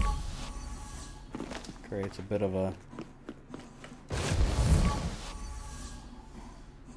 Doppler scan type deal. You can get a night vision added to your suit, which is definitely something I want to do for this one and actually all of them, honestly. Alright. We're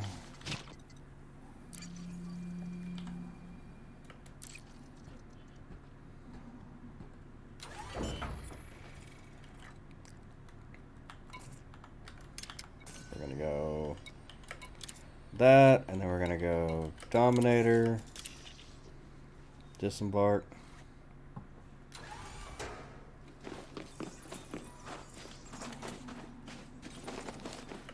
I have no idea where that shit was anymore.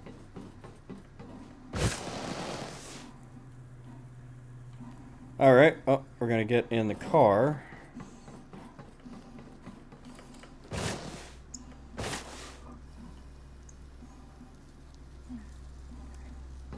And the car will tell us where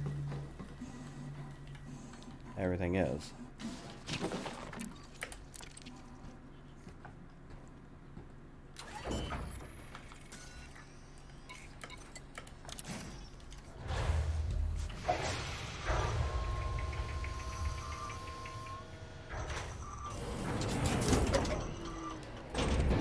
Low gravity warning. Oh. Literally right ahead.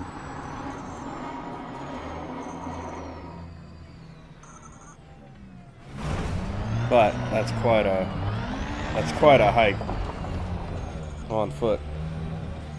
Here we go.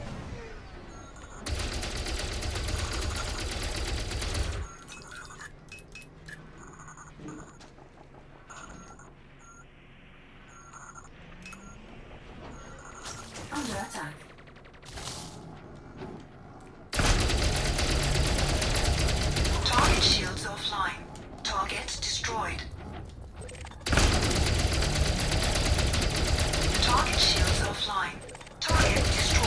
Gotcha. Target shields offline. Target destroyed.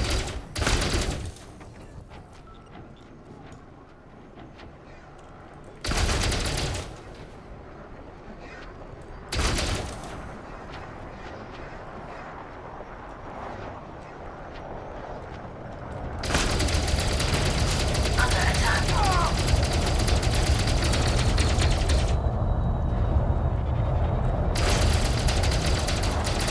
Target shields offline. Target destroyed.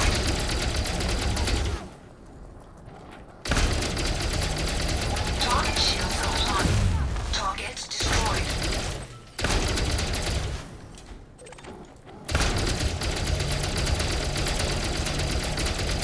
Under attack. Target shields offline. Target destroyed. Target shields offline. There we go. Target destroyed.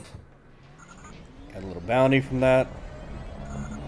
Now, time to claim my prize. Data point.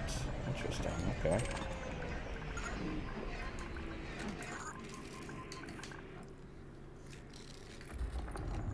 Do I have this set up right? Do. That's a different kind of data point, so. Luckily, you can change your loadout from the thing, too. You don't have to go back to your ship, so. You carry all your suits with you, and the holy shit.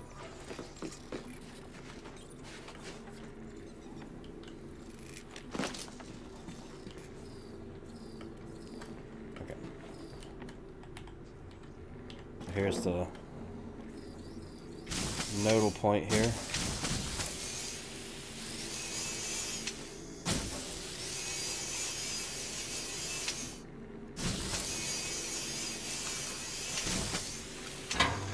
There we go. Pieces.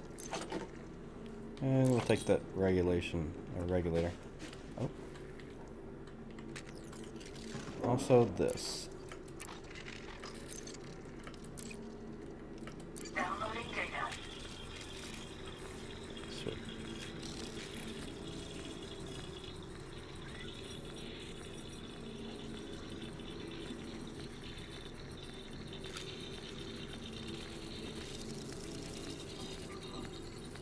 Transfer complete. Nice, got it.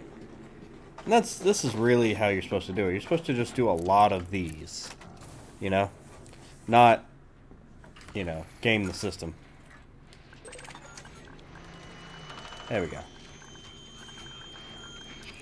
Targeting the wrong thing. There we go.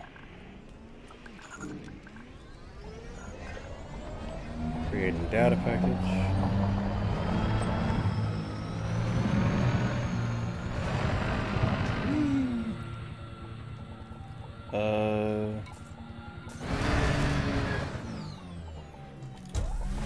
There we go.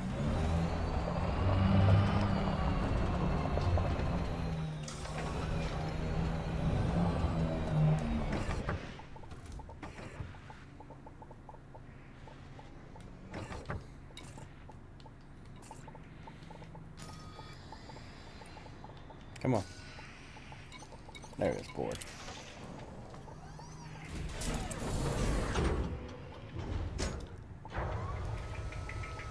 Let's see.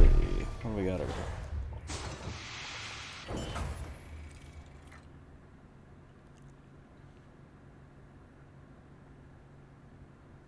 Oh, cool. Alright, so I'm the only viewer on Twitch. So, I think we're going to call that a stream.